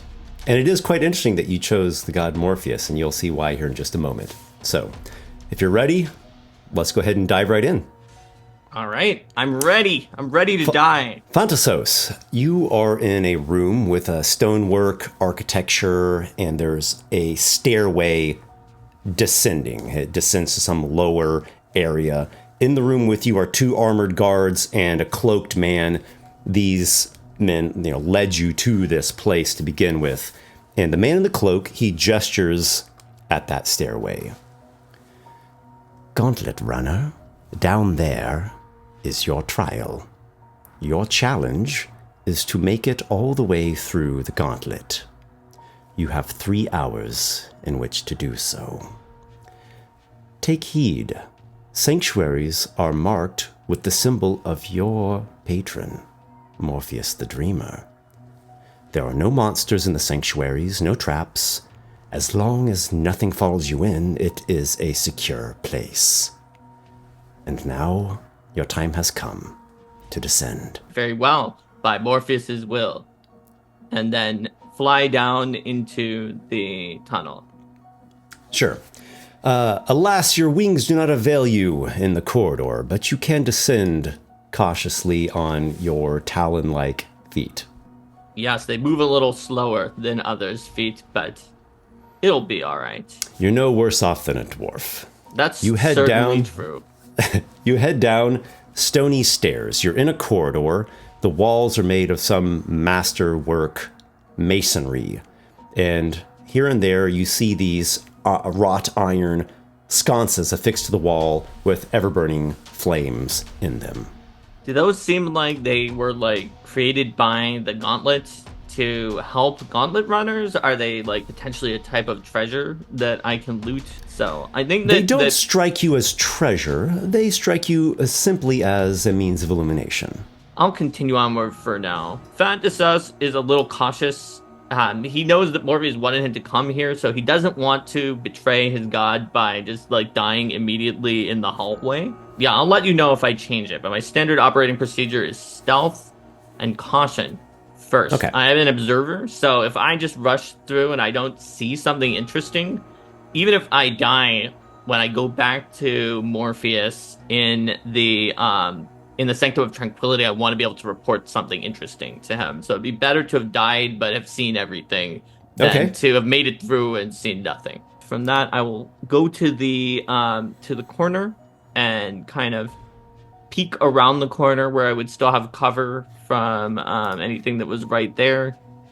And seeing as how nothing has I'll been nudge your shown, token a little bit. yeah, there we go. Interesting. You So it peer looks around like the there's some kind corner. of mushrooms that I can just Yes. slightly see. Yes, the masonry corridor soon is going to be opening up into what appears to be a cave with rough, irregular, natural cave-like walls, and there are some large, giant, you might even say, mushrooms, like man-sized mushrooms. They have stalks, some of them fruiting bodies, quite a few of them. There's a dampness and a bit of a mildewy smell emanating from that direction. Sure. I guess I will try just an untrained nature to see if I recognize these mushrooms. I was created in the astral plane, so I don't know a lot about the nature of this world, but maybe I saw it in a dream once when I was drifting around back and forth. And that would be the result if I get a lucky roll on this. This is just a flat d20. Whoa! Hey! Starting things Morpheus off with a beat brains. bang. The mushrooms as well do not rouse your wariness. They don't seem to be toxic things or poisonous. They just are big. They might even be edible, some of them. In fact, with that good of a roll, you know that some of them are edible. I also spot what looks like a wider area, and this claustrophobia is getting to me, so I will go to the edge, continue to sneak and use the weight. When you step there, an iron gate slides down from behind you. Uh-oh. Doesn't make a lot of noise, but it does seal you in. Only I was fewer than 20 pounds, I would have a retreat. But that's okay, because if I die here, I get a one-way quick ticket back to Morpheus, so that's fine. It's probably faster than walking. So I will continue onward, and then once I get here, I take off. Sure, the ceiling is not high. It is a 10-foot ceiling, but you can stretch out your wings and lift up, a couple feet off the ground. That's better than nothing. All of those why don't you go ahead and seem make a good. perception check, because you've specified that you're being extra wary, so Sure. let's see if there's anything of note. I will give it a shot. So that's going to be at a +3. Whoa! The high rolls continue. There is a sound. You hear something up ahead and to the west. Movement. Okay. Movement. Slow, kind of erratic, shuffly movement, steps perhaps, and also a squeak, like a rat squeak, and a grunt following that. I'm going to try to fly over behind these mushrooms and see if I can just barely see something over there. You see me try to a zoom man in. with undead flesh, grays and greens, a threadbare, nondescript tunic for clothing, and there are rats crawling on him, and he pulls one off of his cheek that's trying to gnaw at him. And he tosses the rat down to the ground, and it scurries, and there are some others crawling on him and causing him some agitation. Otherwise, he just is sort of listlessly hanging about. You can get a good amount of cover there amongst the giant mushrooms. Great. In that case, I might as well take the moment to shoot him from the distance before he can close in with me with my heavy crossbow. Yep, you could take your shot. Another thing that I might note is that you do see a corridor up there to the northwest that seems to be leading out of this cave area. You're right. Well, this guy seems actually really distracted. Like, he's even distracted by the rats. He flails at a rat, and it squeals at him and tries to nip at his ankles. I think I'm going to, instead of shooting, I think I'm going to live, try to take the safe road and sneak. I'm going to try to use these mushrooms for cover and hope that maybe, like, by timing it when he's the most distracted for the rats to try to get, like, an advantage if I can on... Yep, sure. Makes sense. Tell you what, could you move your token to, like, thereabouts? To there, you say? Yeah. So Okay. you're sneaking along and using these giant mushrooms to great effect, and you're waiting for just that right moment, and it seems like that your plan's a good one. But there's something you notice right here. You couldn't see it before just due to some this larger fruiting body blocking your vision, but you can see it now. And you identify another mushroom. We're kind of rolling with that natural 20 that you rolled with your nature check. Right. There is a mushroom right here that you are certain is a shrieker. And if you take one step forward, you're going to come into some not as big mushrooms, and it will certainly detect you. Another thing you're noticing is that to the east, it seems like there's not cave wall behind those mushrooms there. Interesting. Yeah, you couldn't see that before, but now that you're here, you can tell, like, no, there's nothing solid behind this patch here. So I could theoretically go that way, but that's already within the Shrieker's purview, it sounds like. Yep. So it'll Yes. shriek before I get to there. Yeah, it seems like if you continue forward through the mushrooms, the Shrieker's going to go off. But if you stay Even out if of I the go mushrooms... into this thing, it'll go off, right? you think if you take any step forward, it'll go off. But if you stay out here, there's blockage from larger mushrooms to where you can't see it can't see you. And can I see into where there's no wall there with my 300-foot dark vision? It's not a matter of darkness. It's just a matter of the mushrooms kind of being in the way. Understood. So it's a pretty heavy sort of almost canopy of mushrooms. You're seeing like, bits, like slivers, and like, there's something, a tunnel or something back there.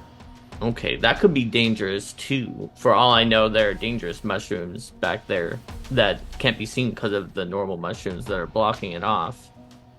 So, so that's a shrieker. That's gonna go off if there's any motion near it. Yeah, actually, let me just go ahead and make this token visible to you of the shrieker. Okay. There you go. Yep, you're noticing that. That's gonna go off if there's any motion near it, I guess. So you said I identified the shrieker. Do I know like how these guys, how they work? So if I quietly shot at it from outside of its range, do you think I would be able to do that? It wouldn't go off after the first hits? You think everything about that sounds great. The only thing that might give you a bit of pause is the sound of your crossbow being shot and reloaded. Yeah, the might get twang. the attention of the zombie. That's why I'm going to try it. Yeah, I'm going to have to time it with the rats because otherwise it may hear the twang of the crossbow. I'm going to give that a shot. I'm going to do my best to take down the shrieker with the arrow. So should I roll like an attack roll and a stealth? I'm going to have you do an attack roll, and I'm going to have the zombie do a perception check. Ah, all right. That sounds great. So my attack roll should surely enough to be hit in immobile. Quite easy to hit. So you shoot it. You do like a D10 plus dexterity.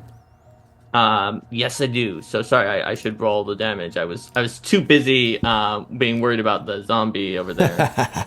So I mean, there's the shot of the crossbow, but the zombie doesn't seem to have connected that with there being a person there, and it's just kind of shuffling about and fussing with some rats.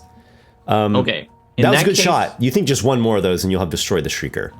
In that case, I'll wait a little bit longer instead of just doing it immediately the first moment that the rats do anything to the zombie, just so it's not like, oh, there were two things like right next to each other.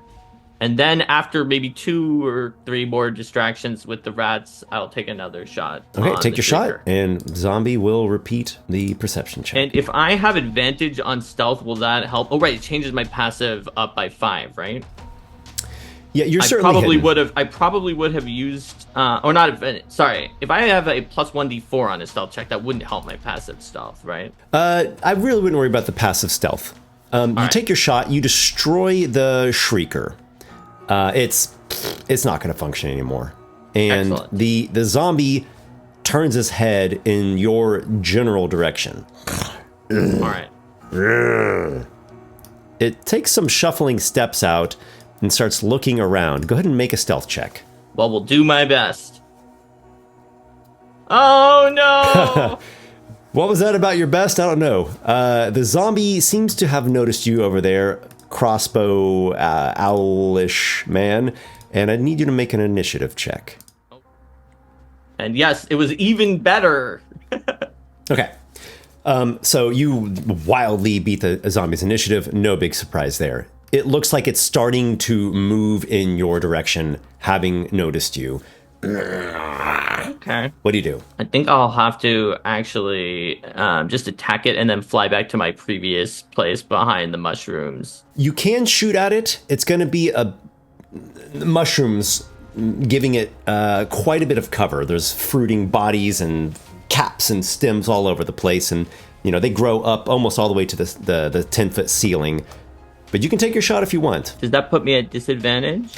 No disadvantage. It'll have +5 to its AC. I can move before and after my action. So I will move out from the mushrooms, I will shoot at it, and then I will move to where I want to go. You shimmy your way through the stalks of the giant mushrooms, flap your wings, and get yourself back into this position where you're at now, behind a little bit of mushrooms for some semblance of cover. Yeah, that's Okay. exactly right. And There I you would go. take my shot while I was in the open because that's the easier time to take it. Okay. Still not good enough with a 1. You're a man of extremes. 19s and 20s and natural ones. The zombie moans and comes staggering over to you. It has to go into a dash as it's a slow-moving thing. Its hands reach out with vicious cruelty and undead malice. Back to you. As far as I can go, which is here. Okay. The zombie makes an opportunity attack roll against you. You nimbly evade his ripping hands, flap your wings, and get yourself to the opposite side of the cave. And I will take my shot, which, of course, is... Oh, and maybe that hits a zombie. I don't know what their armor class is. I'll take it when it's clear, when it's a clear shot. You hit it. Oh, nice. It is a staggering, ungainly thing. I am so lucky that 8 was enough to hit something. Right on the money. 7 damage. Your crossbow bolt lodges into its shoulders. The thing wheels about and begins staggering back in the other direction. So stupid from its rotted out brain to realize that, you know, it is going to have a hard time in this cat and mouse game with this quickly flying creature. It gets within reach of you, but that was a dash. Its turn's over. Back to you. Okay. This tool of calculating the total distance by doing all the lines is awesome. Yeah, very helpful. Okay, opportunity attack from the zombie. It will get to attack me. It rips at you, 15 to hit. That will hit unless I had some kind of thing, which I don't think I did. The thing rips at you for 3 damage. All right. Fantasos, a minor wound, right? That's pretty significant. I will take my shot as I was moving past. Fantasos, you leap out again, flapping your wings. The zombie rips you a bit for 3 damage as you go from the opportunity attack. While you're at like the apex of your vault, you angle your heavy crossbow and nail it again with another bolt. It staggers back with like a crossbow bolt sticking out of its belly. You land over there on the ground. You seem to be beating this thing. On its turn, it's going to shuffle and stagger across the room and again get right up to just about to grasp you when it's back to your turn. It looks like it's down and low. Yep, it looks in pretty bad shape. It's got 2 crossbow bolts sticking out of it. Maybe the rats are even starting to abandon ship. Well, you know, a rat knows when to leave a sinking ship, right? Yeah, well, there's an owl right there, so they're terrified. Oh yeah, I'm like their natural enemy. Yeah. So if I shot right in its face, I have disadvantage, but it doesn't make an attack of opportunity unless I move away, right? Right. Or you could try your talons. You know what? Maybe I could try my talons. They're kind of terrible, but this zombie looks really low, and I don't really like disadvantage. Thanks for the tip. I think I'm gonna give that a shot. Hit.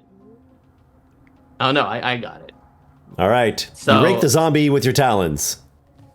5. I'm going to do a Constitution saving throw on behalf of the zombie. And you rake the thing and like rip half the skin off of its face. And you think it's about to fall down, but it recovers itself.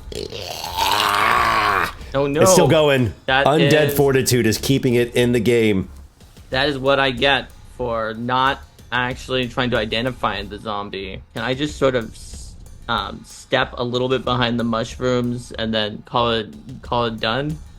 Okay, sure. You avail yourself of the giant mushroom to get half cover without provoking the opportunity attack. We go to the zombie's turn. It will strike at you. You have +2 to your AC. All right. It grasps out for you. A mere 9, getting nothing but a stalk of giant mushroom in its hands. All right. Back to you. Who knows what's going to happen? Certainly I have not identified this creature. For all I know, it can't use that ability again when it's already used it. If only it were so. Let's see what it's got. Again, you rip at its undead flesh with your talons, but the thing just will not go down. Do you hold your ground? You know what? I'm going to retreat even farther into the mushrooms, just a little bit, and see what it does. Are you wanting to stay within its reach, or are you provoking? I'm going to stay within its reach, but just try to have even more mushrooms between me and hit, just like inching away while staying within its reach. Gotcha. I think half cover is about all you'll be able to afford where you're at. The That's thing continues to grasp at you as though it were made for nothing but mayhem and destruction. It's only a 10. You avoid the attack once again. Have at it. I'm gonna roll with disadvantage. I never like to do that. They were all the There you same go. anyway. You shot it. How about that? Ooh, okay. This is going to be a bit trickier. Let's see what it can do here. The zombie's undead fortitude comes to a 17, which is 1 under a success. The crossbow Yes. bolt nails it right in the forehead, and it collapses.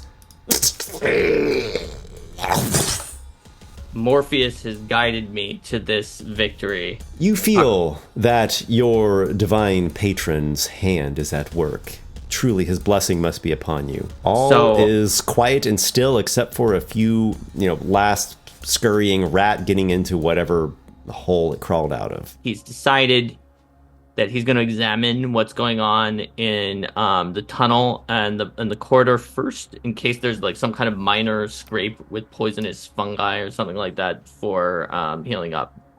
Might be a big mistake. Let's see. So he's first going to try to examine, use perception to see what might be on the other side of these impenetrably thick fungi. Mm-hmm. If you want, you can move just a bit more, Okay. so that you can see. Oh yeah! far enough. Whoa! It just suddenly appeared. There you go. You're seeing a tunnel back there. There's no illumination. It's curving in a roughly eastward direction. Everything is quiet that way. Interesting. Okay, so if that's quiet, then I'm gonna flap on over quietly. Try to peek in here. Oh, but this is gonna be narrow from the fungi, so I probably have to land. Mhm. All right, that also turns the corner. The masonry walls resume here, and it becomes once again a worked stone corridor. I think I like this one better because it's just slightly wider. There might be some wing space in like some of these, and even though that probably doesn't mean I can actually fly all the way through it, it's got better vibes. It's a little less claustrophobic if you can stretch your wings. I figured for a child of Morpheus, that's just the kind of thing you want in your space. So I didn't get hit by anything yet. You've rolled well enough on that nature check to deduce that none of these mushrooms here are anything dangerous. I think I'm going to keep going quietly and listening, and if I hear the sounds of something dangerous up ahead, then I'll consider using my healing spells on that missing Okay. hit points. Go ahead and make a perception check. Let's just kind of All right. set the scouting Yeah, stage and that see sounds if there's good. anything worth noting. Let's see what I got here. Not the best, but that's all right. Okay. Everything seems pretty quiet as far as you can tell. Yeah, a couple more giant mushrooms. It opens up into a bit of a wider cavity and seems to keep going in an eastward direction. Oh yeah, and after the fight with the zombie, in my standard procedures, I will reapply my initiative advantage thing that has no duration, and I will re-up guidance. So you've come to there. You've come to there. You see that the cave tunnel is continuing eastward, and it is descending to some kind of lower area. There's something moving down there. This time, not like shuffling footsteps, but more of almost a skittering sound. Larger than a rat. There's something down there moving, some creature of some kind. You're at the top of the slope, the descending slope, and you look down into what appears to be some kind of lower den. You can't see the full extent of it just because of the blocking walls and the terrain, but you see the creature down there. It's quadrupedal, some kind of chitinous body. Long, almost exaggeratedly large antennae with all kinds of tufted feelers, and it does seem to have some mandibles or mouth parts that could deliver a bite. All right. A bit of a hunched back, and a tail as well, a tail that comes out and sort of flays into various spokes at the end. So the antennae are percolating in your direction. You think it's somehow sensing your presence, despite the fact that you are quite sneaky. So would you like to continue to be sneaky, maybe try to hide yourself, or do you think you need to just go as fast as you can and get away from this thing, because it seems like it's going to start coming up that slope. So I think that I was pretty stealthy, you know. I had a 22. I felt good about it, but it noticed me anyway. So I'm thinking it has some way to detect me when I'm within range of it. Yeah. That means Yes. I want to go as fast as I can away. Phantasos, as you go flying when you can, running when you can't fly, as quickly as you can, because you can tell this thing noticed you somehow and is going to start following you. Yes. You come to the other side, to the corridor, and you come to a stone door. It's a heavy stone door, has a grip on it that you could pull it to open it. You hear the thing back there skittering, and it's going to be arriving probably soon. I think for the sake of the current situation, we're going to put things into initiative. That's going to help us organize. It's your turn. Initiative has begun. So yeah, I'm going to try to jury rig open this door with my thieves' tools. If that seems like possible. If what you're saying is that I see in front of me and it's like it's not really a door, it's more of a stone slab that you just have to push and there's not. It has a fittings into the wall itself. There's a grip on it, just kind of a very simple protruding grip where you could pull it open.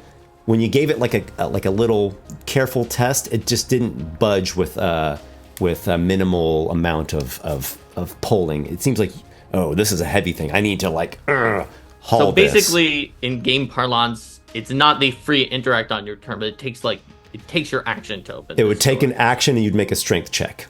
You could instead take an action to study the door and see if there's some way you could apply a thieves' tool check to help you in some kind of way. The thing point. does not sound immediately close by, but you think it'll probably be here in like a couple rounds, 2, maybe 3. I will use a bonus action to heal myself, and I will just openly cast a spell over here. Okay. In this corner where the door is, and then I'm gonna try to hide like amidst the mushrooms, not touching the floor, but somewhere amidst the mushrooms that is not at the door, so that maybe the creature will come over to where it heard the spell at the door and think maybe I went through the door and closed it or something like that. Okay. You're casting Healing Word?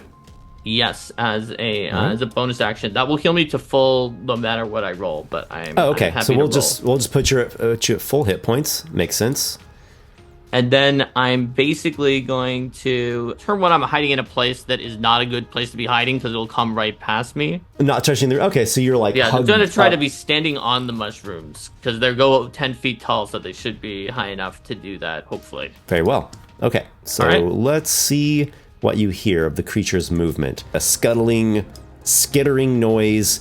It's not yet in the cave chamber. It seems to be in that tunnel over in that sort of area. Okay. Well, that all makes sense. Back to you. In that case, I am going to, without touching the ground, I'll try to go here so that it can go hopefully right past me through the corridor and give up. And I will be stealthing. You hear the thing rustling around over there. You can see it disturbing some of the mushroom bodies, and it comes out into the midst of the cave, and its antennae go one way and the next, and it maybe circles around a bit. It's used a dash, essentially, is what it's done. And then its antennae eventually end up percolating right in your direction. Curses. Foiled again. Yeah. Curses indeed. Back to you, Phantasos. All right. You've got a decent amount of cover, but it seems to have some sort of sense to where it's picking up on where you are. Oh, yeah, it definitely does. Maybe it would be possible to defeat it. I mean, you never know until you try, I guess. And It doesn't look like the worst thing out there. It's not giant. You're How right. bad could it be? It's only me size. What could go wrong? Sneaking didn't work. So it's like some kind of big bug thing, maybe. So I'm going to give it an astral plane hello, which is a heavy crossbow shot. Okay. That likely misses unless it's as bad as a zombie. Here's what happens. Your crossbow bolt glances off the thing's carapace. It has this natural armor. So it's not really a hit in the sense of dealing damage to it. And you also notice a little bit of rust crumbles off, as though the tip of the quarrel immediately corroded upon contact with this thing. Interesting. Yes. Very interesting. Very interesting indeed.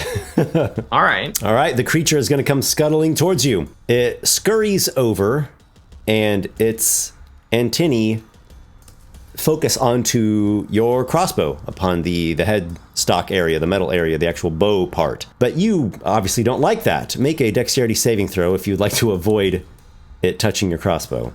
I would like to avoid it touching my crossbow. I'll do my best on this dexterity saving throw. That is not my best. Every time I say I'll do my best, it's always a natural one. The antennae trace upon the prods of your crossbow and they begin to corrode. It's not destroyed, but it is damaged. What do you do about that? Well, in that case, I do not like that. But it seems to me that my friend here is very interested in my metal objects more so than me. There is perhaps there's an opportunity to negotiate with my rapier in a way that is different than an astral plane hello, in the sense that if I dropped it something that was more substantial than just a little bit of metal pieces on my bow that is like full metal and tried to feed it with that, maybe I'd be able to trick it into letting me go, even though I actually have like so many crossbow bolts that it's beyond belief. So would I potentially be able to take your deceive rapier it? and you drop it right in front of the thing, and it does seem quite interested in that pretty much full metal blade. You still have your whole turn.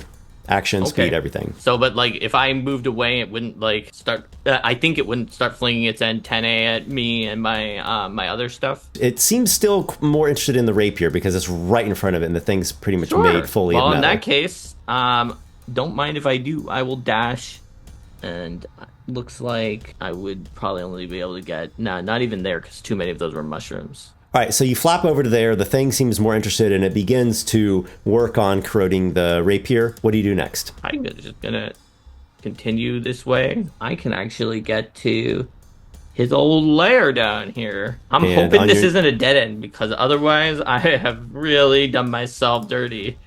Well, I'll tell you what it is. So on your next turn, you go down into a lower cave, which I might describe as a lair.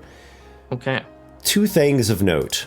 First of all, there is a bit of clutter or debris, some remnants left over of something that this creature had eaten. Wood, mainly, and some cloth. You can see a staff, a wooden staff, and it looks like a pretty nice, well-made staff. At the far end of this cave layer, there is a tunnel that is leading down into an even lower area still. And by the sounds of it, there are more of these creatures down in the lower area. Okay. You get the sense that it's probably very dangerous if you keep going. But that staff right there, that catches your eye. Okay. So I definitely do not want to go to a place that is full of these things. My friend over there... the scuttling sounds. It's a bit distant, but it seems like if you leave this immediate cave, you're going down somewhere deeper and more dangerous. Yeah, I do not want to get within an antennae range of any of those. And it seems like that might be like outside of the bounds of my gauntlet run if I'm going into Seems like this. it, yes. You know what? Rusty and I, we made a trade. My rapier for a staff. Okay. You pick up the staff, and it's fashioned in a wondrous sort of way. It looks like the staff that a spellcaster would wield, and it's a sturdy thing too. It would also function as a quarterstaff. Just holding it in your hand, you can already tell it's a +1 quarterstaff. Well, but I mean, you suspect there's more to it. Yeah, you suspect there's more to it than just that, though. It would take a little bit of time to deduce what it might be. Well, that's not it would take at finessable, least so- an action to make an Arcana check. So I definitely won't be using that as a quarterstaff, but I'd love to identify, but I don't quite have time for this because Rusty is still making a meal of my rapier while he's doing that. I don't want to pay him a second toll. I'm prepared to do it if I have to. But I am going to basically flap back, and I want to go actually here.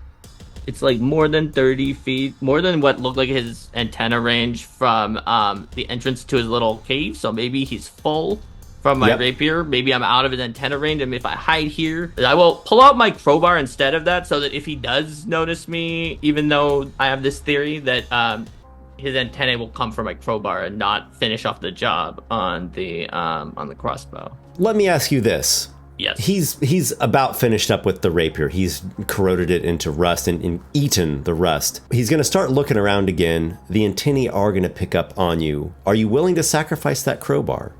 So the antennae would pick up on me. Yeah, eventually he'll get to a spot where he's within 30 feet of you. I think I've got to give up that crowbar. Okay. There's a little tear in my eye as my trusty crowbar is also sacrificed to Rusty. I'll turn off the initiative tracking. I don't think it's necessary just at this moment. You sacrifice your crowbar, and in exchange, just kind of slip away once again while the creature busies itself with corroding and eating that. That's right. Are you thinking about going to that stone door again? It's the only choice. I have to do it. Okay. So you've got some time while the creature's busy with the crowbar. What do you do? I will take that time to look at the door and see if there's a way to not do it with strength because I do not have strength. For an object, you want to do either a perception or an investigation check. I'd love to roll a perception. I'm good with that. Okay. If it's just something I can see by looking at it, I'm good with that. How about 11? You don't notice anything. Nothing's standing out to you about this door. It's fairly simple. I would say probably what happens is your character is just going to spend a few rounds like struggling and like eventually get the thing open. Just as you start to hear the sound of Rusty maybe getting curious again and kind of scaring about, and then you slip in and you've come in here, and I think we can safely say you've pulled the thing shut behind you. Yes. And if I don't get attacked right away, I would like to take a look at the staff. If I do get attacked right away... Something is happening right away, but it's not an attack. You come into a circular chamber. To your left, there's a stone pedestal, and to your right, there is another stone pedestal. The one on the left has a grappling hook sitting on top of it. No rope, just a grappling hook. I love the grappling one on the hooks. right has a glass phial, a potion of some kind on it. At the northern end of the room, near this open exit, is a wooden, smaller pedestal, the top of which is carved into the likeness of an owl. Now, as soon as you've opened this door and come into the room, the pedestals, the two bigger stone ones, they begin sinking. Anything you'd like to do real quickly before they're gone? I know I'm going to take a glass vial because that's different. And while I love grappling hooks, I like collecting things I don't have yet more. Okay, so you have acquired some kind of potion. The pedestals recess into the ground and are covered by a stone. Got it. Cool. Well, this is a safe area according to at least the guy at the beginning. Yep. So I'm going to take the moment to try to identify my my staff and my potion. And you know what? My dream last night, I saw this brass orc who was being destroyed by a non-brass orc, and then birds flew out of it, and I thought that meant something that I cared about or that was in the dungeon was going to get destroyed, like the brass orc. So I prepared mending today entirely based on that dream. So I'll also mend the partially in need of mending heavy crossbow as well. Sure. It only just took one instance of corrosion, so I think a cantrip could solve that. If it was if worse, it was fully destroyed, no way. Yeah, if it was worse, you'd probably need someone to properly reforge the prods. But there you go. Your crossbow no longer has a -1 to damage. Yay! I like that, and I'll do my best to try I pray to Morpheus that I once again had a natural 20 dream about this staff and this vial. I'll do the staff first because I got it first. I'm more curious about it than I am of the vial because, you know what? Vials could also just be a healing potion or poison, and they probably are one of those two things, even without identifying them. But a staff, that's a world of mystery that could contain anything. And with a 3, it still could contain anything. I don't know what it is. You take a moment to look at the staff, to study it. You really are not sure what it is. It's got something else to it besides just the +1. I'll just say that you get the sense that you could attune to this. So that's one of my 3 hours if I did that. Yes. Okay. The potion, you can just kind of study it. It has a kind of a creamy color to it and a very light, nutty aroma. It seems like just a basic potion of healing. Okay. Well, you know what? That's why I tried to identify the staff first, because I assumed that there's a high chance that any random vial you find in a dungeon is either a potion of healing or poison. And Lord Morpheus would never have left me poison in a safe room. Like, come on. Certainly not. I barely made it out alive just from this part so far. I think it would be hubris towards the gods to assume that I'm going to run out of time instead of running out of being dead. So I will attune to this item, completely not knowing what it was or if it's helpful to a cleric such as myself. During your short rest, is there anything else that you're doing? I think that I'm sort of meditating to Morpheus. I'm looking at that icon of him that's up there on the side of the room and sort of offering a prayer of thanks for safety to Morpheus and trying to think about the task ahead. And I think the vision I saw was not heavily related to what I faced so far. So I'm more deeply pondering my dream because I think what I see next is going to be related to that dream. I'll recap the dream. It's a real quick one anyways, just for the sake of everybody who's watching. The dream you had the night previously, you saw a brass orc and a living orc. And the orc of flesh destroyed the brass orc with his axe, clove it wide open. And from the crumpled brass heap, a raven came out, squawking angrily. And it pecked out one of the orc's eyes, and he fell to the ground, clutching his wound, and then weeds and branches and roots grew up around him and took him. You don't seem to have come across anything that relates to that. Not directly, but Morpheus sometimes speaks in metaphor. The name of the staff is Staff of the Hardy Voyager. You can cast once each through the staff, False Life and Long Strider. The staff will regain those properties, those spells, every dawn. Awesome. I love False Life and Long Strider. Yeah, indeed. They're both pretty helpful for you. The Long Strider will last an hour. Your walking speed will go up to 35.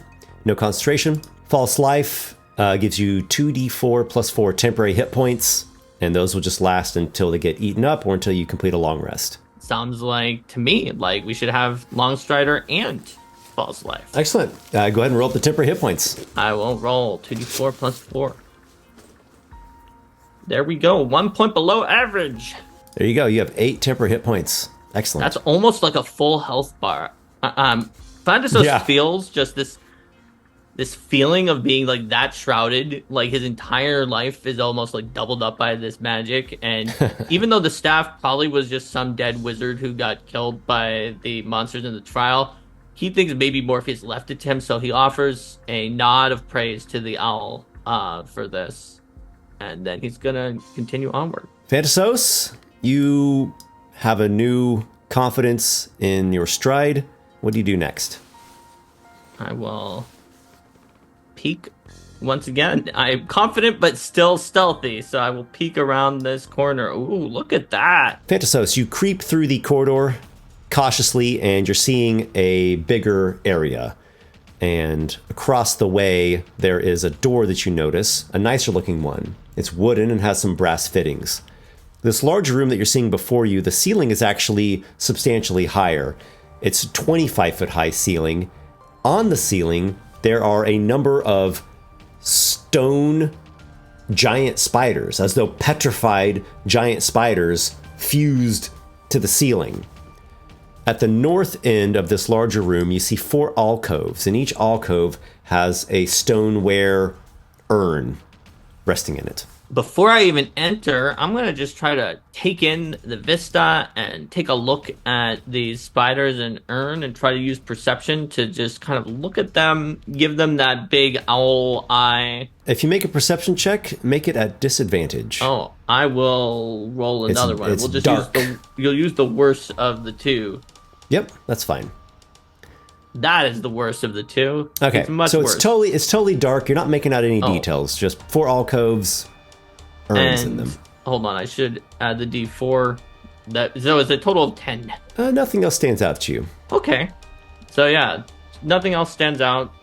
Just regular spiders, regular alcoves.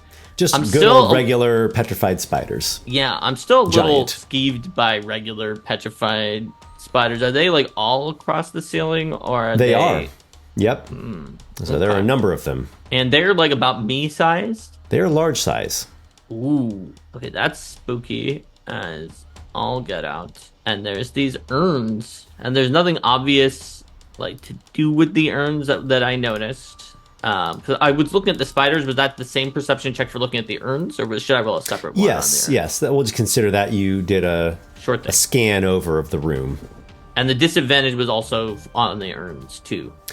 Yes, Alright. the kind of northern half of this larger room, there's no illumination at all, so you're just looking into a shadowy, dim area. I'll be flying about. I'll be halfway between the ceiling and the floor. I think I might want to see what's down this corridor. So I'm just gonna start, kind of, stealthily flying. As soon as you enter into the room, the lid on that second urn rustles a bit, and it pops open, and out flies an apparition, shrieking, and it comes to stab at you with a spectral knife. Whoa! An 11 to hit does not hit your AC. That will miss. What would you do? Would you just keep flying through, or would you do something else? It's a momentary apparition. It doesn't stick around. It just fades away instantly. Yeah, it's not like it was a ghost, but it was like an apparition. And I was looking down the hallway, so it wasn't relying on the fact that I was looking at the urn, because when I looked at it, they didn't fly at me. So if It my really is eyes were, once you entered. is there something else I can use to try to identify these urns? Maybe the fact that it had an apparition in it, it's clearly no ordinary urn now at this point. Could I try to use, like... Yeah, you could make an Arcana? intelligence arcana check to consult your knowledge. That would be your action. And you would Yeah. still have a good amount of speed left. How about 10? 10. You're not sure what that is. I can at least tell magic. Okay, well... Something supernatural, that's for sure. Well, you know what? I'm gonna keep on flying. Tell me how far I get before another one comes, or do I get? Go ahead and get into that next quarter. Okay, so you fly in, and then you kind of like fold your wings and land as best you Yeah. can, as far as you can into that second corridor to the east. That's right. And there's a sound of laughter. Uh-oh. Bird almost got knifed. The door is talking to you. In the center of that wooden door, there is the brass face of an orc. What the hell are you supposed to be? I'm Phantasos. I am a child of Morpheus. Are you the brass orc who was torn asunder by the flesh orc? I'm not an orc, I'm just a door. But you're a door in the shape of a brass orc. When you said that bit about him getting torn to pieces, you see one of his eyes kind of like cringe, wince, maybe. He didn't like it when you mentioned that, even though he avoided the topic. Morpheus has sent me to avenge you. Morpheus? I don't know who the hell that is. He is the Lord of Dreams, whose visage of an owl graces the rooms within, many of the rooms within this place. Well, unfortunately, I don't have that kind of view. You're the only owl I've ever seen. And you look like a pretty dumb one, too. But you Aren't owls just supposed to have wings? You got arms. Did some mage confuse his experiment? But perhaps the bird that you're more likely to have seen is a raven. How do you know that? Well, I told you. Is this some kind of trick? No, Lord Morpheus sent me here. He sent me here to avenge you and to defeat the one who did this to you. Oh, he's dead and I've been rebuilt, so thank you very much. I don't need your help. And he may have risen as an undead. I've already faced one undead monstrosity within these ruins. I don't know, they dragged him off somewhere. You might be next, though. I might. But Lord Morpheus sent me here, so it leads me to believe I at least might have a chance. And if it's all You've right made with it you, farther than some have, so there's that. suppose there is. If it's all right with you, I would wish to continue onward. I do not wish to be enclosed by roots and branches and taken away. I wish to be able to deliver this task that Lord Morpheus has sent upon me to avenge you. He showed me what happened to you, and it could only have been that he was showing me that you have been wronged. I would like you to make a charisma check. It's probably So I'm kind of persuasion. lying this because thing is. I'm kind of lying here because Morpheus sent me this message, but in the message, the brass dwarf was mocking the other. The brass orc was mocking the other orc. There was clearly some things going on. I'm not necessarily. I'm not sure why he sent me here. You're not necessarily his avenger. It's Okay, not if it's necessarily his deception, avenger. then I'm go kind for of it. trying to say that I am because I know that might make him more likely to let me through than if I didn't. So, Okay. Should I roll deception for that? Yes. Hey! Well done. Look, I'll unlock, but I don't want to hear you talking about that anymore. Never again. I think you'll appreciate this more anyway. Neither of us wanted me to have to get my thieves' tools in there. Yeah, I've already been violated more than once this week. I certainly apologize. I will attempt to bring that up with the management when my soul moves on after I inevitably die in here. Just go, okay? This whole conversation is making me mad. Very well. And I will go through the door that I guess he unlocked, but I will open it. Okay, you open the door. Who is that? A small figure, small man of some kind, maybe 3.5 feet tall, steps up there. He's wearing a black leathern raven mask and has kind of obnoxiously large, pointy ears protruding from behind it. He does seem to have a cloak and maybe some light armor and some weapons. The room itself has some open exits on the east end, I see. and it is illuminated. Here, one here, one there. You are a rather curious thing. I've never seen your like. Fantasel says, "What a handsome creature! You're a raven, and I am an owl. It's almost fate that we have been brought together here in this dungeon." You don't need to try to flatter me. I know I'm not handsome in the least. But, From an owl's perspective, you are, but although maybe not from a human's. He seems unsure how to respond to that, and he kind of leans over, looking past you towards the door, and he kind of looks the door up and down, and then says, you're welcome to enter. You're going to have to be moving eastward to get through the gauntlet. Yes, that is what it seems. And I will enter the room. Is there anything you can tell me about these three pathways? I cannot. I will tell you nothing about them. Other than this is a very dangerous place. You might already know that, though. I do. Would you like a companion? It could be helpful against the perils you might come across. A companion, you say? he gestures over to those 3 smaller doors on the west wall close to you. I'm gonna take a look to see what seems to be on those doors. Are there like inscriptions with the names or like pictures They're very of some kind plain. of companion? They're very plain, and they look identical. Behind 2 of those doors are goats. Foul-tempered mountain goats. Behind one of the doors is a lizard man. I won't tell you which. Pick one if you would like a companion. Are the lizard folk and the foul-tempered mountain goats all companions, and I get only one? Yes, they are companions. They have been trained to obey and to fight and to be brave. They seem to be fulfilling their role correctly. All right. Well, there have been many dangers in this dungeon so far, so while certainly if they decided to attack me, it could be dangerous, it's more dangerous to go alone. So I will choose one of the doors. Certainly they will not betray you if you do not turn treacherous on them. I would never betray a companion that was set in this dungeon that has been laid before me by Lord Morpheus. Well, then I don't think you have anything to worry about, only to gain. Yes. I'm going to roll an insight to see if I think this guy is lying to me about these doors in some way or trying to trick me to doing this for some reason. 20. The read you get on him is that he is a creature of more means than some might imagine, being small and all. You think he is quite crafty and also dangerous. However, his dealings with you do not seem to be deceptive. You think he's been speaking truthfully to you. There's also a brief flash in your memory of a raven pecking out the eye of an orc. That's right.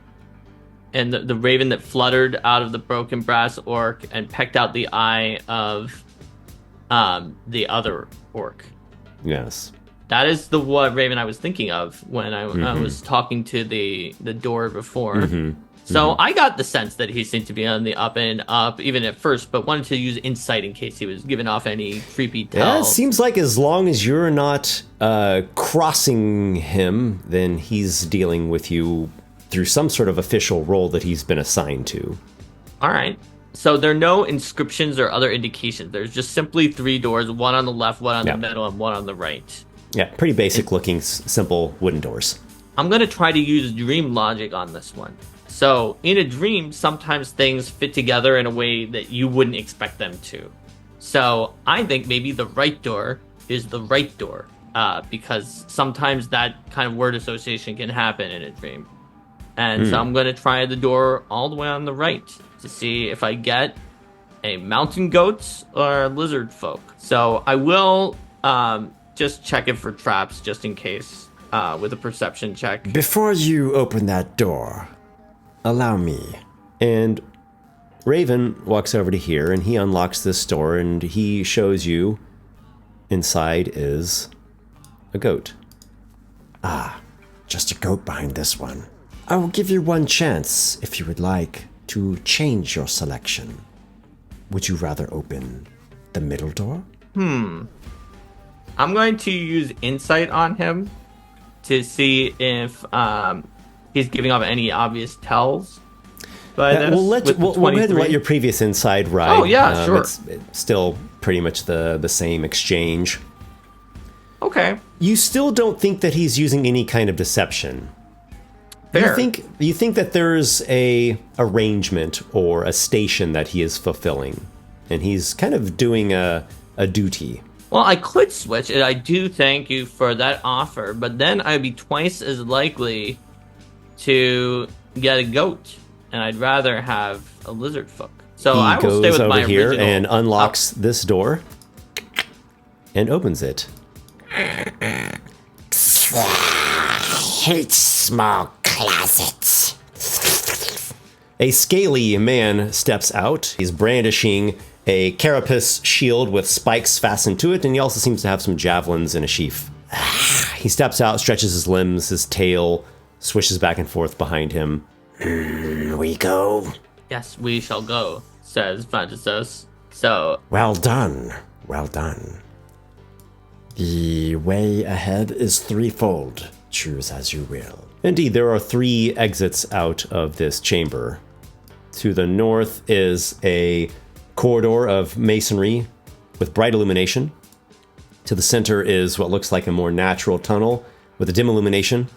And to the bottom is another masonry corridor with dim illumination. that makes sense to me. So, I think I'm gonna give my voyage staff to my lizard folk friend.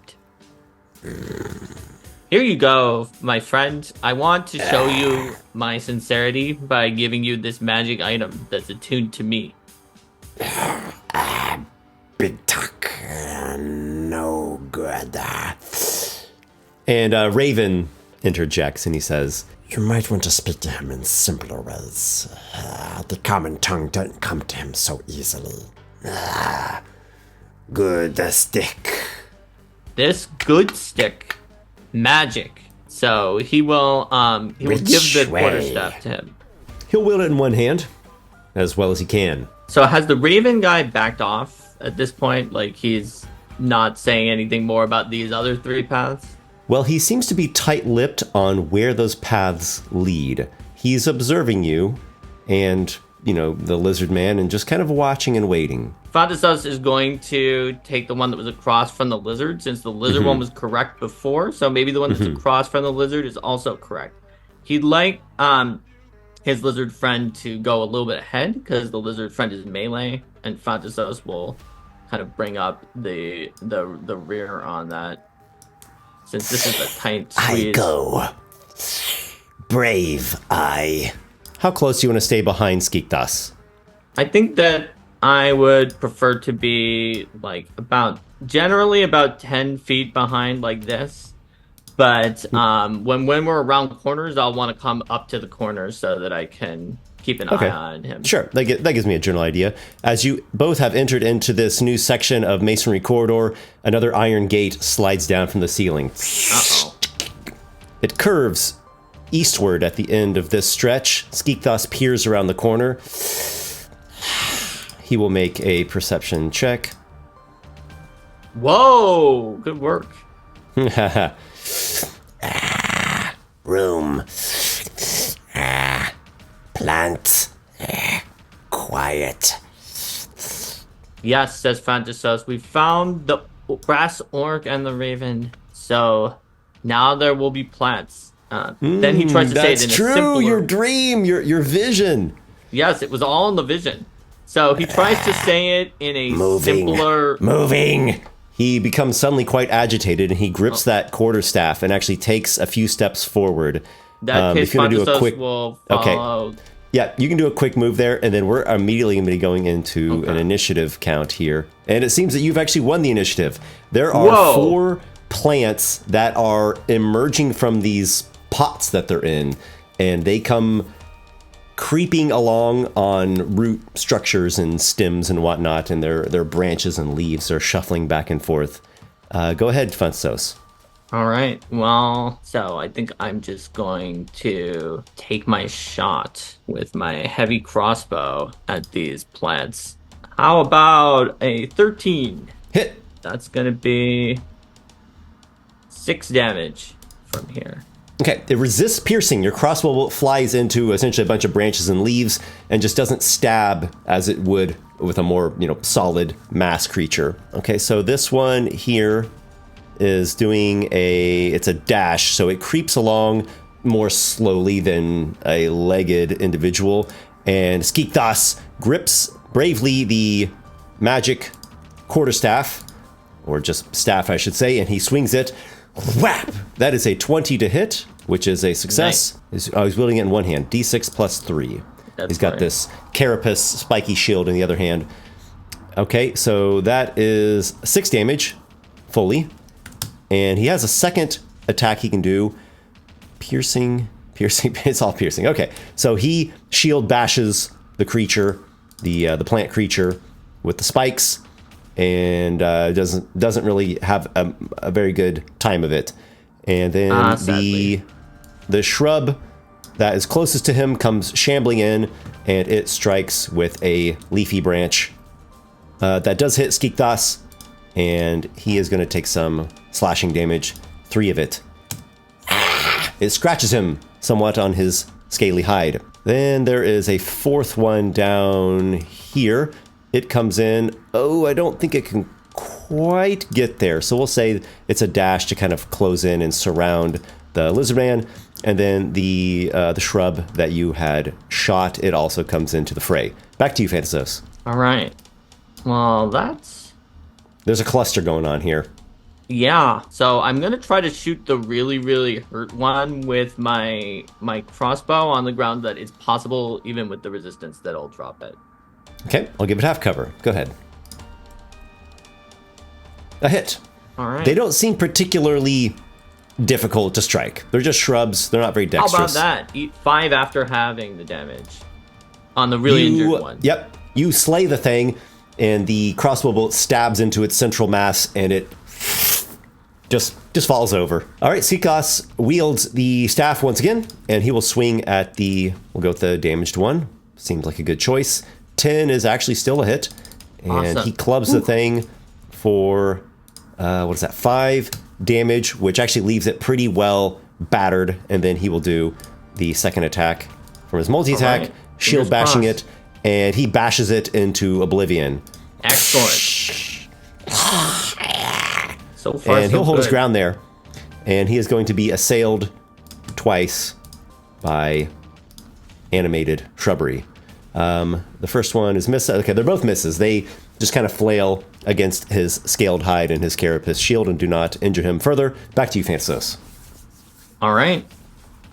Well, in this case, then I should be able to actually attack this one from here. So I will, I think. So I will take the talon because it's slashing. Maybe that'll work better against the plant. We'll see. It looks like a 10, but Yep, it might I'll have give it some half kind cover. of cover. You just barely miss. Yeah, You I figured scrape it might have against some the stone cover. of the wall. Skeekthos will swing the staff and once again bash against a plant. He'll go at the one that's directly in front of him. And Sounds he good. will do 7 bludgeoning, followed up by let's go with a bite. He snaps against the leafy Hasty plants. creature. Yep. And that hits. A bite is also piercing damage. So be Okay. it. 4 reduces to 2. Okay, so it leaves the thing greatly injured, and it kind of shivers and twitches and will like disengage and shuffle back, recoiling into a corner. It seems that it does not want to just get destroyed. The fourth and final one of the plant creatures is still going strong, and it rakes at Skeekthos with its shrubby branch and does not hit it. He blocked it with his shield, I guess. Yes, it scrapes ineffectively against this carapace shield. What do you do, Phantasos? All right, I'm gonna try to do that same talon thing that I tried last time for slashing. That one's a little This- better. Yep, you hit easily this time. You get your talon in there and rake the thing. All right, how about 5 slashing? Seems effective. Okay, that was good. Use stick and shield. Yes, comboing Actually, with the your shield is talon, spiked. Maybe- Skeekthos bashes the thing. There's a cracking sound of branches snapping, and the thing falls, no longer animated, to the ground. Awesome. Plant death. I think we can have mercy on the one that's at 1. You're If speaking it's of not mercy, but he's just running over there Oh, and that's snapping fine. at the thing. That's fine. He can finish it off. Skeekthos is just utterly merciless and just like rips one of the main branches off of the thing, and it falls over. You know what? He was biting longer it. He moving. wanted to have his daily value of vegetables, so that's fine. He will sample the leaf. Seems good enough for him. Okay. So I'm not going to heal him yet. I did an inefficient heal last time, and I'm low on magic at this point. Scratch. He licks at his superficial wound and does not seem deterred. Let's go, says Fantasus. Okay, he will come to here. He's going to roll a perception check to check the surroundings. That makes total sense. I will as well. I can sort of see through there too. Yep, there's a corridor heading to the southeast now. Quiet. All. Yeah, same to you. Everything seems still and quiet. It's dimly illuminated up ahead though your dark vision is Great. really well, really good. If it's quiet, if we're a little far back, I'll put up a resistance on myself, and then we can keep going. Okay, yeah, nothing is rousing your suspicions, and you and Skeekthos make your way ahead, and you come to this chamber here that seems to be an intersecting point. Oh, as where though those all three of them- paths. Yeah, okay. Yep, where the paths are now converging back. Directly to your east is now another heavy stone door. Not much in terms of embellishments on it. It's a double door this time, and each side has one of those grips. Seems like we might be meant to open it together, I guess. I will check it for traps just in case. Okay. It does seem similar to last time, and if it's the safe zone thing, maybe it's just hard to open and not trap. That's the impression you get. All right. So, yeah, let's open it together, buddy. Okay, Let's the two go. of you haul Open. at the heavy stone door. It does take a bit of effort, but within 1, 2, 3 rounds, I'm sure you'll have it opened. And it indeed does reveal another circular chamber, a bluish, dim, ever-burning flame illuminating. And at the northern wall, upon the northern wall, carven into the stone, a bas-relief of a pillared temple with a stylized owl perched atop it. Once again, a symbol of your patron, Morpheus the Dreamer. It's like an image of home. No, Den. Den. Skeekthos struggles to say the right word, but he seems to be indicating sanctuary. Yes, says Fantasos. But let's keep going. Okay, so... I don't even know if lizard folk will get a hit die if we rested an hour, but my spells will wear off, so we're going. Sure. Yeah, he could short rest and spend it, but there's probably wisdom in not letting the spells time out. Plus, there's a You 3-hour total amount of time in the dungeon, so... That's true. You haul open the other set of heavy stone doors. There's a wide corridor stretching east on the other side, and then it cuts to the north shortly after. Fantasos likes this corridor much more than other ones, because his wings can actually fly him through here. Okay. Rats. Skeekthos looks out and says rats. Are you looking out? I'm listening from here. Just listening? Okay. Yeah, there's a little, tiny scampering sound of rodent feet. Doesn't sound immediately close by. Gesture forward and continue to fly down the corridor. Okay, Skeekthos creeps along, and then you come and you get Quietly. more of a view yourself. The corridor is connecting to some kind of larger area, some kind of larger complex. It looks like there are 3 ways to go: to the west, to the north, and to the east. The northern way ahead does have some rats, regular-sized rats, just kind of scurrying here and there, scrounging about. Let's keep going and see what's in the west or east, because if we go past those and there are enemies there, they could potentially pincer or attack us. To the west, you're seeing that there's some kind of ledge, and then on the other side of the ledge, it drops down into a lower area or a pit. To the east, it looks like a pool, like a man-made pool. The stonework has a ledge and water of some variety, and overall things are pretty well illuminated. Sounds good. The corridor straight ahead, it seems to have a section where it also has a bit of that pit connecting with it. There's an inset area here where the rats are coming in and out of, and then the end of the corridor cuts back to the east. This pit, how far down does it seem? Or maybe I just can't see the bottom from here. Yeah, sure. So eventually you come to some better angle. It's about 30 feet down. You also see there are these 2 spears jutting out of the wall, and the second one actually has a corpse skewered on it. They look like sprung spear traps. This area is Fantasos's favorite area so far, because there's a 30-foot pit plus whatever the ceiling is in this area, so there's a lot of space to fly. I think for now, Fantasos is going to want to sneak and try to, fly over the pit like really high up and see like if there's anything dangerous over here, and have the wizard folk wait for a minute in case there are more traps along the upper ledge.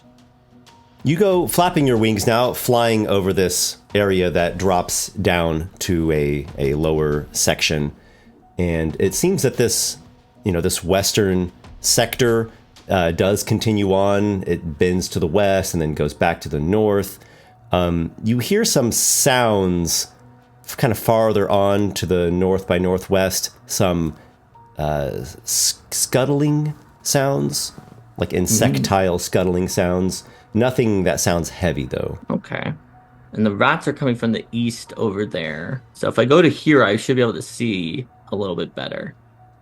Oh, look at that. Yeah, there's like a whole swarm of rats gathered in that little cavity. Question is, like, can the swarm of rats even do much to me from here? I might be able to shoot them slowly like fish in a barrel. Mm-hmm. You want to take some shots? Yeah. Let's see what happens. All right, so you shoot at them, and I imagine you'll hit them once or twice, and then that sends them kind of scurrying into the part of that cavity. Are you interested in pursuing into there, or you just are fine having chased them off? I'm okay having chased them off for now. So I'm going to continue this scouting. I feel pretty happy. You see actually 2 giant fire beetles. Beetles. Yeah, they are ground creatures, like giant ground insects. There you go. I mean, beetles can sometimes fly. Yeah, well, that's very true, though these seem to just be ground creatures, terrestrial beetles that are, sort of human size or medium size. They have like glowing natural incandescent body parts, and they do notice you, and they seem kind of put on edge. Why don't, just for the sake of organization, let's go ahead and put things into initiative. So the giant fire beetles don't exactly put you on edge the way that you've put them on edge. They're on the ground. They don't seem like flying creatures. They're not acting in a particularly aggressive manner, but they are on edge, so who knows what they might do. Go ahead, take your turn. All right, I'm going to shoot one of them. Maybe the one in the back, I don't know, it doesn't really matter. I'm assuming that's going to hit. Yes, 18 is definitely a hit. Boom. Okay, you said you shot the one in the back? Yes. Okay, you kill it. Your crossbow bolt drives into the chitinous body of the giant fire beetle, and it does this sort of like this little insectile noise, and it falls over like with its legs twitching on the ground.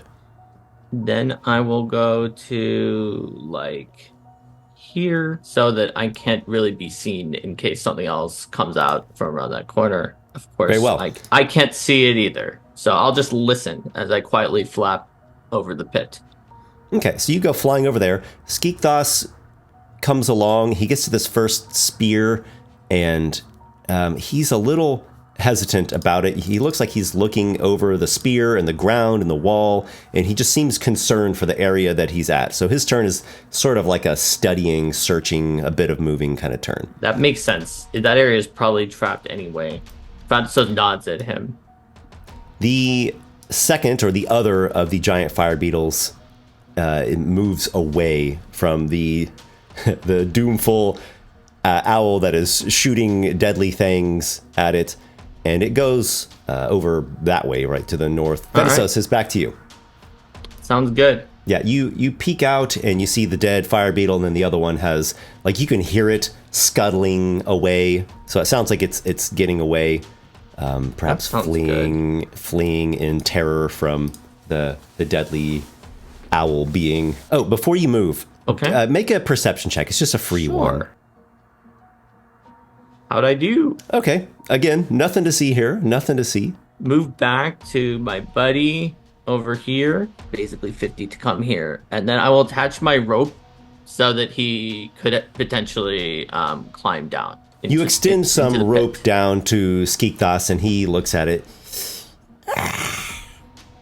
He will grip it, though he seems a bit uncertain of the usage. Fentasos, you hear a sound. Now, it's not close by. It's like out there somewhere to the Like north. around here-ish or something? You hear where the I'm sound of wings flapping, like the quickly flapping wings, and not like a little tiny flutter, but larger wings flapping. You hear a distress chitter of the giant fire beetle.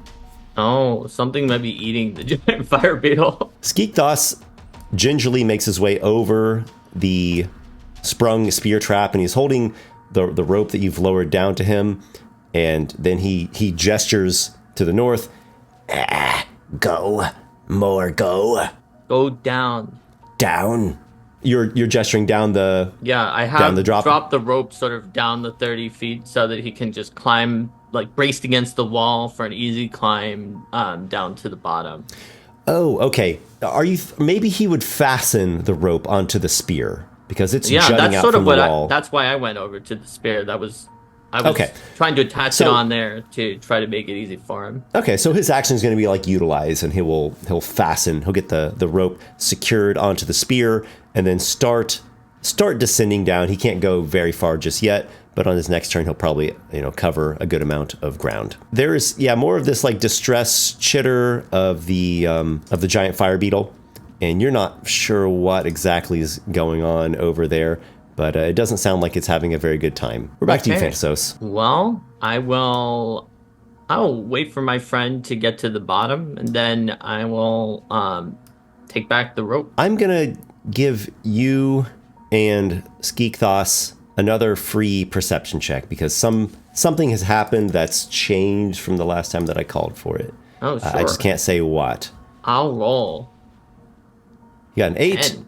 You have a 10. Okay. So you're not noticing anything. Did you ready perhaps an action since you're waiting, or did you dodge? Probably dodge, just in case. Yeah, there's obviously something else going on, and you hear a crunching sound now, as though something is devouring the other giant fire beetle. Skeekthos descends the rope. Now let's see, how hard could that be? It doesn't seem like it'd be very hard, so we'll just have him go at half speed, and he will go down. It's a well-secured rope, and then he basically spends his turn getting to the bottom of the pit. So Great. he's down there. That was like a dash. Attach Something the is rope? happening before it gets back to Oh, you. There is a sounds creature attacking Skeekthos from hiding. Ooh, Joy, right? yeah. There is an arachnid thing down there that no one noticed, that has been creeping along the rough natural rock wall. Ooh, even with advantage, it only got a 5. Alas, it has rolled quite terribly, and it bites against Skeekthos and just comes up short, and its fangs snap like a half inch away from Skeekthos, who then does a startle. And we go to you, Fentasos. All right, well, I'm doing something different now. I am going to shoot it with my bow. Yep. And just for orientation purposes, it sounds like your character is at like the +5 elevation mark, would you say? Yeah, whatever is the highest I can be. So Yeah, that's the highest. +5, yes. Yeah, Whereas- Skeekthos is I'm at negative 35 30, you're at +5. Okay, Yeah, and then I'm the spider is 35 just feet like up looming from the right over spider. Skeekthos' head, biting at him. You've shot the thing. All right, I will roll my damage then. It's a Hopefully do medium-sized giant spider. well. 9 damage. That seems like quite the good hit, and the spider recoils, and it looks pretty wounded by that. Well done. The sound of those flapping wings grows louder and louder, Uh-oh. and a creature, a giant bat, comes flapping in on the prowl. A hungry, predatory giant bat, and it rounds that bend there in the structure and sees you and just does this maneuver where it goes right for you. That would be the end of its turn, though. It's in a dash, but it's All right. it's like right upon you now. Its Yeah, that's fangs pretty are bearing terrifying. down to predate this smaller flying thing, which is you. Meanwhile, Skeekthos is battling against a giant spider, but it is a medium-sized giant spider at least. And he will swing the magic staff, and that is not going to be a hit. And then he will try to carapace bash, shield bash the thing. And that works. That actually works pretty well. Finish it off. Yep, the spider is already recoiling, and he just bashes it in, and some of its, icky blood and gut type stuff spatter against the face of the rock wall. All right. And then Skeekthos looks up and is pretty taken aback by the giant bat.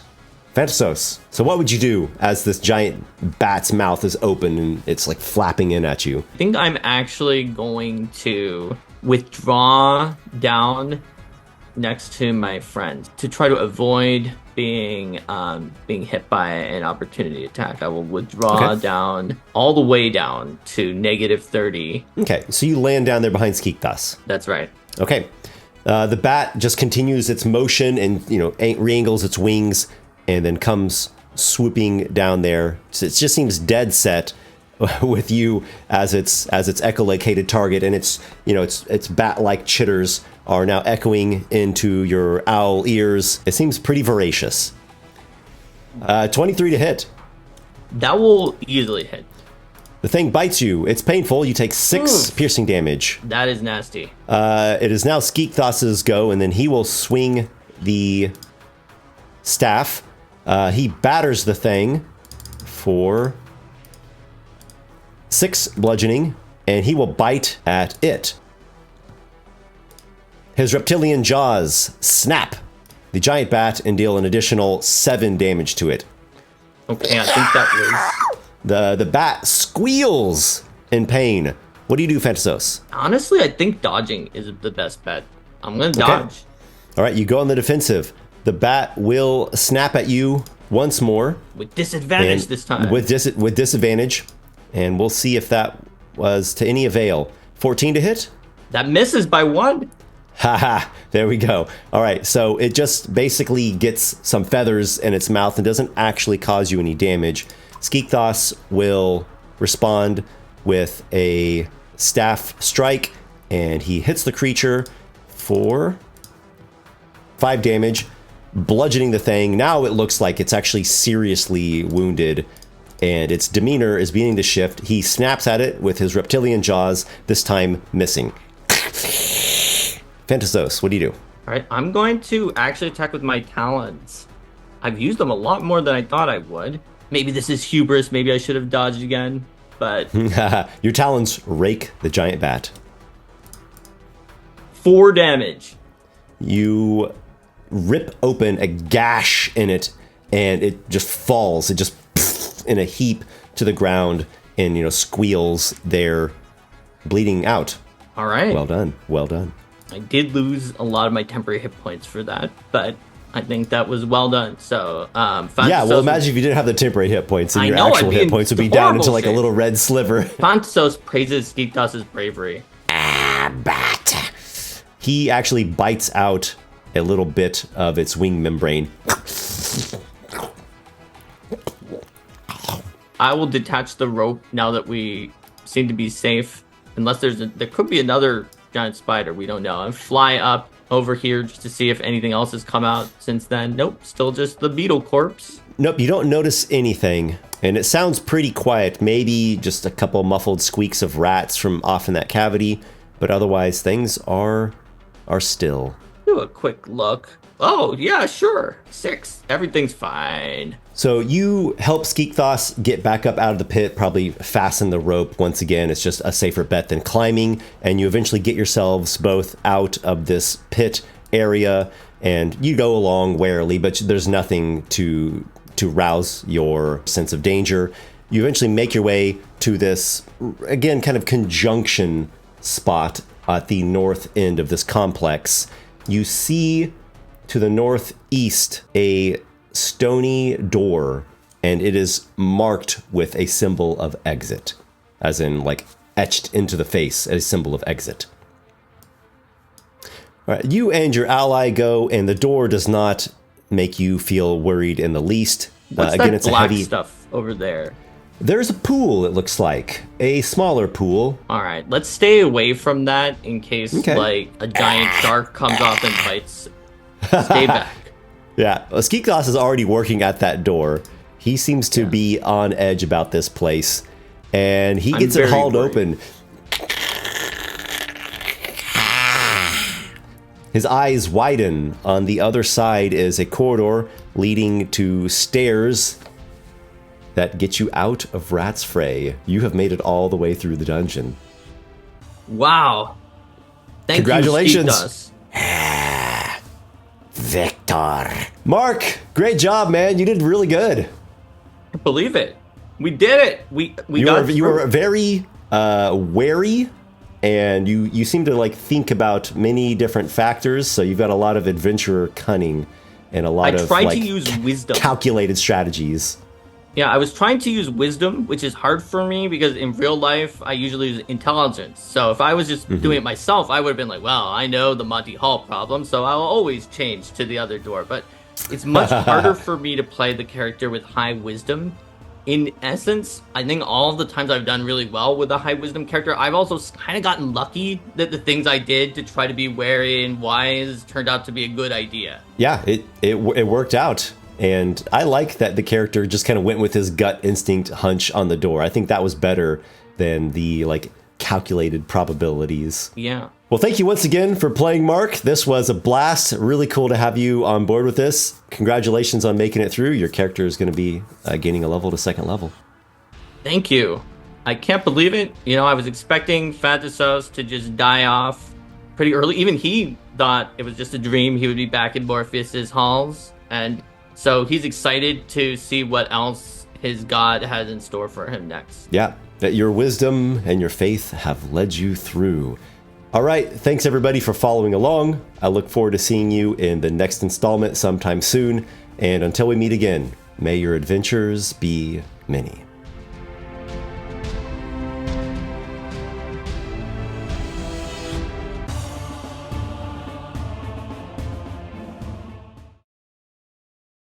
Hello everyone! So first of all, I want to say thank you very much for watching Gauntlet Runner, what we might consider Season 1, Dungeon 1, Ratsfray. This was a lot of fun and it was so interesting to see all the different ways that the players built their characters and approached the different challenges and who got lucky or unlucky at certain moments. So the scoring is pretty simple. You get a point if you succeeded at one of the dungeon areas, and you also get a point if you found one of the key treasures. So the areas are the Mushroom Cave, the Alcove Chamber, Raven's Den, and the 3 different chambers after that, and then the final room. And it actually has 3 different sections in the final room. And then the treasures, some of these were hidden. There's the Staff of the Hardy Voyager, the Grappling Hook, the Flawed Potion of Healing, the Firestone, the Spirit's Treasure in that Alcove Chamber, and the Secret Vault in the final room. Before I did any recording, any official runs, I did 3 test runs. Just for comparison, just for kicks here, here's how those turned out. The first player played a human rogue,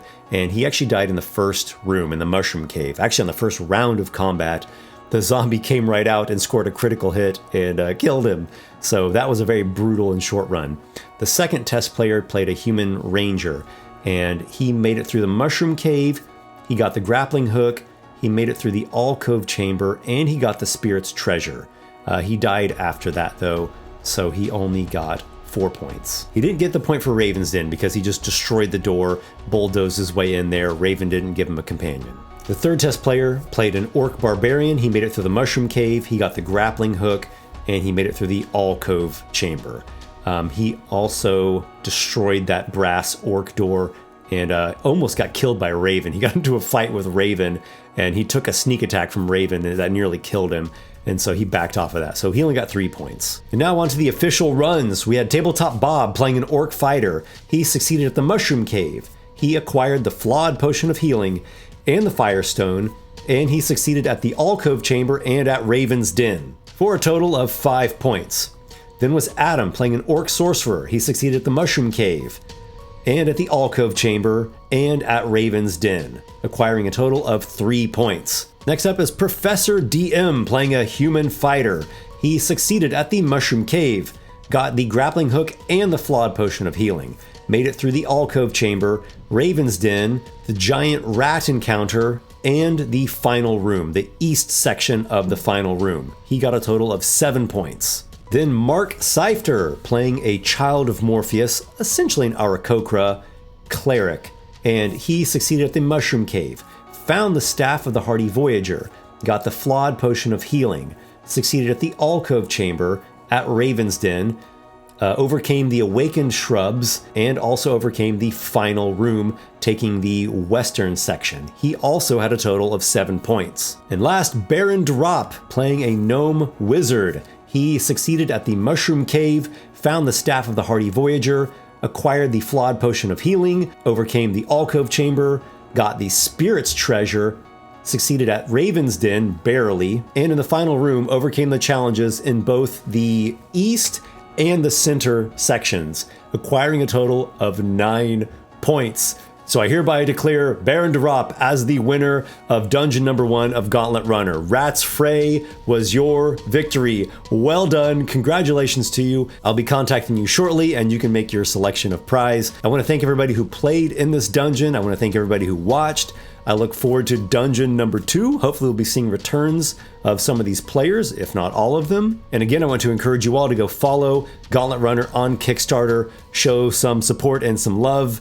A book of hardcore 5e dungeons, a book of masterfully crafted dungeons of beautiful maps. You can play this with a solo Gauntlet Runner character, or you can run it for a whole party. You can do the competition, or you can just insert it into a regular campaign. There'll be some player options in there as well, subclasses, feats, spells, items, things to help best equip you to survive these fantastic and very perilous dungeons. Until we meet again, my brave companions, may your adventures be many.